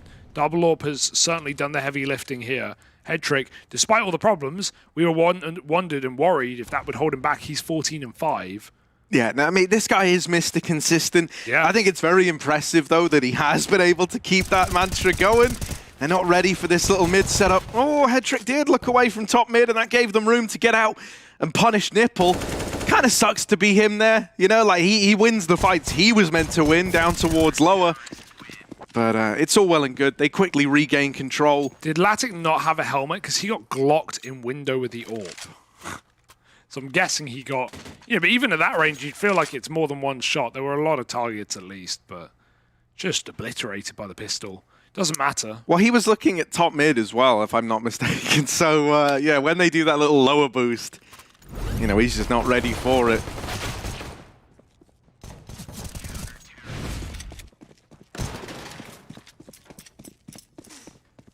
Head trick's off the AWP now. They only saved one, so back in the hands of Latic, and rightly so.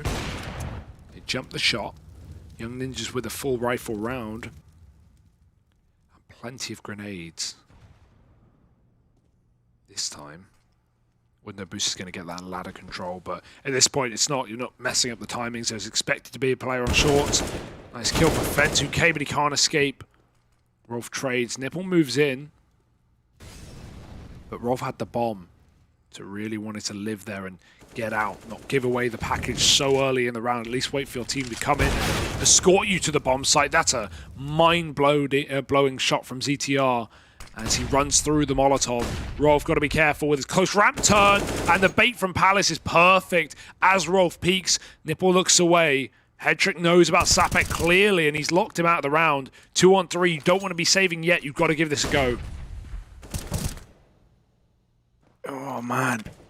Linus is even out on Palace. I felt like Unbroken would have been able to see a barrel. Unfortunately, wasn't able to hang around and get that info. Through CT, Hedrick gonna deal with Rolf. That's a double from him. He is the guy who's kept NAVI Jr. in this round, turning it from a 2-on-4 to a 2v2. Now an even odds bout. Bomb planted.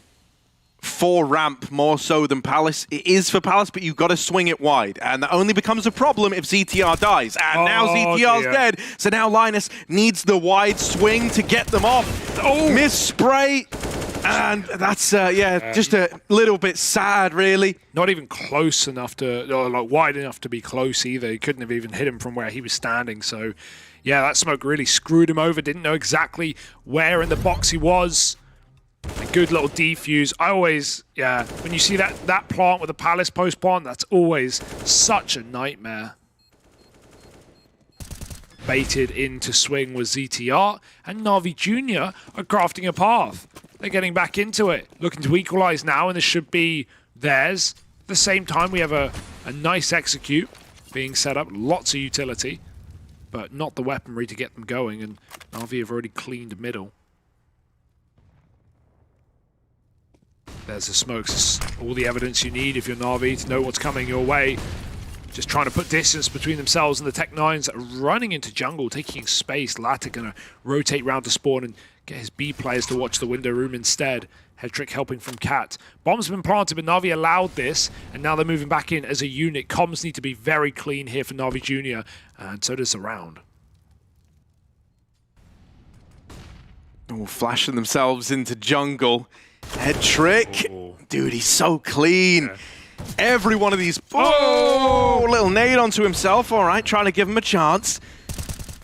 Rest of the boys are getting clamped down upon. Rolf's hidden in this smoke, but can't deny the defuse, and Linus once again just a little off the mark with that spam. 6-6, NAVI Jr. in with another round. And mate, honestly, you know, I'm really curious for Young Ninjas there. So ZTR threw that jungle smoke, and it left like this. It left this like little gap that they push up and take jungle from. I'm really curious if that was just a missed jungle smoke or if that was by design. It almost looked purposeful with the fact that so many players ran straight for the hole in the smoke at jungle to take that control away. Obviously, like when you smoke it off fully, you don't want to go rushing through that smoke through fear of, you know, someone sat in like the jungle cubby and just wrecking you. I'm really curious. I don't feel safe to say if it was intentional or just missed, because I've seen them have gaps in that jungle smoke before. NAVI also been blocking smokes. They were doing that in a previous round. Not just the Hedrick one on B, but they blocked an earlier A smoke. So yeah, it's always nice to see that attempt. It's a risk for all play as well, because some teams, you know, it's all down to the timings on how you play those smokes. Do you throw the smokes and then wait for them to bloom and then commit? Or do you go for the risky play, which is committing as the smokes are going over and catching players, you know, still setting up, thinking they have a bit of room? Because obviously the danger of blocking a smoke is it fully stops your movement for about a second. Great opener for Fuzi. Latix boosted in, and he wasn't even holding Van, he was holding for the Balk peak. He knew what NAVI had been doing in some of these rounds when they got Hedrick up in that same position. Talking to Hedrick, boosted himself up into ladder and taking down Sapek, who thought he had already cleared it. 4-on-4, Molly into B, and while there's almost no one here, Unbroken, just a kill alone might be enough. Gonna try and live, gun out. ZTR's killed the flank up Cat, and Unbroken does go 1-for-1, but it came at the cost of Hedrick's death. 3-on-2, and the retake, it's gotta happen for NAVI. Well, Fen2k is going back to fight ZTR in middle. Bombs planted for short as well, and yeah, Nipple, I think, should start to realize that this one undoable. We'll get across. We'll be able to get out of there with the M4 for now, but ZTR is already hunting. Nowhere to go. And nowhere to hide. Oh, dear. Yeah, you know, you might be questioning there, you know, why does Fen2k go hunting for the mid kill? You know, could they have played the 2-on-2 in the site? I think it's because if you're NAVI Jr., you're fully anticipating it's a short post plant, you know, for ZTR. And so it's like, even if you win those site fights, even if you win the engagements there, it's still set up for ZTR to try and win it, right? And also, you know, Young Ninjas had so much time to pick post plants there because there was only actually one guy in B of Unbroken who's traded pretty quick, that you want to take the 1v1 while you have it. You know, like, there are going to be crossfires in B. If you let ZTR join in on the crossfire and play from Cat, short plant or not, you're just not winning that round. You're in for a world of hurt. Oh, aggressive round for NAVI, and they do go 1-for-1, so it's not awful. Trading onto Linus. You might cause some panic here for Young Ninjas, who now can't use that A lurker. They've just got to commit with the B Hail Mary. One player in the site. Nipple trying to rotate very quickly, trying to get out behind the boxes in time. They clear Edward. Nipple's still going to trade, though. 3-on-2, this time in the favor of NAVI. Molly isn't that helpful. It's actually burnt his position. It was meant to go deeper to default, and they go flying. Fuzi picks the player below the ragdoll, and now 1-on-2. Fensuke going to give it a go, but nowhere to go. Rolf with the third smooth headshot, and Young Ninjas 8 round on the half. They've won it out in a worst case, and it's probably going to get better before it gets worse, especially with NAVI's money in pieces.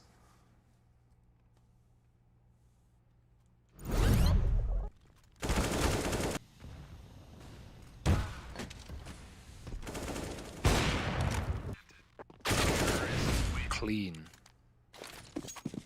Oh yeah, mate, it's ugly. Look, MP9, couple of M4s. Yeah, I see Headtrick with an M4. I always find myself going, yeah, maybe there's a chance. I don't know, dude. This guy. Yeah, look at his score. It is kind of remarkable, isn't it? Like, just head and shoulders above anyone else in the server. No one even close. Only one other, now 2 other players on double digits. ZTR going to open this round up. Yeah, that's happened traded twice. After the mark. Headtrick, the man to deliver that. The A play coming in the meantime. They beat the Deagle up close. Headtrick is here at least, and that's something. But a tag has softened up this M4.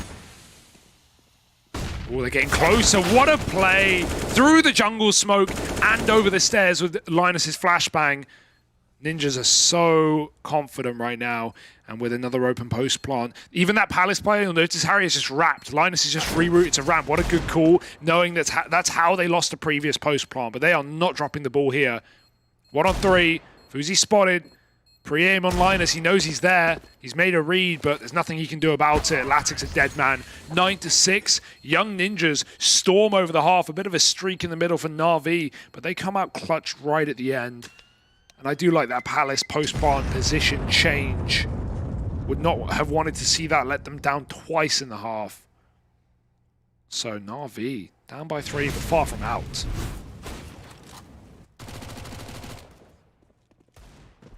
Yeah, I mean, dude, like, you know, I don't want to keep homing in on H-Trick, but this guy at 23 kills now.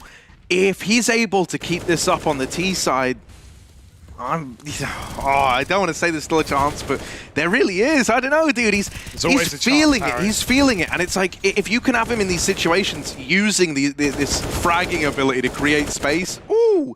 However, the odds, they don't seem to take that into account. 1.11 to 5.8 on the other side. Power match be like, Headtrick, who? Yeah. Never heard of him. And fair enough, you know, pound for pound, maybe Headtrick's like fragging above his weight, but team for team, roster to roster, Young Ninjas right now are just playing the better CS. Well, that's the problem. Essentially, the way I'm posing it is one man right now, them all. If one dude can beat an entire team, well, they can win this. If there's one org and one team that, at least in the history, can tell you that wasn't true, it would be the NAVI team, right? Obviously, no longer a one-man show, but in the past has been their downfall. Sometimes it doesn't matter how good a player can be, it's not going to win you the titles. Yeah, the alternative route is just get a bit more mileage out of literally anyone else. Get them playing up to their kind of usual level. Someone like Latic, for example, on that AWP. And maybe it's a whole different story. Right now, nothing really to suggest that. Anyway, we're going to be getting into this pistol now. Let's listen in to the Young Ninjas. Jag ser med backside, Kalla. Ja, jag kommer ta första bilen bara. Backa ner. Nej, jag tyckte jag hörde en steppa AUS. Ni snackade samtidigt. Kan vara öga också. Akta en AUS och öga typ. En B-stog. Nice. Ja, ensam tror jag. Fler. Nej, kommer B. Mycket B. Jag lämnar mig. Jag kommer köra. Här. En Backside, 3 En bil. 3 ute. Ja, Ja, jag smakade. Vi vill chilla lite. Är ni klara? Tror de vill utmana långt tillsammans. Ja. Japp. Jag kommer med dig. Med kitchen window efter att den fejdar. Jag Chilla kommer lite. gå i tanken. Jag kallar den en fejdar. Håll här, Anton. Den har fejdat Ja, nu. jag håller. Han är där, han gillar det. Han är fisk också tror jag. En default tog. Han är där. Ta ryggen. Håll han du, håll han du. Jag håller bänk. Nice, jag håller bänk. Close, höger. Close. Nice. Du har kit lång. ligga. Du har kittet lång. Du fick det. Loud smoke. Du har smoke också.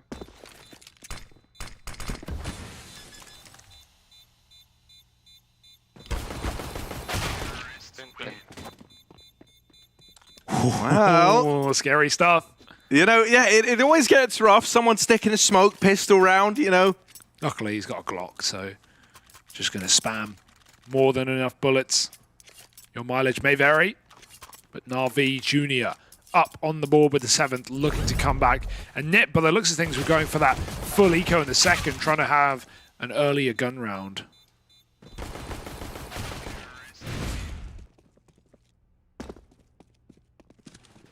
They've put money in.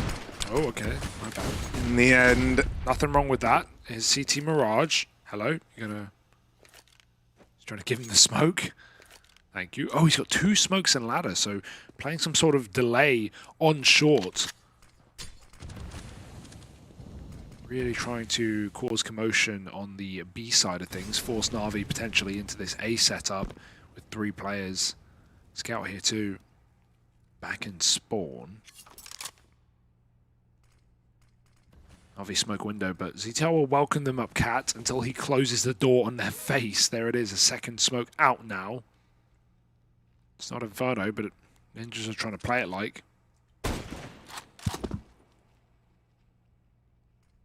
Na'Vi have more than enough time, however, and it's not just 2 dead choke points.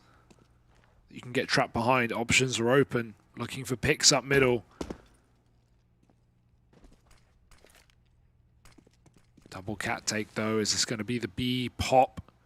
Trying to get ladder back. ZTR has just abandoned this position, and Na'Vi weren't so sure after 2 smokes came from here.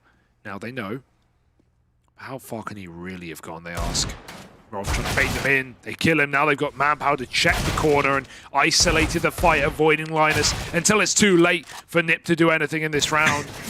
Hedrick is on another level, man. Yeah. All 3 of the entries coming from him. Like, just... Brr, brr, brr. Like, that's it, dude. Like, tiny little bursts. He's found all the openers. 26 and 9. Like, it's crazy. I don't get it. How do you lose this? Dude, okay.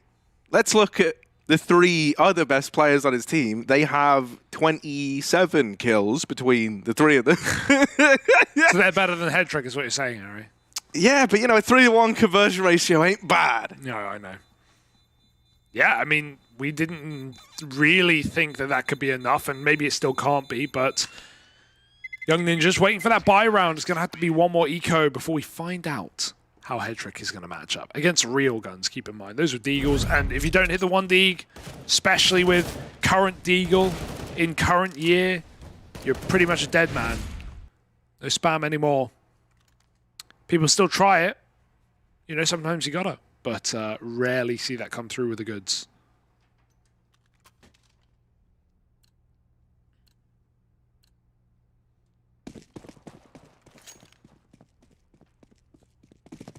Yeah, in the same way, you know, you have like years of animals. I never understood why we haven't moved on in our fruit world. Everyone always talks about it being the current year.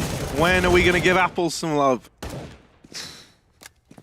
Not your best work, but I like it. Thanks for trying.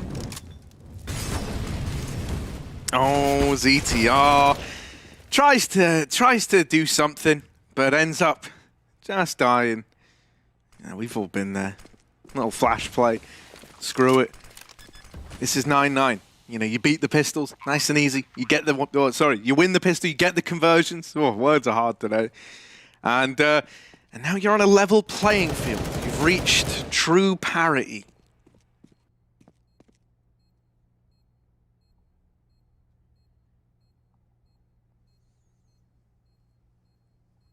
Yeah, and suddenly you're forgetting about, you know, the really strong start the Young Ninjas had 6-1 up, and you're forgetting about how Headtrick dropped like twice in the first few rounds of this game, and we got really worried for him. I don't know what he did when he crashed, but maybe he should tell us, because it worked out. 28 kills now.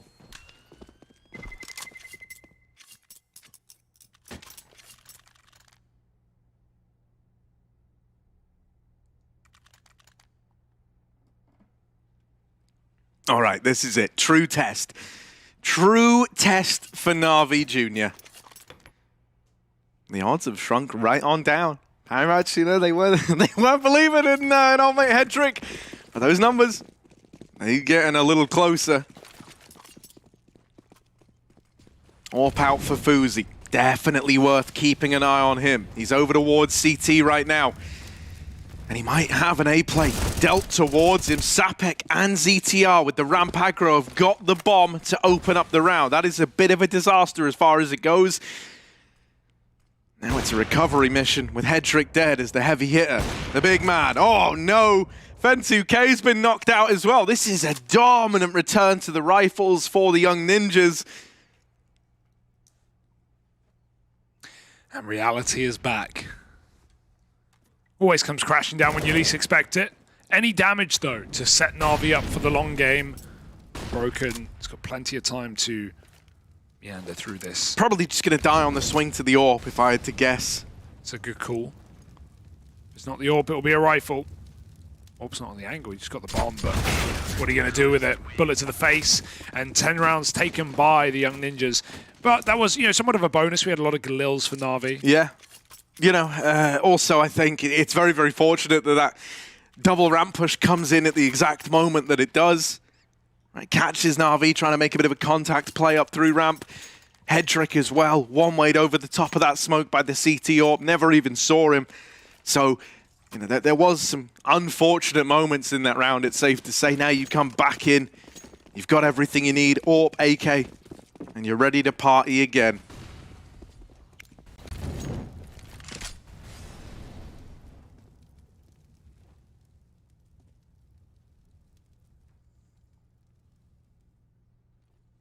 Yeah, to be honest, I haven't seen like anything crazy out of Latic this game. If anything, I was more impressed by Headtrick's AWPing in that first half. So I'm not saying put him on it, but pressure's on Latic, especially with Fuzi looking decent today. He's down in the B apartments.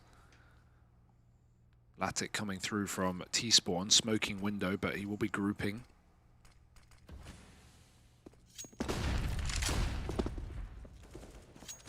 Middle is taken, but only because Nip allow it.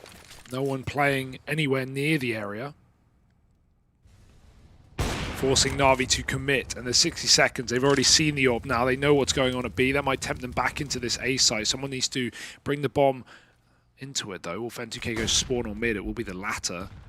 It's actually going up catwalk, so no, drops off. Will be that con take. Rolf is re-aggress, and you wouldn't expect this if you're Na'Vi on a flank through under, perhaps, because you've just seen an AWP in B, so last thing you think is a rifle flanking you, but he's not activated yet. If anything, this info is misinfo. Unbroken is playing very safe outside of ramp. Sapek is going to try and take that space. Good timing on the smoke. 25 seconds now. That phase at 10. Yeah, he's either got to go through or hope his teammates get into the site. Like, those are your options. Yeah, I guess you just wait here. You just put faith in your team. But Sapek at ramp has mowed them all down. There's a smoke there. And he still deals with Unbroken. He never knew about him. Never knew about him. No it's only Headtrick. 4 seconds. As good as he's been, this is asking far too much.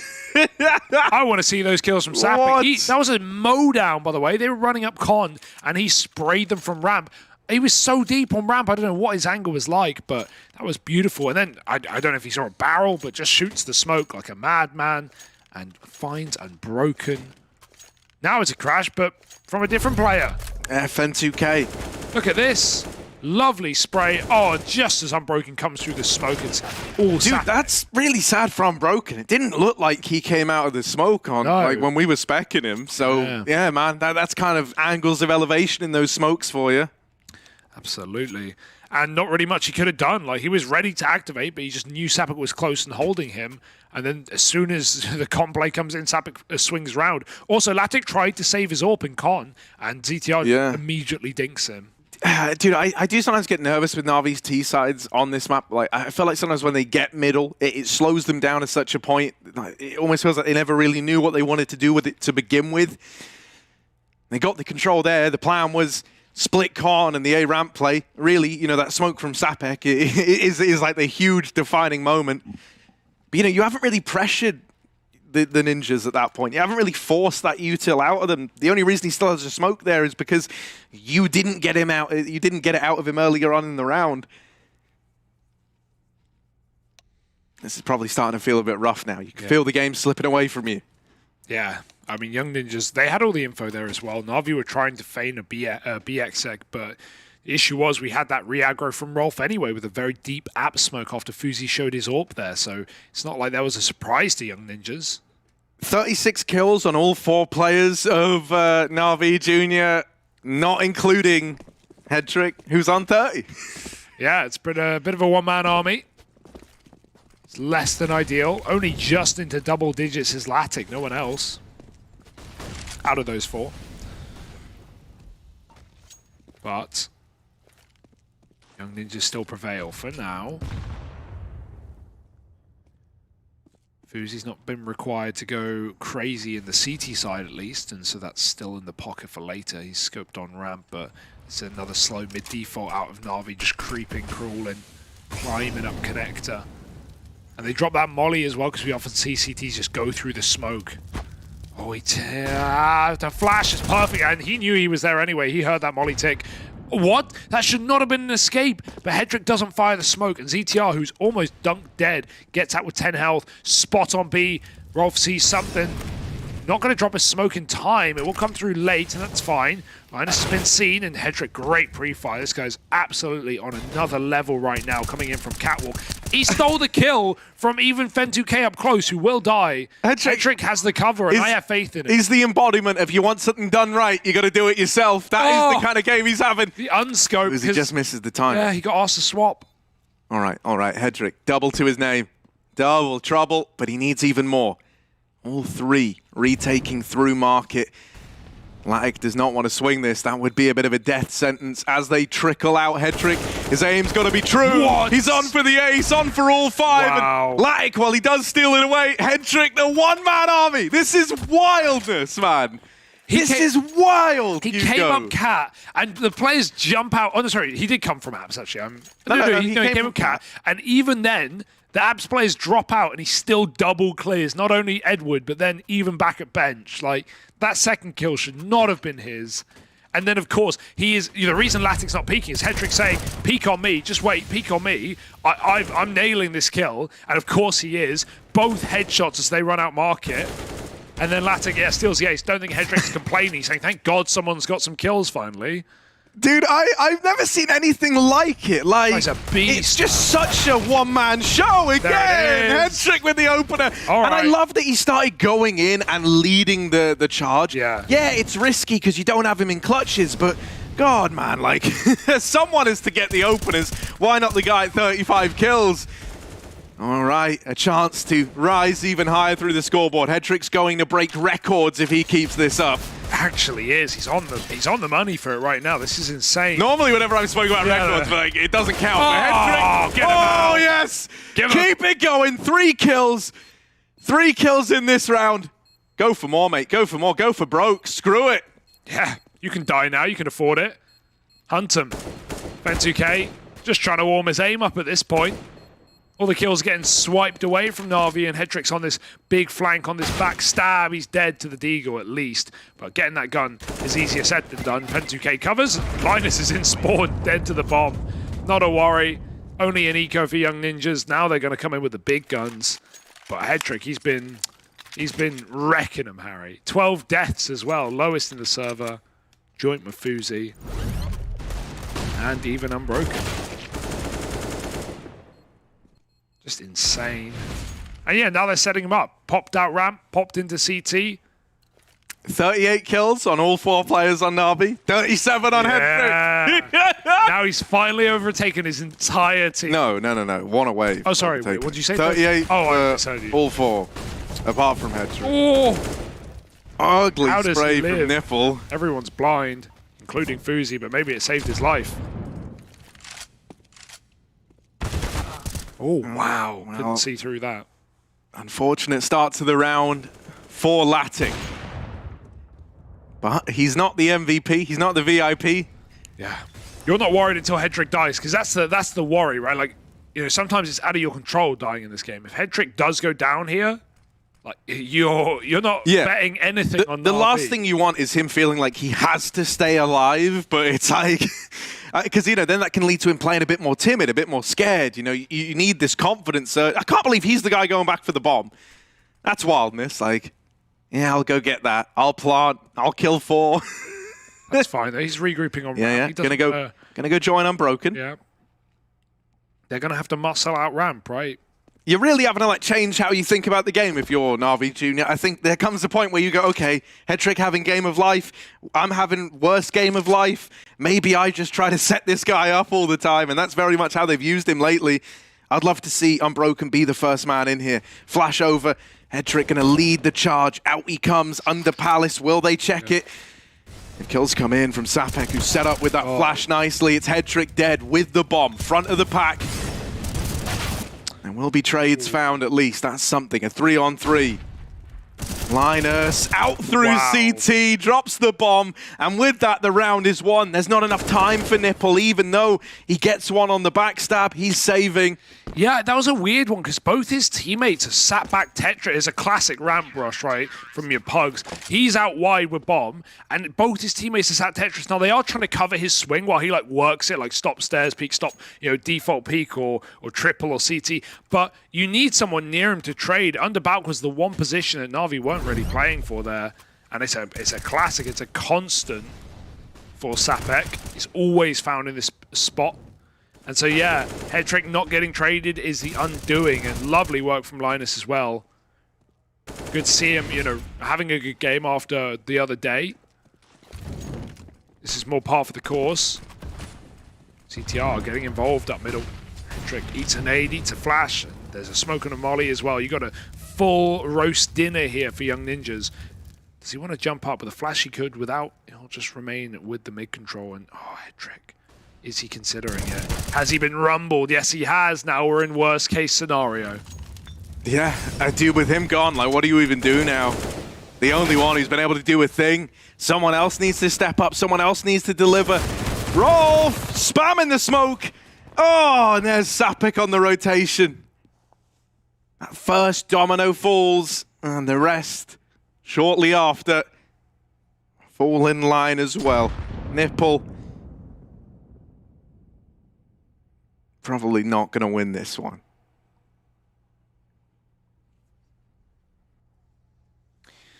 Yeah, this is getting a little worrying for Navi, or it feels like it doesn't matter what kind of game Hedrick's having. Like the whole match, Young Ninjas have just played the better team CS, and it's nothing new. It's not shocker to hear. But now losing Hedrick first in rounds like this, lurking middle. Yeah. I'm so surprised that he didn't even consider that anyone could be boxes. You know, ZTR, the way he played it, I think was just very smart. Like not swinging that early, waiting and hiding in like the tiny little gap at the front of the boxes, knowing that lower tunnels was covered. It gave him so much room, and it meant that alone is weird. Yeah, no, definitely. But I don't know. I really just don't think you're expecting that. You know, ZTR's not tried any wildness in mid yet like that, so it does come as a bit of a shock. And at the end of the day, you are just one man. You might be a man who's 37 and 14, but you are just a man. Yeah. Yeah. Well, unfortunately for Navi, full eco here, but gotta do it. Has to happen eventually. It's like getting a haircut, you know? Can't avoid it. I guess you could. Dude, there kind of comes this point as well where, like, you start to, you know, as Hedrick's teammate, you're probably feeling like, man, I'm really under-delivering right now. This guy's doing it all. And I think that only kind of encourages you to throw yourself into the action, to maybe make more mistakes, because you want to try and take some of the burden off of this guy. And no one's been able to do that yet. I do wish this Deagle went to him. Because if anyone was gonna make magic happen, it's him. I agree with that wholeheartedly, but well, there's no but there. There's just a full stop. Then again, when have Navi ever given the best guy a gun, right? Yeah. So didn't want to say it. We're all thinking it. Shades of old in the new. Yeah, I feel like there's a responsibility to... He's not going to ask for it, but if you are buying it, come on, man. Hook him up. Either way. It's not a round that Na'Vi were ever going to make interesting, so a kill would be lovely. Con split. And look at the setup. Young Ninjas know what they're up against. They're not even playing in the bomb site. Sapek finally out of it. Back in CT with the AWP covering. Doesn't even need to worry about Palace. Jungle controlled by ZTR. And one by one, these dominoes of Na'Vi will fall. Nice. Nice. All right. Show us why you got that dig. Good little double at least. That's something. You know, it went from a round that was very, very lucrative for the Young Ninjas to suddenly one where they've got to put some money back on the line, and it will keep the economy, you know, in a somewhat fragile state for this CT side. But you're not really thinking money, especially if you just follow up with a gun round here. This is your game, and there doesn't seem to be any other way for Na'Vi to get in. They've got to win this round, and Young Ninjas, well, they're going to do everything they can to stop it.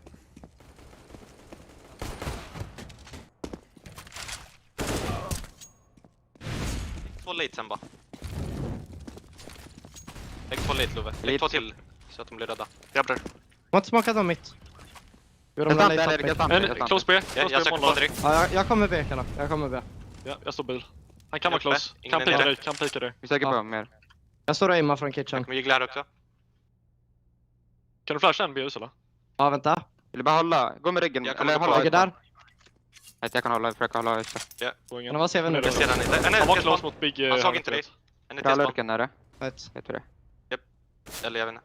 Han såg dig tror jag. Jag står och... Ja, det har Lurken. En är top mid också. De smakar från nu. Ja. Backar man släpp. Vi kan luta mot B tror jag. Alltså. Ja, jag backar in mot B, Love. Ett av hålet. Jag håller bara CV just nu. Kan hålla min BUS lite. Jag släppte jag också, Anton. Jag kan försöka. Det var Lurken, jag backar ticket. Ja. Jumpspottar inget på B. Låt dem komma. Anton har en till smoke. Anton ser inget i länk i alla fall. Var beredda att de vill gå B. Jag kommer gigla länk alltså. Love ser ingen CV. Nice. Det är på att de vill gå B. Han brukar vara horus. Målar dem. Målar CV, akta ut på. Akta några grupper nu. Ja, jag är med ticket. Jag drar topp. De är rätt. Window. Ser inget. Window. Akta. Nej, window. Det blir av. Close trean. En var window. Jag kommer släppa. En till close. Men jag håller in Jag det. släpper close trean. Nice. Nej, till också jag håller dig. Vad ligger det eller? Flash bakom dig. Ja, vad sista? A-side. Default typ nu. De ligger 3 linjer. Högra. Framför 3 linjer. Framför 3. Nice. Vart ska du, mannen? Trick shots, baby. That's the kind of vibe that Young Ninjas are at. They know once they've 5-on-4 against Headtrick and taking him down first, which he's died. It feels bad for Headtrick, like, going in first in these rounds. He had that one nice round running out ramp. Yeah. Otherwise, what got him in this game was, his team being the bait and him being that switch. Like that B rush where it all felt like it began. Exactly. They're running out apps. He's lurking out cat late and getting those trades. Yeah, I do really wish that they would just even soak up like some of this contact from the AWP mainly. Yeah. So often he's trying to find these openers and then just getting shut down by the AWP. I mean, even this round, man, he's got a MAC-10. There are rifles for the other lads, but here they come, dropping down. Sapek lines them up. 3 kills from Sandwich. Oh, dear. Why not the whole damn meal? As he locks it in with the ace. Beautiful scenes to close it out for the Ninjas. 16-11. And turns out 5 as a unit does beat 1 alone. Sapek chowing down on that sweet Mac, and who wouldn't love it? What a good round. What a shutdown. He's been under Balcol half as well, so of course they don't check it. And even though Headtrick's third in, just gets caught up in the spray. Yeah, unfortunate, right? I mean, dude, incredible game for Headtrick. Like, if there was anything positive to take out of this for Na'Vi Jr., it's that, damn, is this guy both consistent and really, really good. There's still a whole other match to come, though, so stick around, because we'll be back with that in just a moment. Headshots, nice. These bombs go to the teammates. I wanna hear your go, go, go. I wanna see you falling fast. Win the round. Win the game. Pretty much, they play, you win.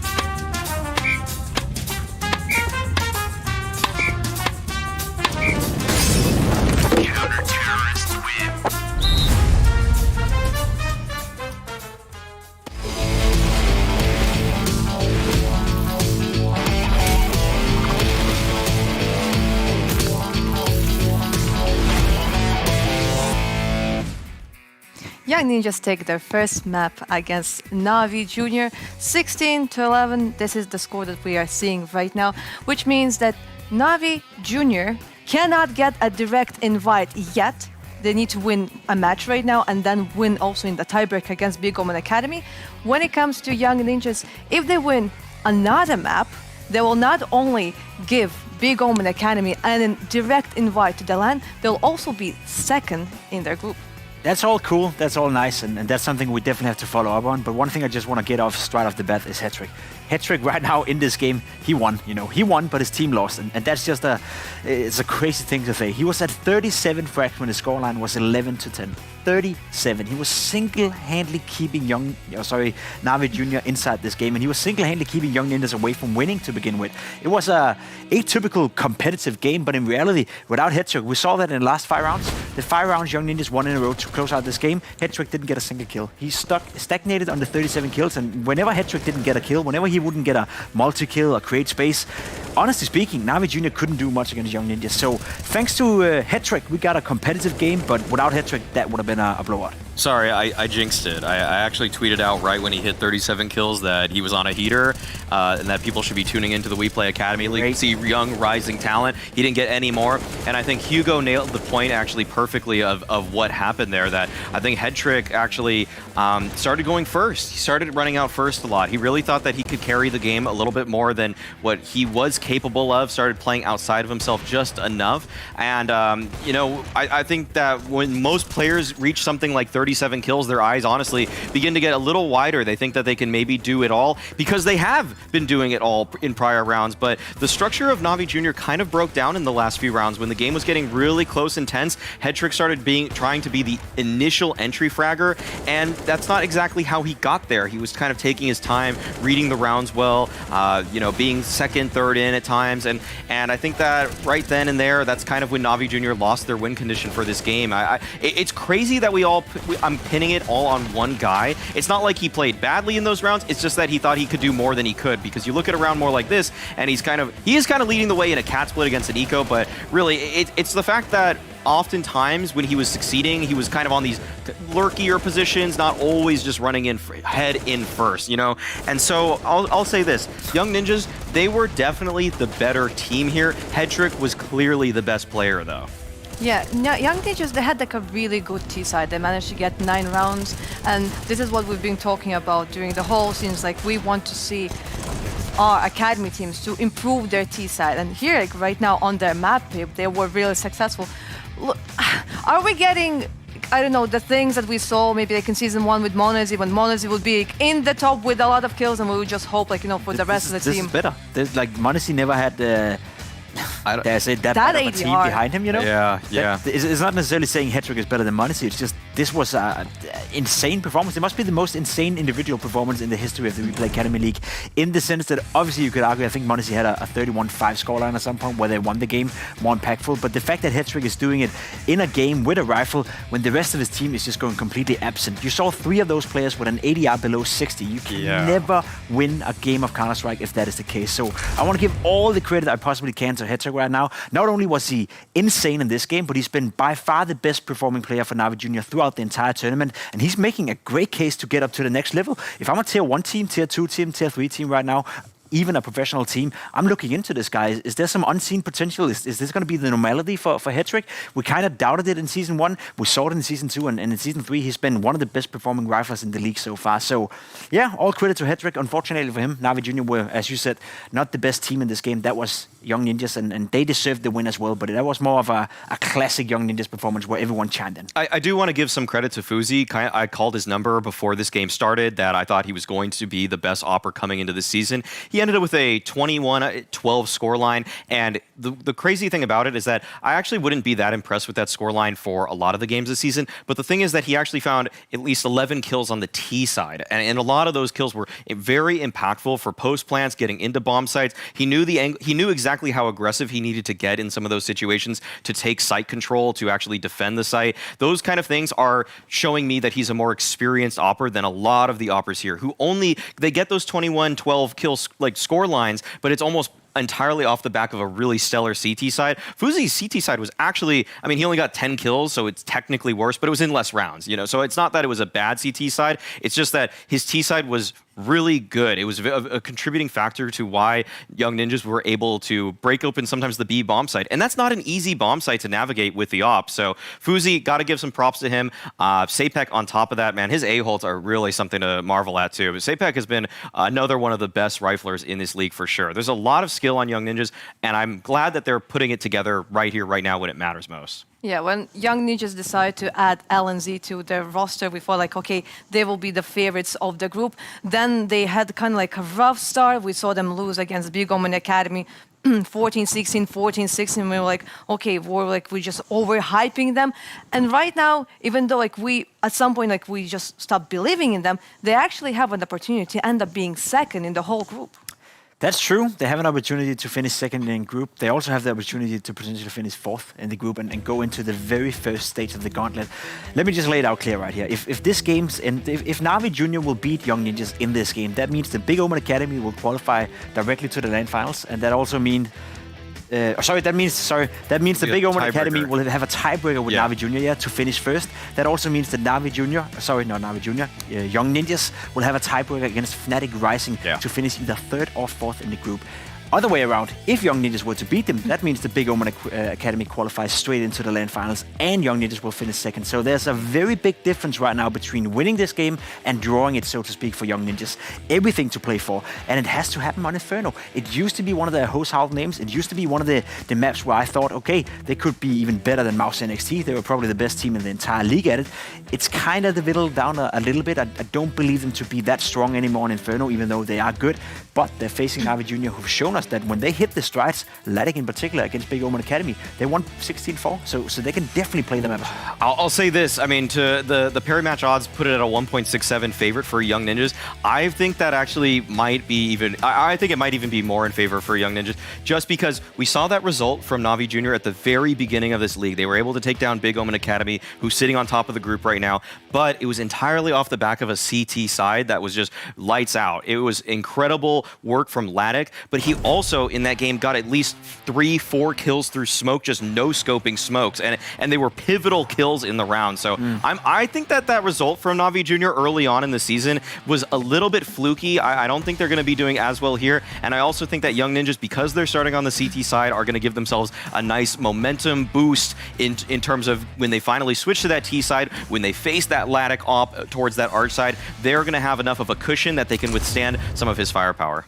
Yeah, and this is also like a map that we know that the main roster of NIP got to play. And when it comes to, I mean, Young Ninjas, they have like three guys that had at least a little bit of experience of playing in Tier 1. Yes, they do, and that's why they've been so disappointing. That's why it's so wild to say right now that there's a chance that they finish fourth in this group. There's a chance they have to go into a tiebreaker against fnatic Rising, which they could lose, for all we've seen so far, and finish fourth in the group. That would be a disaster. That wouldn't be acceptable. The fact that we're even in a scenario right now where they can't finish first is a disaster for Young Ninjas. So yes, them winning this game against NAVI Junior will restore some confidence in not only the players but also us and their fans that sure thing they're still here to compete. They can probably still qualify for the LAN finals, even though having to go through the gauntlet and in a best of 3, anything can happen. But it's still not good enough, right? It still hasn't been a good season for Young Ninjas, regardless of what the outcome is on Inferno right now. And I guess that's the main takeaway for me, that it's just been disappointing. They have so much skill. They have a great in-game leader in CTR who've been praising him and praising him and praising him. Yet LNC comes into LATAM, which is a clear upgrade, and they play worse than they did in Season 2 and Season 1. That's not okay. I want to maybe give a little bit of credit to the other teams upgrading, but I also think that some of the ways that Young Ninjas lost in the earlier games in the season was very uncharacteristic. The way that they got blown out by Fnatic Rising, I don't think we would have ever seen anything like that in Season 1 or 2. And I'm not going to give Fnatic Rising that much credit that it would be a 16-5, 16-6, whatever the single-digit scoreline that Young Ninjas had in that game. I'll say this, though, that I think there is a redemption arc that is setting up for Young Ninjas right now if they're able to win this game, get to the LAN through the gauntlet, and then, but for me, it's almost like they need to become minimum top 2. Like it's a really long road ahead of them for me to have restored the amount of faith that I had coming into the season. They need to do a lot better. They need to show experience when it comes to the LAN. At this point, for me, this map versus NAVI Junior almost feels like it should be a formality, but it's probably not. This is going to be a hard-fought game between these two teams. And coming into the season, there's no way I would have pegged it at that, but that's just giving it really the lowdown of what's happening right now. Young Ninjas, they're not the team that they were in Season 2, Season 1. They're a little bit worse. NAVI Junior, we've already seen them win on Inferno before. I think this is going to be a close match. It's definitely going to be a close match, and right now there are many fans that are watching this series. Of course, people that are supporting NAVI Junior, people that are supporting Young Ninjas, and I'm sure that there are people who support Big Omen Academy. Even the players themselves. Even the play. I mean, right now, if you open like Twitter, you check out Crimbo or Aqua, they're like Young Ninjas, let's go. Like, we won against you like 14-16, 14-16. There's no bad blood. We're bros. Let's just go to the LAN together, you know, as always, like we always do, right? So let's just go to Inferno and see what actually happens today to this group. Hugo and Harry, let's go. Ah, yes, little bit of Inferno. And hopefully Navi Junior can kind of wake up a little bit here, right? Everyone else. All but one guy. And I don't want to home in on that too much, but man, like, you know. Not every day you get a game like that. Yeah. So if he can keep up, not those kind of numbers, but if he can keep looking good, Headtrick is very, very good, by the way, with his consistency, I would say. And then we can get some mileage out of someone like Latic. Maybe there's a chance. The one thing I am worried about is man, like that Big Omen Academy game when they started T-side on the NAVI squad, it was a really, really tough battle to say the very least, and they're going to be starting T-side now. So Young Ninjas, you know, kind of getting the benefit of that, coming off the back of a game where they did look like the better team overall, makes me a little concerned. And when we had the classic head-to-head of Orpus, Fuzi definitely dominated the server there, no real question about it. As Mario was saying on the desk as well, it was actually T-side that he got a lot of impact in anyway. That CT side didn't really need to as much, had more of a supporting cast around him, unlike Headtrick. But I'm gonna give Navi the benefit of the doubt on the ability to reset. They're warmed up, they're a map deep, we know they like this map. I'm not gonna count them out just because maybe they had a sleepy start to the day. But at the same time, Young Ninjas, still massive favorites, and I think it would be really cool to see them pull this turnaround, considering this season has been a bit shaky for them and other teams as well. But as said, like, there's still a road to recovery, although it's a long road. You know, I give them the benefit of the doubt. Yeah, I don't know, man. For me, I'm looking at this as like Young Ninjas should just come in and 2-0 it pretty comfortably. Yeah. I'm not that worried. I know you're still, like you say, you're willing to give the benefit of the doubt to Navi Junior. I'm not so inclined, Hugo. All right. Scathing review. Man, bit of Inferno. Classic. All good games go here to, I was going to say die. That's not a good thing. Uh-oh. Live? Yeah, maybe they're just, even Navi are holding. Hang on. I think it is live. I think we are live. It's just a very slow round. Okay. Navi with a default at the beginning and Nip waiting to see if there's a rush at B so they can quick rotate. We often see CTs hang around and spawn, see if there's a faster approach. But right now, nothing of the sort. It will still be B. And in fact, with this setup from Young Ninjas, no one deep in pit or Raps, they're going to have very quick rotates available. Linus with flashes lining up right now. He's going to lob them in, and maybe they can stop Na'Vi before they even get involved. These flashes done nothing. There's one more, and there it is, perfect. Then 2K does get an entry. An Unbroken Blind will follow up. Those are good starts for Na'Vi. This retake, while you're going to give it a go, you're not optimistic.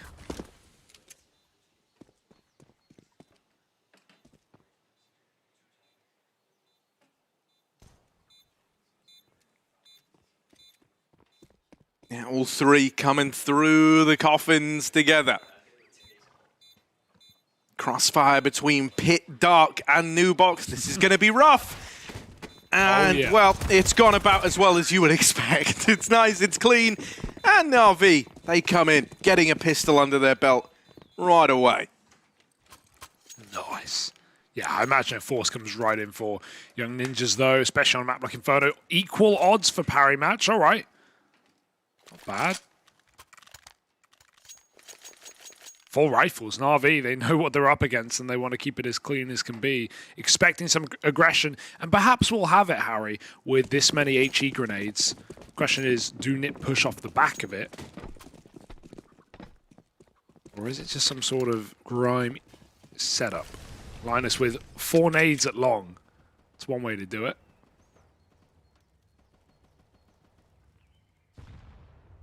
Yeah, I mean, it's not like terribly uncommon that once a nade's gone into middle, you might feel more inclined to peek it because you're like, oh, they've naded.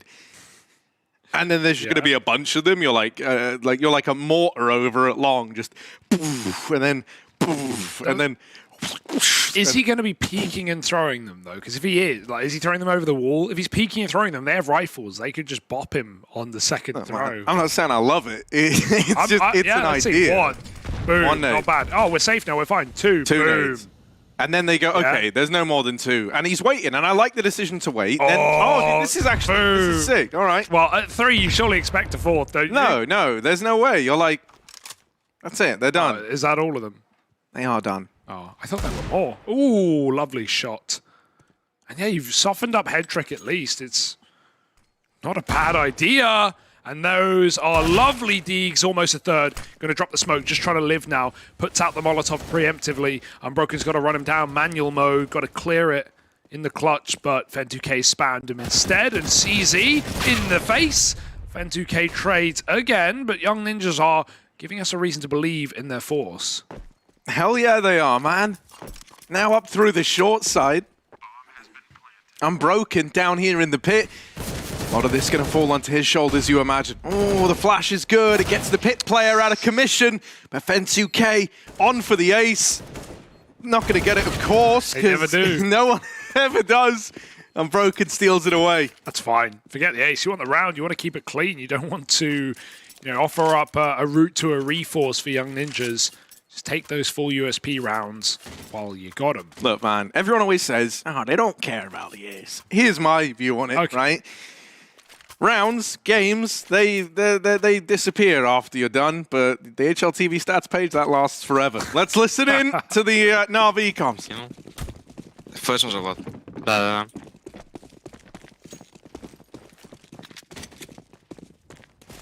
Флеш. Видел меня. Бомб 5, я фул. Я фул. Нормалик 5. Фул, я мид. Пушит лавку убил. 20. 20. Го под 2, го 20. Я бомбу забираю. Давай. Обратно мид пуш тоже. Я калаш заберу. Там галева. Давай идем, парень, 1 максимум. Дал дым КТ, сейчас даем Малик тройку. Давай.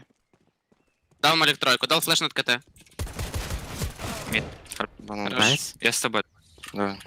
Паста игрок. Аккуратно плант. Пусть нет. Груби нет. Я делал фейк плант. Можешь ставить. Ставлю. Забрал в КТ.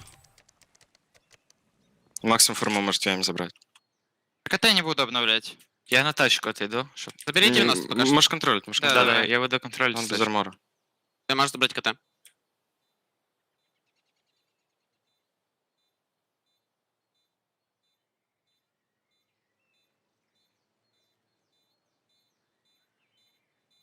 Может под конец рвать. Я дам молик ям под конец. Ты по идее тут засейвишь. Да, я засейвлю.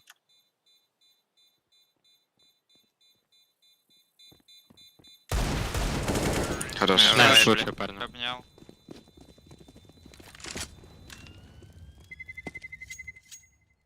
Already things are looking better for NAVI Junior, more focused in than at least Mirage so much appeared. N2K 8-0. Yeah, he's close to beating his Mirage performance Didn't already. want to say it, didn't want to say it, but there it is. Cat is out of the bag, but Nipper coming in with a full buy. Yeah, up for Fuzi, you know, you mentioned it back on Mirage, he never really felt like he was getting tested in a big way, never needed to step up massively. Probably going to be a different story with donning that up now on the CT side of Inferno. You want to get all your mileage out of it while you can.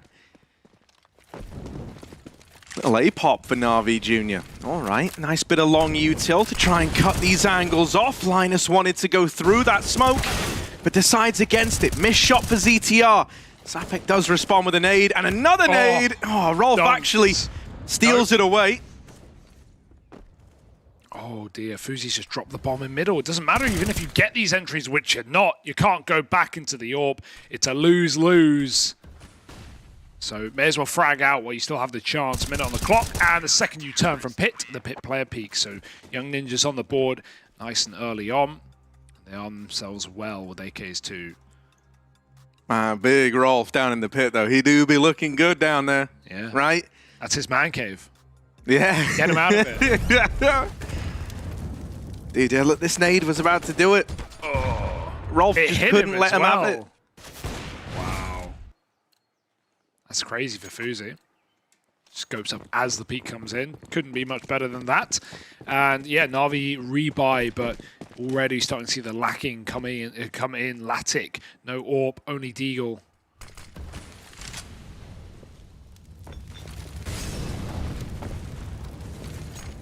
Boost up, put your AWP in position.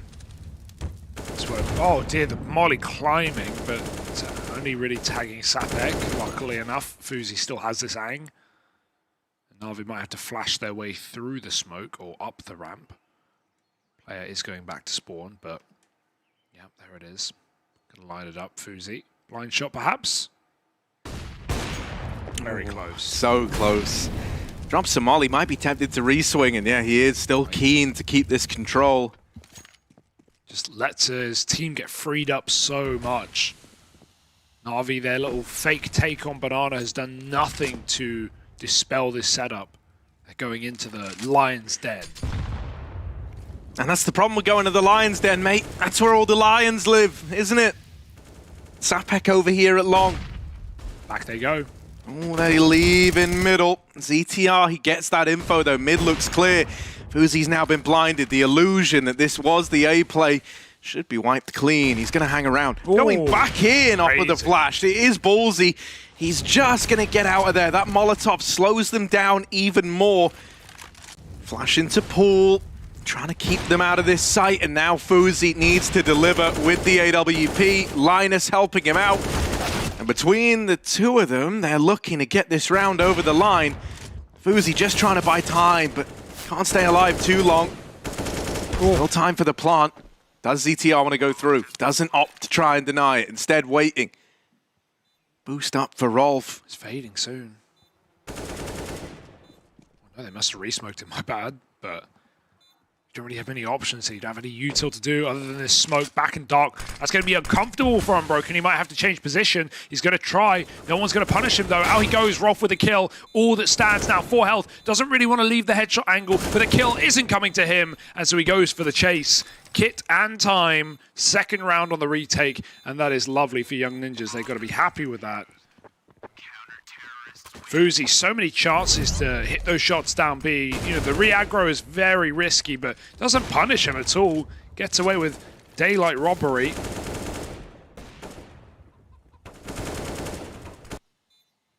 You're very, very happy that you could get that over the line, considering how uncomfortable that retake is. But the smoke's really nice. I'm surprised that the back quad player doesn't, or back dark player doesn't just sit in it for a little bit longer. Time could have won you the round there if you're Na'Vi Junior, and now they're just down to pistols. Oh, mid-aggression. ZTR wanting to get stuck into the fight. Up shot misses for Fuzi. ZTR's been discovered, but the ult mid peak is watched over by that Molotov and smoke combo right now. ZTR's got a lot of angles to bear in mind. He might just want to get out of here now that he's been given the window to. Hanging around, flashing middle and unbroken. Oh, makes out like a bandit. It's not traded. The nade might be good. So low. God. Oh, more nades. Dude, the nades have been really keen. Really nice. Minus. Oh, that's left over towards B. Needs to hold on. And the nade will get him. Mate, so many nade kills in this game. Now down to the 1v2 for Latic. It's Inferno after all. No smoke. He's going to have to dry run it. Tries to cross and Fuzi won't let him. I don't know why ZTR stayed on that angle. He was so exposed. Like, he didn't know about the underplay. That's one thing. But he just stayed on the ramp. He could have run banana. He could have run back through the smoke. But yeah, I mean, it even looked like that's what Safek was trying to help him with. Like, yeah, mate, I've smoked ramp. Come on, let's get you out of here. ZTR's like, nah, man. I've seen some things. Mid's my playground now. Yeah, he just sat still. Like, hands off the keyboard. Nice nades, but ultimately with no smoke, you're not going to get past Fuzi. Dry peek in CT. And Young Ninjas immediately come back in with 3 of their own. It's another half buy for NAVI Jr. Still not enough cash. And there's a pick. Yeah, I like that Fuzi's kind of warming into this, right? He's had a lot of opportunities, hasn't converted many of them, but we're getting to the point now where it's feeling a lot more consistent. Another peek for him. Another chance. Oh. Just a little bit of a wiggle there before the shot, and that's all it takes to miss. Molly going to slow down the Apps push. One man does make it out into middle for a brief moment. Little glimmer of hope. However, it's quickly shut down. And it's a chance at a very clean round here. Young Ninja's going to keep 5 alive, providing they don't give Unbroken anything. Yeah, not even eco hunting here. They're just waiting for him to move out of the apartment. You can see everyone was set up for it. The call had been made, so nice patience there for Young Ninjas. Keeping a 5 alive round is going to be good in the long run. NAVI Jr., though, they double ecoed for this buy with pistol armor and lots of nades. We didn't really see what they wanted to show us. They got mauled in middle by the AWP. So they've got to come in with something huge here. On the other hand, NIP, let's listen to their TS. Ja, om Love kommer ja, och... Love hänger med. Kom Kalle, jag kommer visa en setup. Du kan inte döda annars om du läser. Det funkar det också. Kan du stå och hålla one way? Ja, jag går sandwich. Håll du flash bakom Anton. Jag lägger Axel smoke om du vet. Jag kommer molla close delay. Mollo, smoke och HE. De la där. De la toppan nu. Jag vet. Du står höger där. De rushar toppan nu. Du bil. Han är där. En bil. Fuck, brann upp. Jag kommer be. Han är fast i bil höger. Ja. Jag vet inte vad jag söker den alltså. Jag kommer locka smoka. Alla mollo boiler. Love, jag lämnar dig i solo B. Ja, akta gap. Våga 4 nu. Ja. Hon kan inte mitt. Han kan på mitt nu. Ja, Marie, wide on. Kom. Vänster. Häng med mig. Jag kommer wide. Ja. Okej. Vänta. Okej, fuck. Ja, backa. Vad kan vi upp långa? Han wide. Jag nidade. Ja, kan vi upp. Chilla, Kalle. B. Jag kommer B. Häng med mig. En förbi pool. Kan vara träd. Han är late. Han är maxen till. En kommer jättelate. Maxen till. Han är top också. En pool då. Ingen trä. Om du överlever bara Love. Jag kommer ta vapen i hus. Han var säker min förut. Ja, jag kommer ta vapen. Jag går in och han är Mexiko. Mexico i mid. Ja, jag kommer. Jag låter dem inte springa iväg om man är toppe. Han kan ha backat upp. Ja, han var inte toppe. Nu är han där. Oh, that little apps fight got weird, didn't it? But I'm learning Swedish. I know what back means. Back. Oh, Pimpy. What's he pulling out today? Come on. Oh, throw it back in. Catch and release. That's the kind of guy Pimp is. Dinner is served. No, that's not catch and release. Here you go. Dinner is served. I said what I said. Catch, release, catch it again. If you catch it twice, it's yours. Them's the rules. 1.4 odds to Young Ninjas, doubled up for NAVI, and we're already starting to see NIP come into their own. Very blind. Sapek, he will go down with his ship. He is a true captain of his boat. Last round sat in the Molotov. He was double mollied, he had nowhere to go. Oh, that's awkward for Linus. Needs to be a quick rotate. ZTR just lobbing in his util. No one committing though. Free smoke in CT. FURIA's got more nades, but they think they've crossed in. They have not. Finally now, NAVI make that move happen. Yeah, actually, this delay, I think, could cause more problems for NAVI. It's given time for the boost to come through. And I like that ZTR, he's often, you know, he's very, very good at knowing just when to quit, when's enough. That's why that bottom mid play felt so unusual. Like there, though, good example of him just ducking out of danger, getting away with the kill that completely turns the tide of that round, and just playing the 3-on-2 out at that point. 6-3, Young Ninjas building back into a CT side that they can be proud of, perhaps. Yeah, a lot of low econ rounds in this game, and none of them have really made any effect for NAVI. They've been 3 alive every time for Young Ninjas, so that's reassuring, because while there should be those, you know, the clean rounds, if any rounds are going to be clean, those can be the hardest ones to get past. The Deeks, the Tech-9s with nothing to lose, jumping through smokes. But Young Ninjas, don't let them get out of control. And that has huge consequences in the long run. More nades, you talk about the damage we've seen. Fen2k eats him. Maybe 12 and 6, but now he's on 4 health. Just sat back on a default for NAVI. They haven't had Latic on this AWP, so we'll be going soon. No need to wait for him. FURIA's AWP. Maybe heard scoping on site, but he'll come to them.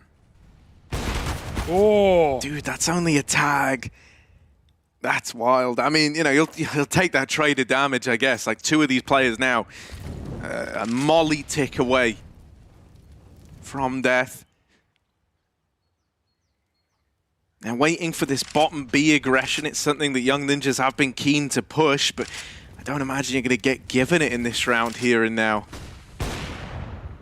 Smoke off at long, maybe going to try and wrap CT, but if Nipple does that, he's got to get past this double hold, and FURIA is able to keep it in the 4-on-4. Now the B play by the looks of things, right? Trying to fake this A control. However, Young Ninjas are already pulling bodies back around to this B site. There's going to be a flashing pool to try and set Linus up for something. It's a high flash instead. Linus, regains control. For a moment, it looked dicey. That second flash, as he turns from it, is where he meets his maker. FURIA's hiding in the coffin smoke, waiting, playing the fade, playing the denial. No. But he's lost his teammate. He's still fighting this. He knows that 1 kill, dropping the bomb, even delaying the plant, it could be enough. FURIA! Missed shot the second time around. And Unbroken, the man he tagged to 19 HP earlier on, is left in the 1v1. I think Rolf heard the weapon swap, so he knows he's up against an AWP. How's he going to play it?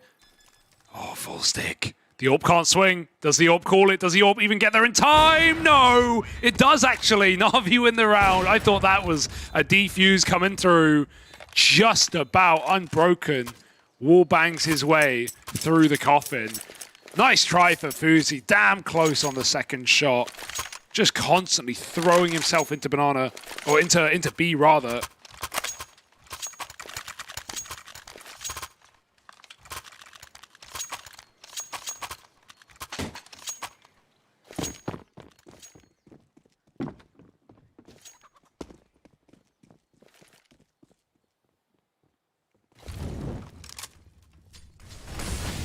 Full banana attack, and with FURIA actually fighting through it as well. They're going to boost him up. He's really been getting involved for good reason. Fen2k picked again. That is the top performer. We see this sometimes for Headtrick, like he has these incredible opening maps, and then, you know, so hard to repeat it. I think it was the Astralis talent game where he did the same. He went 30 and 14 in the first map of Vertigo. Then they run the map back, and he's, you know, he gets like 15, 20 kills, but just, it's so hard to repeat it. And when the one guy who did step up coming into this game keeps getting first picked, it's not going to help your confidence. Oh, on the fade. Probably would have had a kill. Dude, there, I was going to say, a lot of good things. Sapek was there to help out, because that looked ugly for ZTR. He does get bailed out. Now the info on that jiggle, that there's another man over towards long. You're starting to piece this one together if you're Young Ninjas. Sapek waiting over at long to isolate this player. He's gotten past ZTR. But this is where Sapek's trade should come through. However, Hedrick slipped the net. Latic is still working short with the AWP as well. Hedrick and Sapek are having their own fight. But now's not the time for these personal grudges. A killer to come through, and it doesn't. With Hedrick dead, it's only a matter of time. Yeah. And the response is immediate for the Ninjas. Latic's just stuck in a bubble there. He can't go anywhere because he's waiting for, to give Hedrick space. Trust me, I've got this long kill. No, there's another player here, another guy from the kill feed, and just couldn't hunt him out. Sapek with a nice flick to find him.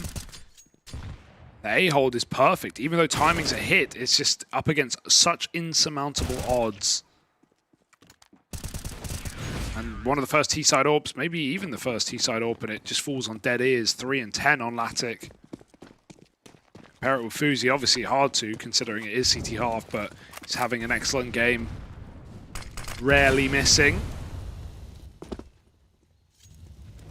Oh, mid taken. And Banana as well. Young Ninjas rarely throw themselves through this smoke and take full control, but they've got it now.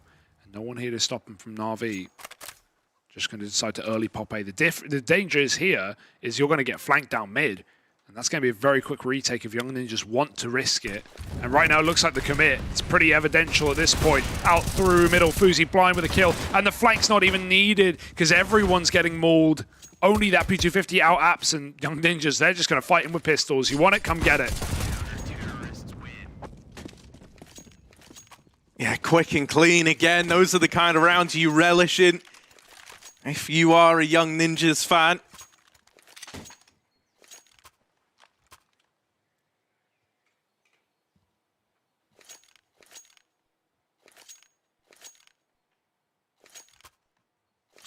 Might need to do something about this this banana control that's been coming through time and time again in the rifle round. I think it's given such a presence over towards A in all the A rounds, and for the most part, you've been able to rotate back towards B in time. I also think B's where NAVI have had a pretty good success rate. Yeah.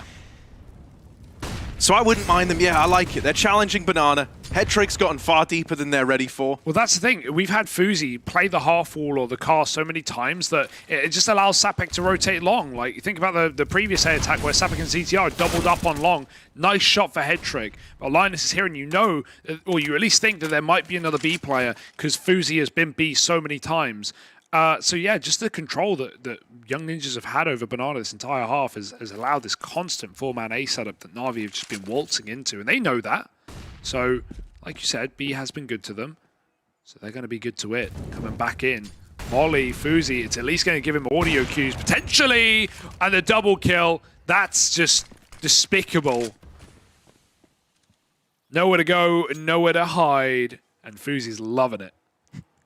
I think he's mocking the smoke. He's like, yeah, Gilborn, Linus, no wonder we keep you losing B, bud. That's why. It's fine, run through it. Not past it. Oh, Linus, though, might not be able to throw a smoke, but my God, can he tap ahead? Now, he doesn't want to give them a reason to believe. He's going to instead tuck in and wait for this flash out of ZTR. However, Nipple was one step ahead. When he wasn't refaced immediately, he would have anticipated that they must have a flash coming. 1v2. Not easy, but not impossible either. No time. Yeah, that's his biggest enemy right now. Enemy of us all, mate. Tap. It's the commit. It's the stick. They're swinging it together, both out of ruins. And yeah, Young Ninjas, they navigate that one well. Never really give it the room. Never really give a margin for error there. Yeah, it's so sad for Nipple because that's actually the best play. He can't fake it because he has time, right? But the timer, the clock isn't the problem. It's a smoke. If he fakes it there, then by the time and say Nip don't peek him, right, and they just call his bluff, then by the time he goes back for it, the CT smoke's faded, and then he really he has no option. If he sticks it, he dies. If he fakes it, he runs out of time. They're gonna fight. So. Yeah, that's a really rough round. He at least gets the money near the end of the half for NAVI to rebuy, but I don't think sticking it, it seems obvious in hindsight, but you never know when you're going to get swung and when you're going to get respected. So, lovely round out of Young Ninjas again. Just FUZI's having a great time. Playing up to the camera as well. Always good for the brand. This guy always buys dualies as well. I've seen dualies on him like 6 times this map. Right now on the Deagle, but here's NAVI running wild out long. Yeah, and there's actually only 2 here because Fuzi was at B early. So down in the pit, Rolf and ZTR need to hold on. Unbroken and Fen2K will get the entries, brushing aside the AA hold. Down in the pit, you've just seen the smoke. Fuzi's going to try and spam it out. Unbroken tucked in, just a little too deep down there. And so now we're propelled into this retake.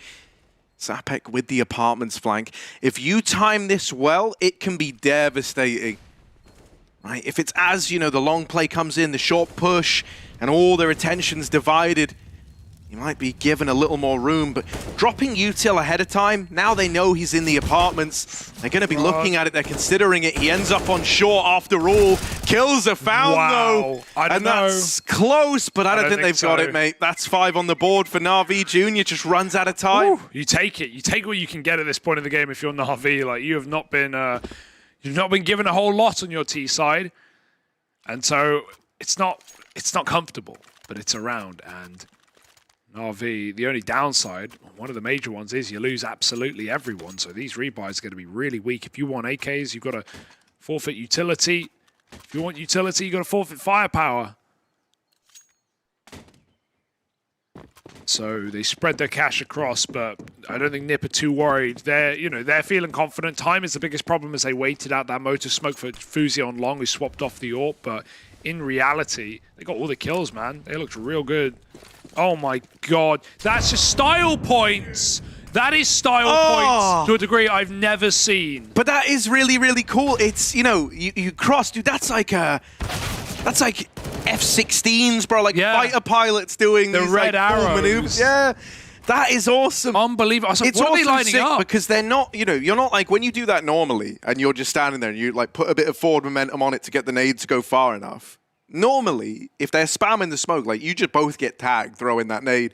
You're running left to right to get the momentum. Yeah. And you do it past each other. So like if they're spamming, the odds are they don't hit you because you're just running wild through middle. Oh my god. That's really dude. cool, man. That's really it's like, cool. You know, you're not just like blind throwing a nade down mid that might land in pit. Like those are lineups, they're gonna land in pit. All I'm wondering is like, at what point do you know when to throw? Because you're doing like you're swinging with it. Like, is it when you hit each other? Like when you cross? Because they were perfect, man. That is beautiful. Dude, Clip that is really rehearse cool. It would not surprise me if top teams pocket that one. That's unbelievable. Like we learn stuff from these academy teams. They pull out some utility that we just don't see at tier 1. So yeah, kids, man, they're nuts. They're the future, man. Yeah, man. All right, look at this. I've always thought that. Oh, the opener's found, though, right? We can talk about the nades till the cows come home. It doesn't matter if you don't find the round on the back of it. Well, don't count them out yet. Low health. I'm just gobsmacked right now. I need to watch that back. Can't walk forever, but you do have that apps flank that Fuzi's waiting for. Coming in over the smoke. Motor smoke, not pretty. Missed completely, and that's causing some paranoia here for NAVI Junior. Molly, deep flash in front of apps, but got to check below you, and you got to do it quick. Time ticking yet again. Unbroken, just don't peek, just hide. He will trade a kill, and that's lovely. Round coming in for NAVI Junior. Couple on A right at the end of the half. But in general, Young Ninjas running the show. UD off the charts. Yeah, I mean, dude, throughout this game, the nades have been remarkable from them, man. I think it's equally as impressive. The Fen2K's up there at 300 as well. Rolf's not even throwing a flashbang. Never heard of him. But yeah, this is... I want to watch that back, man. It's going to come up in the replays, I'm sure, but... Woo! Just stylish, unnecessarily stylish. I bet there's a way easier way to line that up, but why bother? Why bother? Is it enough for NAVI, though? Well, you know, all in all, it could have been far worse. Like a 6-round T-side, it's definitely workable, right? Especially when we've seen the plights of a T-side Inferno for some of these teams in the league. Now, as to whether or not you're going to get a weak T-side out of Young Ninjas, I'm not so sure. This is always one of the teams, you know, we've kind of credited as being able to come up with compelling T-sides alongside the likes of MOUZ NXT. But, you know, Fuzi could have a rougher time of it, even though he's normally someone who can still find impact with a T-Orb, which is a rare quality to have, by the way. You know, it's not every game. You know, like the kind of odds are against you somewhat with the T-side AWP. It's good on Mirage, had impact, but yeah, definitely a harder map to do so. I think we're all just waiting for round 15. I hope I haven't set it up to fail, but I have faith. Yeah, the collat from Fuzi, not bad either. Look at those. Airstrike, dunked on. And we're getting into the pistol, we're going to hear some Navi comms. Яма есть. Дал первого. Second. Второй мид. Второй мид. Яма один. Бум. Хорош. Второй мид. Го яма. Почти яма. Яма. Два яма. Яма стрейфит. Second. Second. Яма еще. Second. Push me. Last second. Last. Вы не умирайте. Пик от меня. По контакту вашему пикну. Он отошел. Он ушел. Пошел. БФ и канал. Забери метро, мало. Контроль если вернется. Ну, окей. Я смотрю. Контрольте метро, давай. Может ковры пойти. Да. Я, может, стрейфлю. Я отпустил, пацаны, 1,5. Чек на ковры. Я бойлер зайду. Я метро и второй мид чекаю. 1500. Не вижу. Яма. Яма. Я ему отдал. Хорошо. Nice. Хорош, парень. Harosh all around. Nice. Little pistol found for NAVI Jr. And that can be their way back in. A path crafted to the comeback. If they find the conversions, they're looking to go 9-9.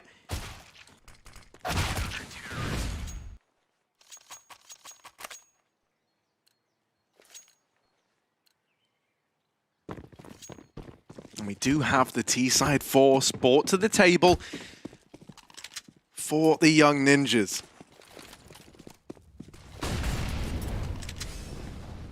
Yeah, this is a costly one. Off the back of no plant either.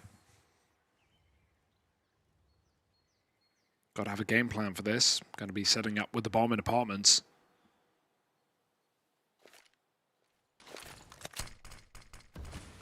Smoking boiler, not in mid though. Molly instead will do. But as soon as he's fade, Young Ninjas are ready to commit. Got to get that smoke in very soon. Yeah, there's always the fear they're going to jump through it. That fear's going nowhere. Flash and smoke. Lining up in ult. Long cutoff. Couple of boiler men. Going to be heating up this round, squeezing their way out through the hallway and running up short. Although they stop in the middle for a moment at least, waiting for the bomb to rewrap apartments, come out on the pit side. Bomb's alone. If bomb can't go first. If bomb dies, that's a massive problem. Grenades in the pit. Unbroken lives only for a second in the back of the site. Head trick doubles up. Now coming in from long, he can't escape. Latic only good for one. And with the bomb making its way deep, they're going to get a good plant for pit as well. Usually you want a rifle to spam this, and so fortunately ZTR has found the gun from Unbroken's body. He can spam a defuse through the box. With the motor smoke in as well, you've got to reroute. Yeah, the molly on Fen2k could be big for forcing the pit fight. You were not ready for that swing to come out of ZTR. It was ballsy. The whole round really felt like it hinged on him winning that fight, but he did. Dear. Doesn't win the second one, and now Rolf gone, fed to the wolves as well. There isn't a kit on Nipple, but I think he's got it just fine. 8-9 now. Yeah.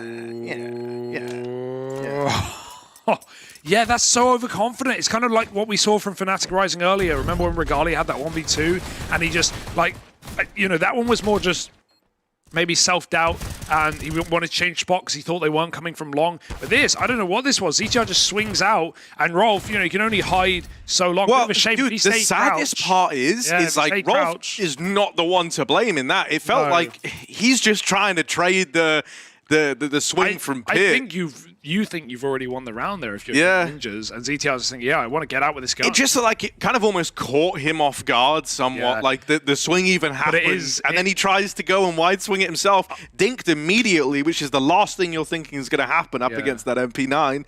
And then I think the reality sets in that, like, we haven't won this yet, boys. Yeah, I think I agree with you when you say you can't really blame Rolf. Like, ZTR put him in that position, but if he, you know, the fact of the matter is, if he didn't let go of control, he would have won the round.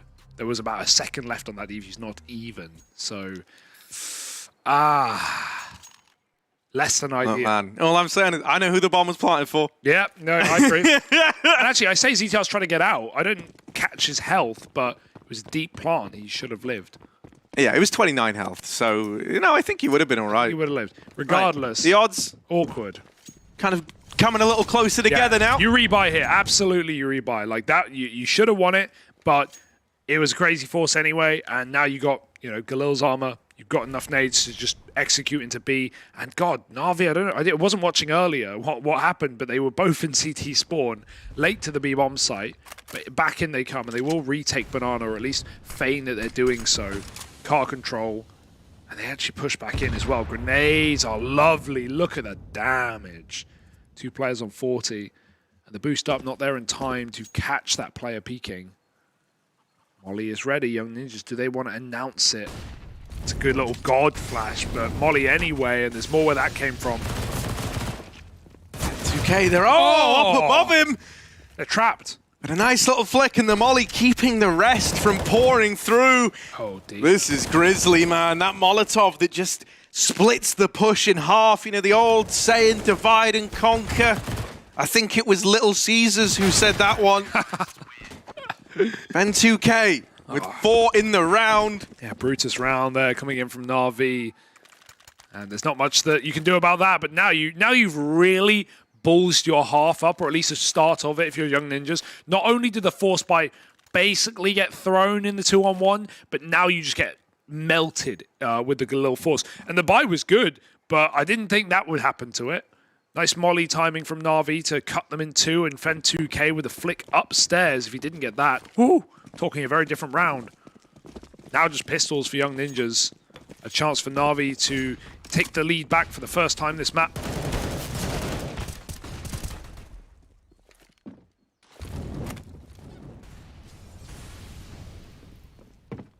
And look, man, this is a good showing of restraint for Navi Jr. They're not going to overextend here, right? Don't need to. It's Young Ninjas feeling all the pressure, feeling the tides change.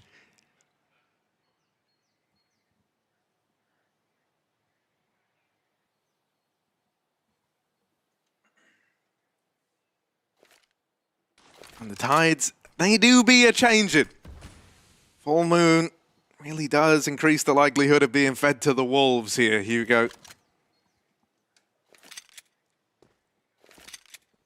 Those wolves are hungry, Harry. You hear the bark. Go deep enough in apps, you'll know what I'm talking about. There's a growler. Roar, XD.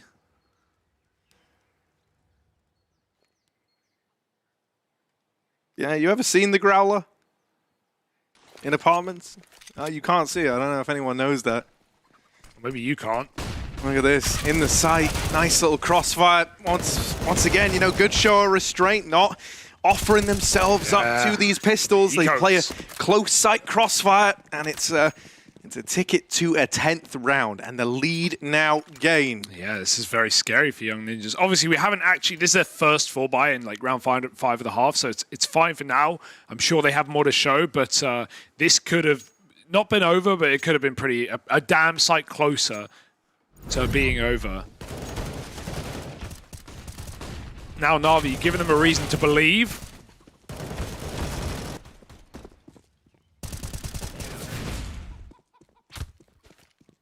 And Fuzi's AWP, I mean, it's just going to be invisible for the first 8 rounds, or first 7 rounds of this second half. Luckily, Latte can't get one out either. Yeah. Next round, I'd imagine. Young Ninjas do take top B. Yet to have the brackets, but they're in no hurry.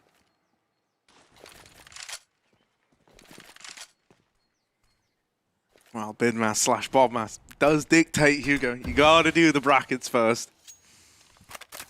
I never thought I'd hear Bodmas again. Yeah, well. And I'm sad now.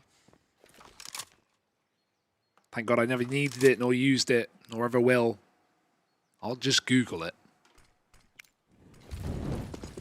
I'll pop over mid though. Molly on short.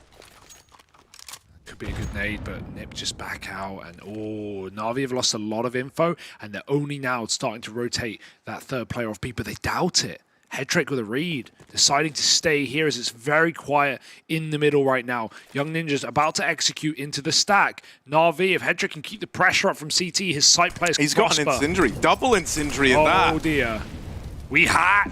They've thrown them both out, and oh, Young Ninjas smoked the first one, but then they go running into a second Molotov. It's only a bit of damage, it softened them up, but ZTR's given all the entries. That third man never even able to get involved. And somehow, like, Young Ninjas shouldn't have gotten out of the round this scot-free. This should have been competitive. But instead, they might even have 5 alive. As they say, Scott is free. And trying to hunt the players on the exit. Headtrick could not escape. Latic will. But Young Ninjas, they are laughing after a round like that. They go into a full stacked bomb site, like you said, with a double Molotov. And they make out with a double entry from ZTR. Plus, he plants. He does it all, man. Calling, entering, planting, and closing the round. Latic's 4 and 16.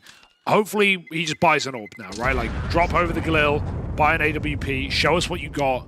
We need it now more than ever. Do the Rick and Morty line. Okay. You know, you said show us what you got.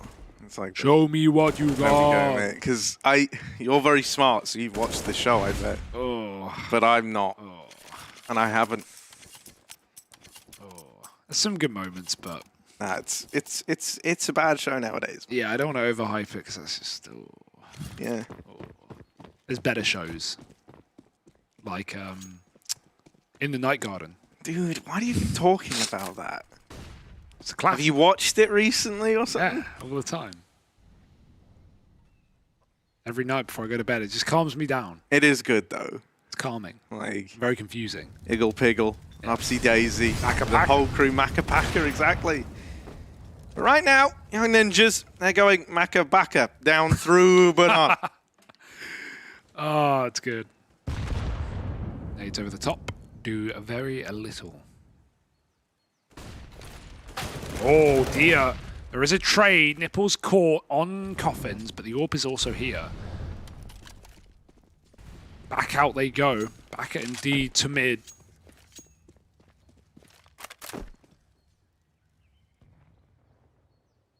But at this point, you've got to be ready for anything if you're NAVI. Don't have that mid control. Long smoke.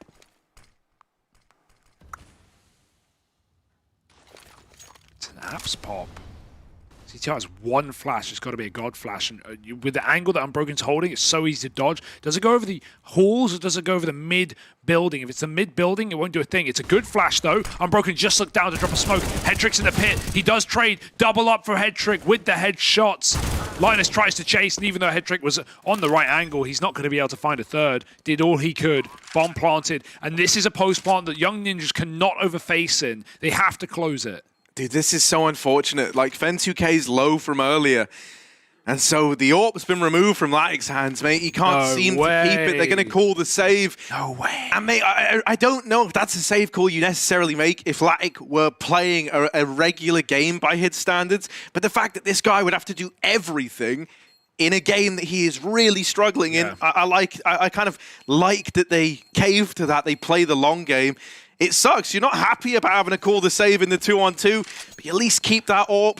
Something the Latic, you know, while he possessed in the round, he didn't get to use. Poor guy. That is a shame, isn't it? But What can you do? And I think you also know, like, you've gotten very lucky with some of your retakes in this game, but that was not one that Young Ninjas were like, yeah, man, let's just fight them on the retake. No, they were fully tucked in. Let's just swing, lol. Let's just swing, lol. Like, what could go wrong? They haven't got time. They've probably not got kids. No, Young Ninjas were not about to make that mistake another round. And so I think that, yeah, that sets in for Na'Vi. They've picked their post plants, they're set up. Who knows what kind of util they have to cause more annoyances. And so back-to-back rounds, Young Ninjas, they may have bottled the first few rounds of the half, but as soon as you give them guns, they put them to good use. I like this. Like, just trying to get stuck in. Hedrick will deal with the first contact that's made. And he actually keeps his aggression going. There's even a push over towards the apartments. But after a while, after about 15 seconds, they start to depart. Nipple is continuing with the aggro. Latic just threw his AWP. Like, he dropped it to Hedrick, and Hedrick didn't take it. He said, nope, I want you to get back in. I want you to... Nice guy, Hedrick, yeah, I respect that. Like, it would have been very easy to take it. Nipple. Trigger discipline. One, and double down. Maybe a third, but Sapek looks to the sky. Walking through the mid-smoke. Oh my goodness, the timing. Poor Unbroken. Poor old fella. Dude, Latic just got pulled over towards B as well on a rotation, so it's only Hedrick in A. Low on HP. Dead after one. Still, he's kept them in this. He's kept them in with a very good chance. Latic with this AWP. Finally a chance to shoot. Guy has not fired this gun since he's owned it. Sapek's rooted in through the apartments. This is so nice. He's going to play short. Really taking his time here, and this is leaving Fen2k all alone. They're anticipating a pit plant, and Latic might just die. Carmen in through middle. Other man's gotten past and not ready for it. Fen2k keeps that round in the bank of Na'Vi Jr. at least. Some timings missed, some timings hit, but in the end, the 2v1 prevails. Dude, that was scary, man. If Fen2k was like making noise on short, Sapek would have known that he had both players there, but not aware how close that second player was. Could have been a monster clutch. Instead, this game goes on, and you still got to feel for Latic. Knife out in middle, just walked on. Much like Unbroken as well in the first place. He was a guy pulling a smoke, just getting peeked with it. Such an annoying way to lose a round, or to lose a fight rather, but at least they win the round, 11-all, and this game's got it all. Fuzi, first T-side AWP himself. Latic mollied. He's going to hang around, but can't stay there forever. And it's right after he leaves is when they enter. Yeah, it's clear that his confidence is shaken. He feels like he can't get a read on the game. Sometimes, and I really mean this, sometimes it just takes you to have one moment, one round where you put up even a kill to remind you that, like, oh, okay, there we go, I'm back. But when all you've been used to is failure, and it just seems like there's more failure in sight, you feel very bleak, you feel very defeated. You know, you're second-guessing every swing you take, every fight, every move.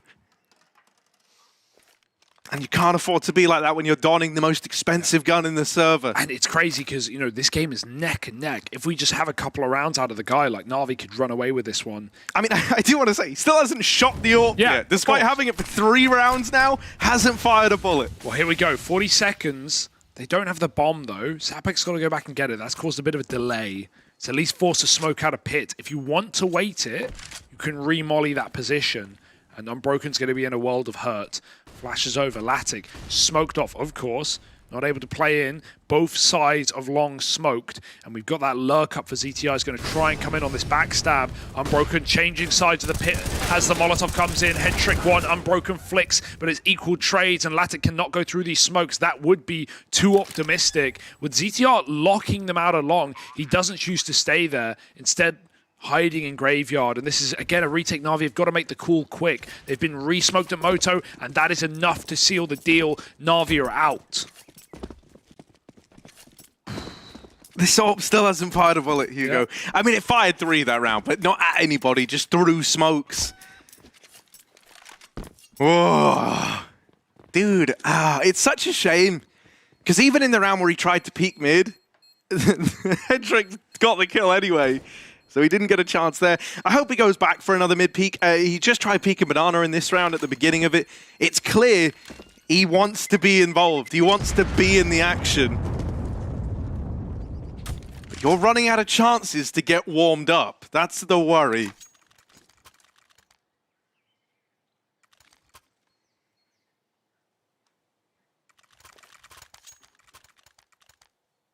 God, Nipper just chipping away at this block of marble right now. Slowly creating their masterpiece. And it feels like they've been in control the whole time, right? So many rounds, Na'Vi having to give up. All three of these post plants, all three of these 1T rifle rounds have been Na'Vi saving in every time equal odds. They're doing the boost peak down mid. Whoa, there we go! Set him up, and he'll knock him down. It's a first head-to-head AWP all half. It's Headtrick again, by the way, being a nice teammate, setting him up for that boost to take the opening fight. Cool guy. Headtrick seems like a really good dude, man. Yeah. They're just going to double down. Sapik, oh, he beats the molly, but no one else does. Had to get that kill, or this was a done round. Now it still rests on the shoulders of the young ninjas. In they come, leaving a player for the back line, but everyone else makes it through the Molotovs. Plant can come in, Nipple will respect it. It's going to be a retake. Do not save Na'Vi. You got to give this a go. You are half buying anyway. You'll be, reinvesting next round regardless. So I really like to see them go for this round. The other saves have made sense. This one wouldn't, and they're going to do it anyway. Don't get me wrong, money isn't perfect, but I would have at least liked to see those pistols go in and try and get traded off rifles. But it is hard to, half commit to a B retake. Yeah. It's kind of all in or nothing. Yeah, I mean, they floated around a moment just to see if anyone overextended or gave them a reason to go for it, but when that doesn't happen... Dear, oh dear.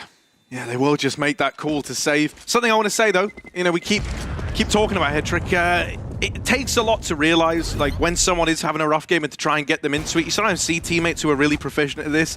The fact that he didn't take the AWP off of him last time, that he's boosting him over in middle, it shows that he's got that awareness. No, I just need to get this guy activated. He just needs to be in the fights. And so that's a nice feeling. It's good that he's got that kind of awareness, not just for his own game, but for the well-being of his teammates. Certainly, because I don't keep talking about him, but T-side was one thing, but Latic on CT, I don't think he's made any mistakes. I wouldn't say that he's screwed any situations up. A lot of it has just been unlucky rounds, or we've seen these saves from Na'Vi. He's been in the wrong place at the wrong time. Maybe some misreads in there and in being in the wrong position, but it's not like you said for ages. He hasn't even fired a shot. He hasn't been given a chance. So a lot of it hasn't come down to him and has just come down to this excellent T-side calling. I think, even more credit to ZTR off the back of that. Yeah, he's had the AWP for more rounds than he's fired bullets, which is crazy. Out through middle. Past Headtrick. They don't check for Unbroken, and that lets him get away with one. You would have loved more, but... Save? No, I don't think you can now. This is one where you actually have pieces to launch a retake as well. The double smoke, the molly. You can use this. You can try, construct a little wall of smokes to get you past Moto. Dear, oh dear. Gotta go quick, though. Kit's available. Latic locked out on long. I mean, Na'Vi just going for this because I think they know they have to. They've saved just... maybe one too many rounds. Oh, and there's more mollies. Now you have to save, Harry. Now you got to give it up. And people say Vertigo sucks. Yeah, they didn't even want to. They didn't even want to save that round. But they're given no choice because of the utility. It's insane how many of these rounds have come down to one entry and you've won. Even last round, Sapek runs through the B molly, he gets a pick, and Na'Vi save. Right there, I think it was Linus, runs up into A, gets a pick, or trades Unbroken at least, who does all he can, and Na'Vi save. And some of these saves are totally justifiable. That one, right there, what can you do? There is still a Moto smoke down. You can't run through. Maybe you'll get away with it in your pug. You will not get away with it in this game. And Young Ninjas, this is a masterclass, but this has got to feel heartbreaking for Na'Vi Jr. Let's see what the vibes are like. We're jumping into the Ninjas team speed. Yeah. Flasher uppe mitt. Jag dodgar flash. Mollen är mitt, akta bänk. Jag flashar, vänta, jag lägger på flash. Chilla. 2 B. Jag laddar. Boom.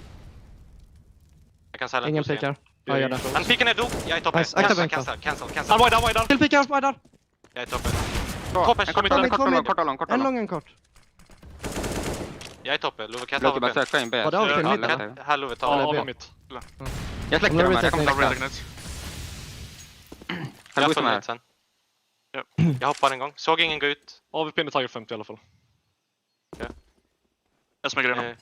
Jag har gjort ljud som fan. Ge mig din flash, Anton. Jag tror helt ärligt boys att ni kan söka. Jag tror typ vi kan... Hur många needs har de lagt? Har vi räknat det? Smockar de bann i början, Anton? Nej. Jag vet inte vad det är som är. De har använt 2 smokes då. Hur många mollos har de använt? Minst en. Vi vet bara om en på B. Vi lägger smoke sen så mollar vi efter tycker jag. Och sen så söker vi in efter. Ja. Jag lägger ruins. Jag lägger ruins sen så mollar jag sen på. Ja. Borde det se ut som en kille lägger det för då kommer de inte lägga. Okej, lägg du nu. Jag kommer lägga sen. Ja. Chilla nu. Sök inte in förrän vi lägger mollo. Ja, jag är redan mollo. Jag lägger ruins nu. Chilla med molotov sen. Kan man pika ruins direkt? Du flashar så jättebra. Ja, molla nu så kommer jag dubbelflashar. Jag dubbelflashar. Kör in. Jag la en flash där. Jag la en till flash där. Ruins. Busta 3. Ruins. Jag plantar fettan. Jag plantar fettan. En CT fade.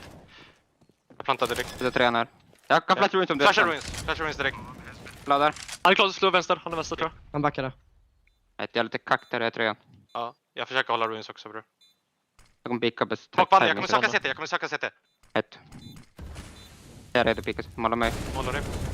Nice Anton. Se på ruins. Jag håller CT. Ett skott Anton.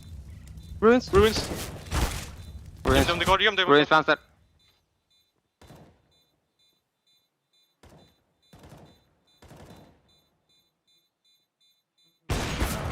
Synd. Den hora jag hopp i man. Det är chill mannen.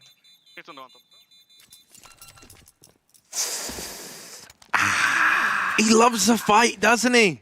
We've had a lot of this today, haven't we? Not just in this game. Dude, I don't know, man. When you hear him shooting, you know he's checking angles. You know he's not on the bomb.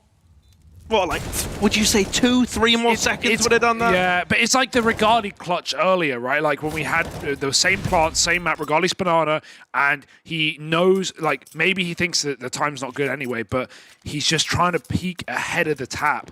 And, like, it's crazy how many clutches and how many 1v or clutches, 1vx's or XV1s more likely that we have just seen thrown today. Like, and I wouldn't even say that this is like a common thing in the Academy League. We actually have teams playing things really safe, but today I don't know what's going on. There have been so many something in the water. Yeah, something in the water. You know, yeah, something's happened to the frogs, dude. I don't know. We see so many thrown XV1s. It's crazy. That hurts. That really hurts for ZTR. But again, that was a very difficult round to start. I want to talk about how Na'Vi started that round. If you remember back at the beginning in mid, Unbroken was wide swinging mid with the orb next to him. They were taking fights. I think Na'Vi realized that we can't keep letting them execute and get these bomb plants. We need to be winning our fights early, at least thinning the herd. And even then, Ninjas still managed to bully their way into a 2-on-1. They will lose the round. That one's got to hurt. But, yeah. This game, fatigue has got to be getting to everyone right now. Stressful. Really smoking top mid. It's nice, but Young Ninjas go right through it. Very passive for Na'Vi Jr. playing backed up. Like, flashed off the angle. Still good for the first. ZTR on the receiving end of that. The bomb was about to go out through long. Will have to change its mind and regroup over on the short side. Nades into the pit, but the smoke's already down. That molly isn't going to work. They don't check for Hedrick. He's on with 3. Wonderful sight hold from the man. Only Rolf left alive. And Unbroken, very wormy with how he plays the pit. It's 13, Na'Vi Jr. Not ready to die yet. Imagine if Na'Vi had saved all these rounds, they've saved 1v1s, 2v2s, 3v3s, they saved 4v4s, Harry, and now they play the long game so long that they outlast Young Ninjas. This is going to be a 14th for Na'Vi Jr. Ninjas have to save. Imagine if this, because honestly, I don't know how you've been feeling, but I've been loving this T side, and look at the effect of what one lost clutch can have. It can buckle you, and not just economically, but also mentally. And Na'Vi have been, the whole time in these saves, Na'Vi have been saying to themselves, like, come on guys, it's fine, we're playing the long game, we're still in this, it's not over. It looks insane. But when we get to this point, you start wondering, like, oh my god, is this possible? They've done this again. Yeah, they just start 5A. Ballsy call. Imagine if Na'Vi win this map. Shocking. And I don't want to get ahead of myself. There's still another gun round. but at least for 14-14, they look good.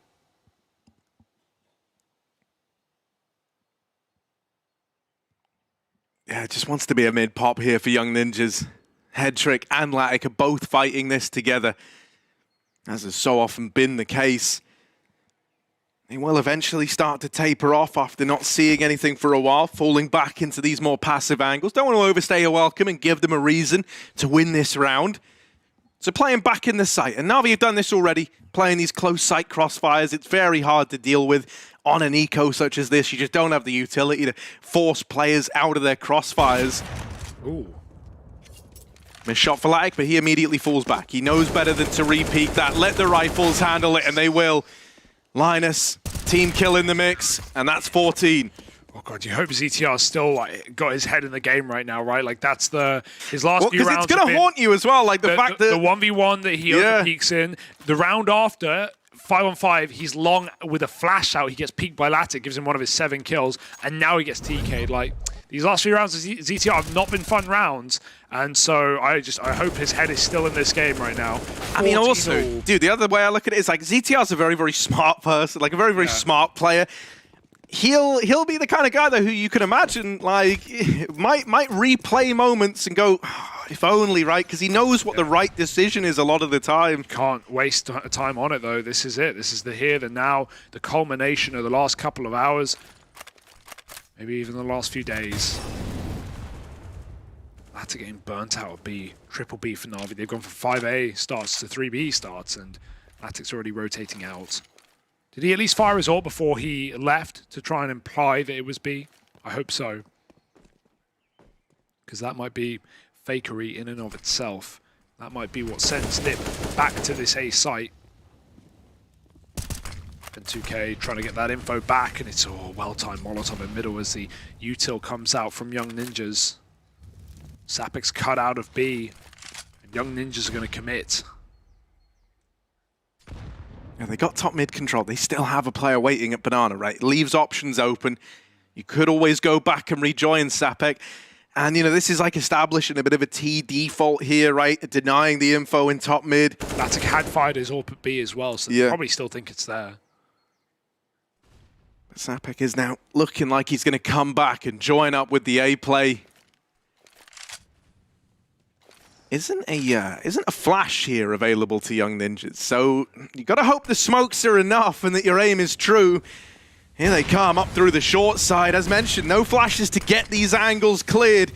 Down in pit, the molly will fail because of that smoke drop, and this is grinded to a very awkward halt. There's 10 seconds left. They've got to get into the site. They don't clear Latic, and so this could be his moment. This could be his round. Missed shot. The bomb's going down, a chance at the plant. They just get it planted down in the pit. A dink from Unbroken leaves it all on ZTR. In the site with the AWP, another chance at a clutch. A chance at redemption for ZTR. But this time, he's got to fight every step of the way. The molly forces him forward and Nipple cleans it up. It's 15 for Navi Jr. Whatever happens here, absolute bravo to Navi Jr. I don't think there are many teams in any tier of Counter-Strike that would have saved like, not just in the spots they were in, but in so many back-to-back rounds. And it was all part of the plan. It was all the long game. Here we are, round 30, and Bomb Plant money is at least going to save the Young Ninjas. They have something. But it's not their best buy. It's not fielding an AWP. It's requiring a MAC-10. And Navi Jr., just when you thought that they were roasted out of this map, they have risen from the ashes. Latic has come back in with, some optimistic no-scopes. Hit 2 kills in that round, didn't he? Got the first opener on the short side. And even no-scoped the first man into the site. So here we go, 15-14. Timeout for Young Ninjas. Their first timeout, I'd like to tell you. But it was going so right. It was going so right until it all went so wrong.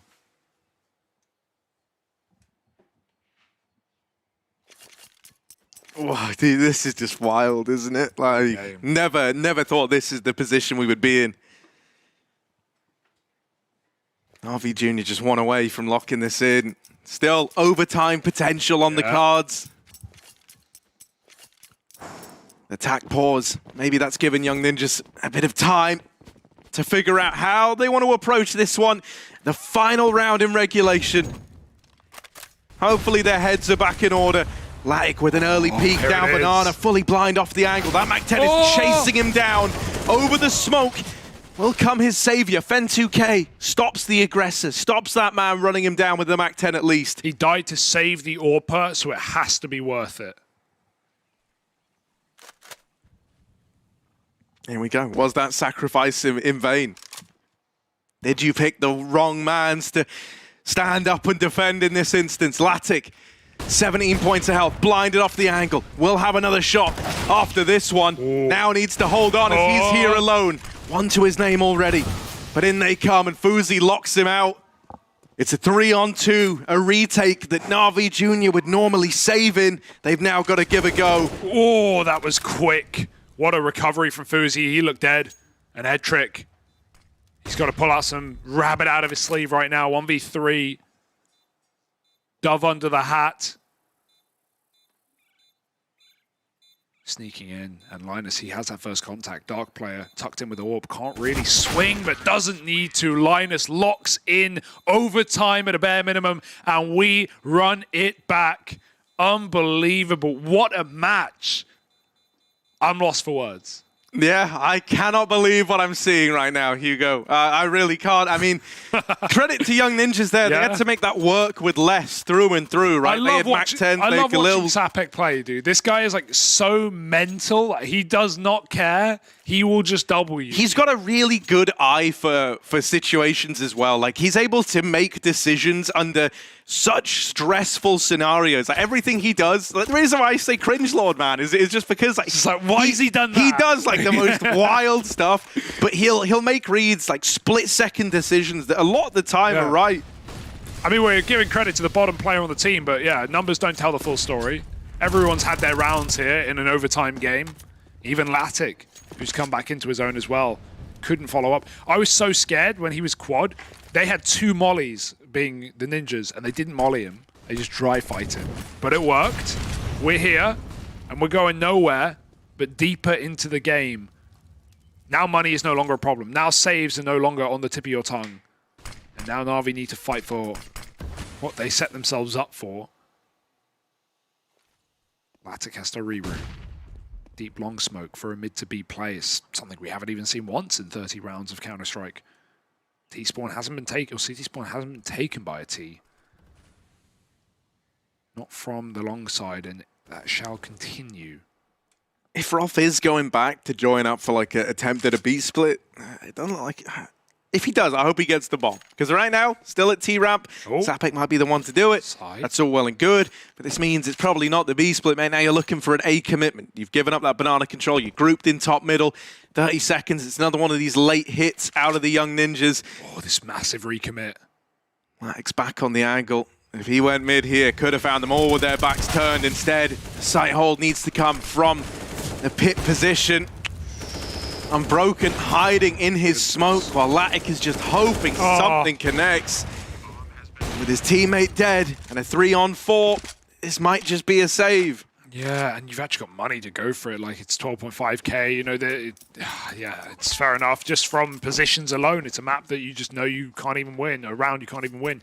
I love how Young Ninjas destroy that A setup. They did it with one smoke, that deep, long smoke, right? You know the AWP is either going to be playing long corner, or maybe if Na'Vi are running a passive pit setup, it's going to be library side, or it's going to be back on long. So that smoke, it forces Latic from library all the way around to archway. It essentially peels him out of the A site, and then as the smoke fades, Headtrick moves out of A to play long with him. It looks like, you know, you're getting lurked on long, or someone's trying to make a play, and so all that remains is Unbroken in pit. No one else is actually in the bomb site when the play comes in. Well, so I'm not 100% sure, but I also, and maybe I'm wrong on this, but the smoke in pit was off the mark, and a part of me wonders if it was because they threw one in there, but yeah, there was no swing. I saw they mollied, so it might have just been from where he smoked the Molotov, he's right? Been smoking the molly all hot, all game. But it's like usually the smokes come down ahead of the Molotov. I think there it was just late to catch it, and so whichever way it was, ruined his smoke lineup, and that meant he had no choice but to hide. And it's like when there's a smoke there, mate, you know that someone's in it. Oh, is this a B rush? It's something we haven't seen in Young Ninja's T side in a gun round. So Even though we have Head Trick all the way, or Unbroken, sorry, all the way down mid, there's no bomb. Now, it's not something that NAVI should ever find out about unless NiP come back, and they will eventually. But Rolf, oh, the timing. Oh, it goes both ways, and Unbroken whiff shot. Rolf gets a kill. Now just holding on to Ab's aggression. 5-on-4, the pressure's on NAVI, and you know they're feeling it. You know they're feeling the need to aggress. Someone might have to. Both Head Trick and Nipple making a move, and Rolf too busy looking at the patterns to stop that shot. FURIA does pick up the AWP at B, and the bomb has been secured. It's only fen2k, the last grenade out. Young Ninja's ready to execute, and you can already see Navi running, scrambling to stop this play. Yeah, fen2k, last time in the B defense, he died for Latic. Oh, this time, he's burning in the molly, trying to put up this final stand. Does get across the dark. He's done well to reposition, but should be dead on the swing to that AWP. And so only Nipple left. 1-on-3 for him. Give it a go, man. Yeah. See what you can do. Please. Util goes out, first blocking off Banana. That Molotov fell short, and yeah, that was a little bit rough, mate. The molly meant to try and force the pool player out of position, but instead it actually trapped him in CT. Not that it ever came to matter. FURIA with that T-side AWP finding impact. 17-15. One away from a flawless T-side in OT. What a game. NAVI grinded down on this CT side, saving after saving into overtime. And now, with all the money in the world, with all they ever wanted and waited for, Young Ninjas are ready to close the door, slam it shut in their face. Some aggression. It worked out earlier, but it's been a while, and Sapek was holding for it with the flash from T-Ramp. He's going to be able to get that kill. Warp is still here. Back on long side. Two players still at B for NAVI, even though they still have full Banana info for now. And there's that rotate, but fen2k doesn't want to peek off the nade. Jump spots are fine, albeit dangerous. And Molly at top B is going to trap him at sandbags. Sapek, known to go through this smoke. It's actually Rolf at the top. Oh, sorry, no, it is Sapek. I like the Latix over on short this time, right? So often he just gets smoked on Moto, and them going a man down has actually forced this short reposition out of him. That flash is pretty brutal, and now you learn about the AWP's presence. Might even go back to Sapek. He's got still Banana control. And that they do. That means Rolf needs to make a move now. You don't want him just sitting around killing lurkers. And yeah, he's faking out A, dropping smokes out apps, contacting to B, and Sapek needed that kill. You need to trade, and ZTR will provide. Looking like a 3-round half for the Ninjas. They wormed their way in. Rolf with a lurk and a kill, and every second he buys is time for Young Ninjas to get this B plant. This is so awkward. Unbroken can't even begin his rotate till he's dealt with Rolf on the lurk. Bomb now going down. Oh, bomb now going down. Head trick! Imagine. Gets through with the kill as a result of the delay. Don't want that to be something that comes back to hurt Young Ninjas. It has given Unbroken a little more room here. You know, he was a very long way away. If that was an instant plant, there'd only be like 10 seconds left right about now. He's still in with the chance. However, it's very unlikely with this crossfire split between CT and Ruins. You can just peek on the contact of the CT play. Don't even have to fight this one, and it won't come down to it. Linus secures that flawless T side for the Young Ninjas. Yeah, let's talk FURIA as well, right? As soon as we've got him onto this overtime in these post plants, he has been influential. Like only 1 or 2 kills in them, but it's the swing kills. It's those 3-on-3s and 3-on-2 kills that essentially win you the round. It puts the clutcher in an impossible spot, and none of these clutches have come through for NAVI. FURIA's had massive impact. And Latic, who they've been trying to, boost into this game all map long, has again gone cold. Whether or not he's in the right position hasn't made a difference. And 3 up in a row for Young Ninjas. They have 3 chances to close. Yeah, T-side AWP is out from the get-go. Aggression from FURIA playing this little corner in the smoke.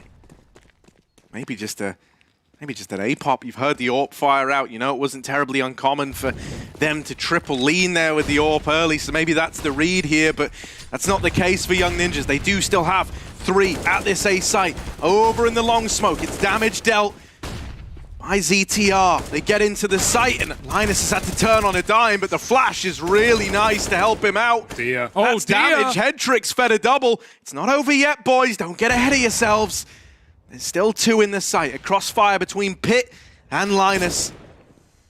And he's just dancing around the site, and there's Rolf to close. 19-15. When we hit overtime, the Ninjas, they come alive. Oh my goodness. A nice quick day in the office for the Young Ninjas. They run over NAVI. Probably not the term I should be using.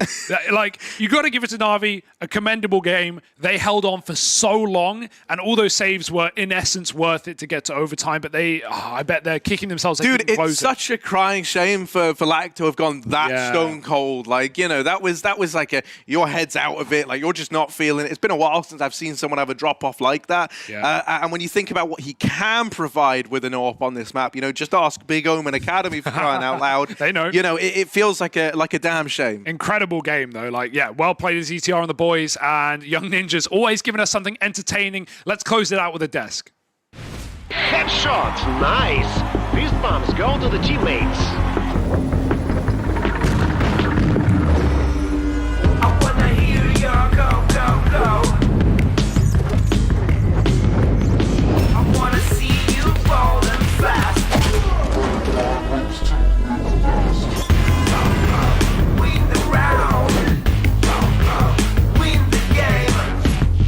Pretty much, they play, you win.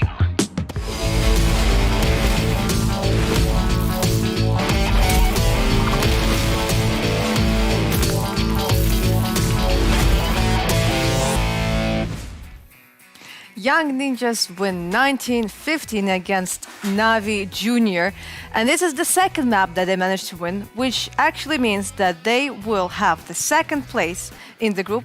And congratulations to Big Omen Academy, because they are getting a direct invite to the LAN. There's no doubt that they are the big winners. There's no doubt that after this game, the ones cheering right now, the ones being happy is Big Omen Academy. They made it happen, you know, despite losing 2 games today. They had it in their own hands, they had their own faith, so to speak, but they couldn't get it done.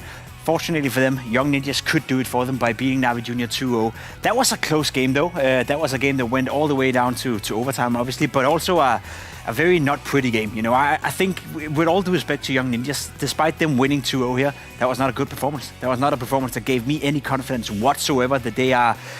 Of course, they're probably going to be the favorite in the gauntlet, right? But still, it's not something that makes me think, okay, Young Ninjas are back to the same level they were in Season 1, Season 2, where they can compete against a team like MOUZ NXT for the title. Right now, I think they're looking very lackluster, and I think even though they won this game, it wasn't pretty. I will say that I think that what made Young Ninjas look good in that game was something that is kind of uncharacteristic of them, which is kind of simple takes. When they just took simple map control and just went for site executes, I thought they looked better than when they tried having more complex rounds, which is something that I usually kind of praise them for. The complex rounds where they are splitting from multiple angles seems to normally work out for them better, but this time around when it was just B exec, they just took the site, and then NAVI Junior had to save, or really A exec with just going up lane side and going through apartments. That just worked for them. Those kind of rounds are usually not really their bread and butter. They want to do sometimes more than that. I agree. That's a bit unorthodox. Another thing we found ourselves to talk about have been Sapex, who's played a good tournament actually, and now Rolf again, the star player of Young Ninjas in this Inferno game. We don't want to talk about them in the sense that I think Young Ninjas are best when it's FUSI, when it's LNC, when it's CTR, who are kind of like the driving force behind it. I think Sapex and Rolf are great players. They're good, you know, second strings, third strings, so to speak, in a team. But when they're the ones top fragging, when they're the one carrying the show, there's something not working within Young Ninjas. You have a guy like LNC who, as you said, made the difference at a major. He helped the main NIP roster to qualify for the playoff at the major. For God's sake, he have a coin in the game as well, symbolizing that he was in a quarterfinal. He's not doing much in this game, to be completely honest. I think it's been a very, very disappointing group stage for him. FUSI, I came in thinking he's going to be the best AWP player. The way he conducted himself, the way he played in Tier 1 Counter-Strike when he was standing in for NIP, I was super impressed. That has also been a little bit disappointing. So even though Young Ninjas find themselves in a position where they finish second, which by the way is also a disappointing thing, they should have been number 1, no doubt. there's just too many questions marks right now. There's too many things not working for them outside of the fact that Rolf and Sapix can be, I guess, proud of that performance. I will say that Young Ninjas, the reason we're so hard on them is simply because our expectations of them are that they should be a top 2 team and they should be competing with MOUZ NXT. There should really be no peers in our eyes as to for anybody that should be contesting them. So for it to get this close is incredibly concerning, but at the end of the day, they do pull off the victory. Kind of a, yeah, it just wasn't a characteristic victory for them. That's the main thing. I did like that double nade right there. There were some little tricks that Young Ninjas decided to show in this game here. They're not saving all the strats for the LAN or the Gauntlet stage at that, but yeah, I will say that it's weird, but it's also, I'll say on the flip side, Pimp, that it's kind of a testament that everybody can step up on this roster. That really, it should be the Fuzi show. I believe that. I think it should be the Lina show. But the thing is that when Rolf kind of has his back against the wall and he can defend Pit as strong as he did in this game, then it gives me actually some greater hope that once they do put all the pieces together, that this should be a formidable team that's challenging for the championship. I agree. Question is it too late? Like, can they do it in the Gauntlet? Now they finish second, so they just have to win one best-of-3 game.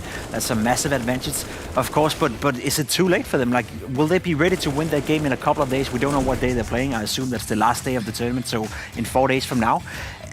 I don't know. I agree with you. We're being harsh towards Young Ninjas based on the fact that I expected them, especially with adding LNC to the lineup, that this could be the season where they would break the MOUZ NXT dynasty. And so far, I haven't seen enough signs of that happening. 2 maps in a row, Hattrick had an amazing performance. Unbroken, fnatic, here in Inferno did really good. The guy that we didn't see much on this map is actually Latic, and you kind of don't want to have your main AWPer in the bottom. Yeah, I think I like to call it the body language in Counter-Strike really rewarded how tough he was having it in this game. There were so many shots that on a normal day he of course would have hit them. There's so many shots that you, Heko, if you joined the server, you would probably hit some of them, right? It was in his head, you know. It was one of those games where you're feeling uncomfortable, you're missing a couple of shots, all of a sudden you start to doubt yourself, and then it's just snowballing out of control. So I feel sorry for Latic, because he was definitely a big part of the reason as to why NAVI Jr. ended up losing. Had he just found a couple of more frags, had he hit a couple of those, you know, easy shots that any given player at this level should be able to hit under normal circumstances, I think NAVI Jr. would have had enough on the server to beat Young Ninjas. It makes me really nervous for Latic's future if they go to the LAN, because if this was a high pressure game, this is a game where they knew that they could improve their standings, potentially force some tiebreakers, move up to not win the group outright, but, you know, just put themselves in a good spot in the Gauntlet moving forward. And that's when it felt like he kind of fell apart as a player. I haven't really seen a performance this bad from him since really the first day of this entire season. So that's really concerning, because when you can't even like put your nerves together in a high pressure game online, doing it at LAN is even harder when the lights are there, when the pressure's on, when you're in the arena. I mean, that's when your heartbeat is really pumping. Yes, it's 200 or something. Yeah, exactly. So he needs to be able to find a way to calm himself down. But this is going to be a learning experience for Latic. He's still a young guy. We've seen that he has a lot of potential in some of the highlight rounds that he's had have really impressed me. But it's just that consistency, finding a way to find Zen in the moment and not really just get into your own head about things. That's going to be the way that he's able to improve. I actually don't think he needs to do too much in terms of his skill. It's just finding almost mental consistency. Yeah, but while Latic is trying to get that experience and trying to get maybe that confidence to maybe show us some really good results, we have an opportunity to talk to another AWPer who is playing for Young Ninjas. That is Fauzi. This guy played already in Tier 1, so I'm really looking forward to get to ask some questions. Fauzi, do you hear us? Yeah. Awesome. Awesome. Congratulations with your win. This was really big, not only for you, but also for Big WePlay Academy. So I'm sure like you'll get quite a lot of DMs just like saying thank you. What I would like to know is actually what is happening in your team at the moment, because originally you had like ZTR as your IGL, then he got promoted, you had LNZ, then LNZ got promoted, ZTR got demoted, and now those two guys are actually playing in the same team. So we assume that ZTR is still like the IGL, but does LNZ help in any way? Yeah, ZTR is GIGL still. LNC coming in now, bringing in a lot of philosophy and strats that from the A team, which CTR did a couple months ago originally. So he helps a lot. Sometimes mid-round calls as well. but CTR is still the RGL. Fuzi, talking about the A team, you were part of that for a little brief time as well, standing in for Device, and I think MOUZ does as well. You did a fantastic job. You were playing much better than many people would have expected. You were very composed. Coming into season 3 here, that also meant that a lot of us had high expectations for you. How would you rate your own tournament so far? Because I think it's been okay, but it hasn't been to the same high level that I guess we all expect you can be at. Yeah, I think I have the same viewpoint as you on that one. I think I played okay, but nothing too special. And I expect myself, and I'm a little bit disappointed in myself, and I know that I can play much better. Do you know why that is? I could imagine, you know, going from the main roster now down to play Academy League again, in terms of motivation, in terms of opposition as well. It's a different play style. Like, is there anything you can point out that makes it tough for you, or is it just one of those, you know, I had a bad week, I'll come back next time? I'm not sure, actually. If I knew, I think I would have already fixed it. Talking about the motivation standpoint, I think I'm more motivated now than ever, I'd say. I don't know. Doing my best. Yeah. That's all.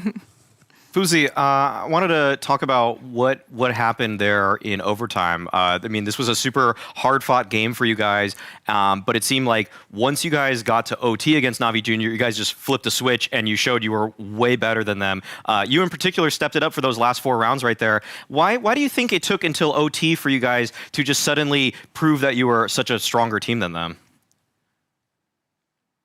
I'm not sure. We had some money struggles, to be honest, on the T side there the last couple rounds, I believe. Didn't really get a lot of buy runs in. Kind of threw a couple rounds as well. Like there was one 2v1, I believe. Yeah.